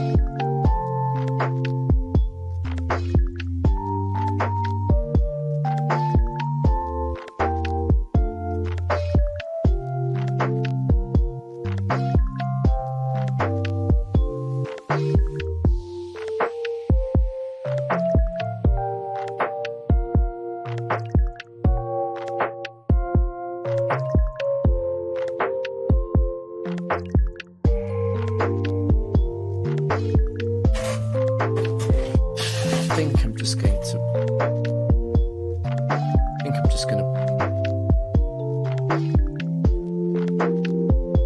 to bite. That's all. It's okay. I will need to remember to preserve at least one physical attack for Blissey though. No flinch is good. And now this should be Aqua Tail or Earthquake range.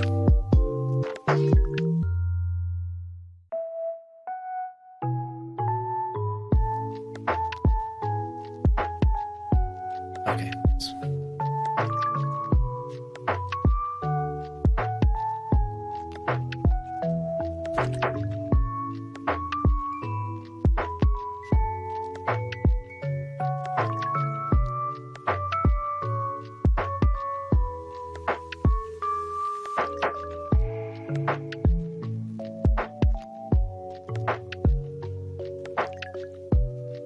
I think it's always Snorlax here.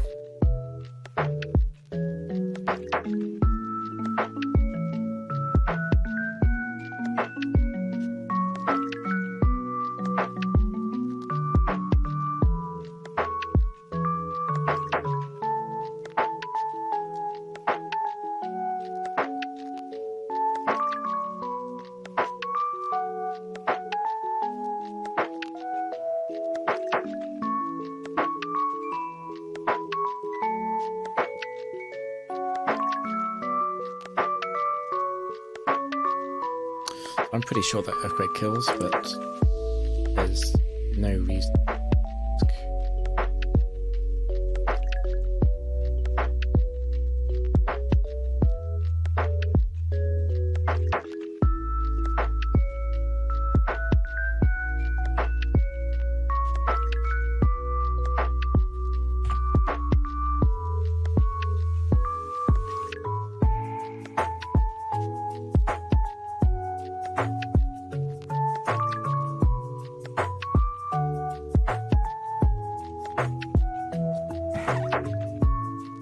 thanks enemy.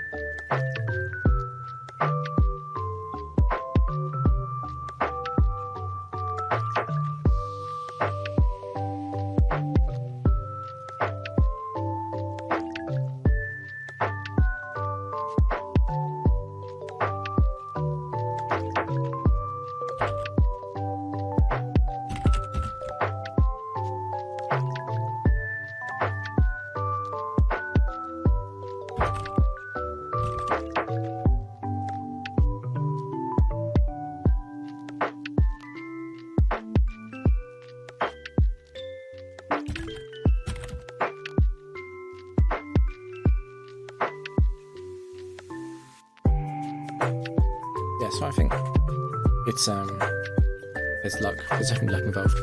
I can say that. But I was pleased how some of the draft turn around. Some of the drafts are really bad, but then the eventual team was like decent, and like getting there wasn't super easy. I'm really expecting to get factories at some point, double freeze or something, or like double bright powder miss. I think that'll happen eventually. But yeah, I'm really happy. Really happy.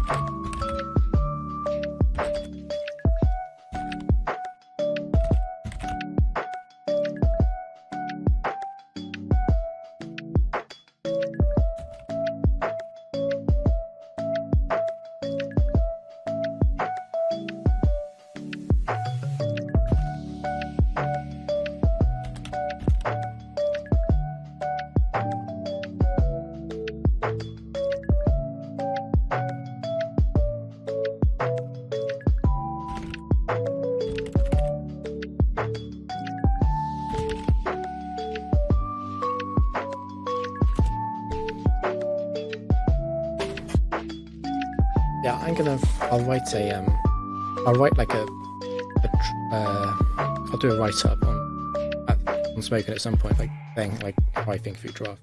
But it's difficult. Like I think it's like really like I think I'm good at drafting, but I definitely don't think I'm optimal at all. Like I think there's a lot of room for improvement. Yeah, you don't have to read it. I'll talk about it on Discord too. It's just like if you watch like Elric C, he's a really good player in Gen 3, and something that you notice when you watch him is that like he's just really flexible what to take. Like he doesn't mind taking like a bad set if it makes sense in the team, or if it's the only set that really works. So like earlier today, like there was a case where I could have taken a Hypno. I decided against it because I didn't like the set. It was the Trick Room set. But looking back, I probably should have taken it. It would have made the following battles easier. So yeah, like when I break down this run, there's going to be like mistakes. I'm not going to say it's like error free, but I do my best to avoid like really bad mistakes. Yeah, I'm going to call it that. It's quite late, been streaming a bit too long. But thanks for watching. I'm probably continuing tomorrow.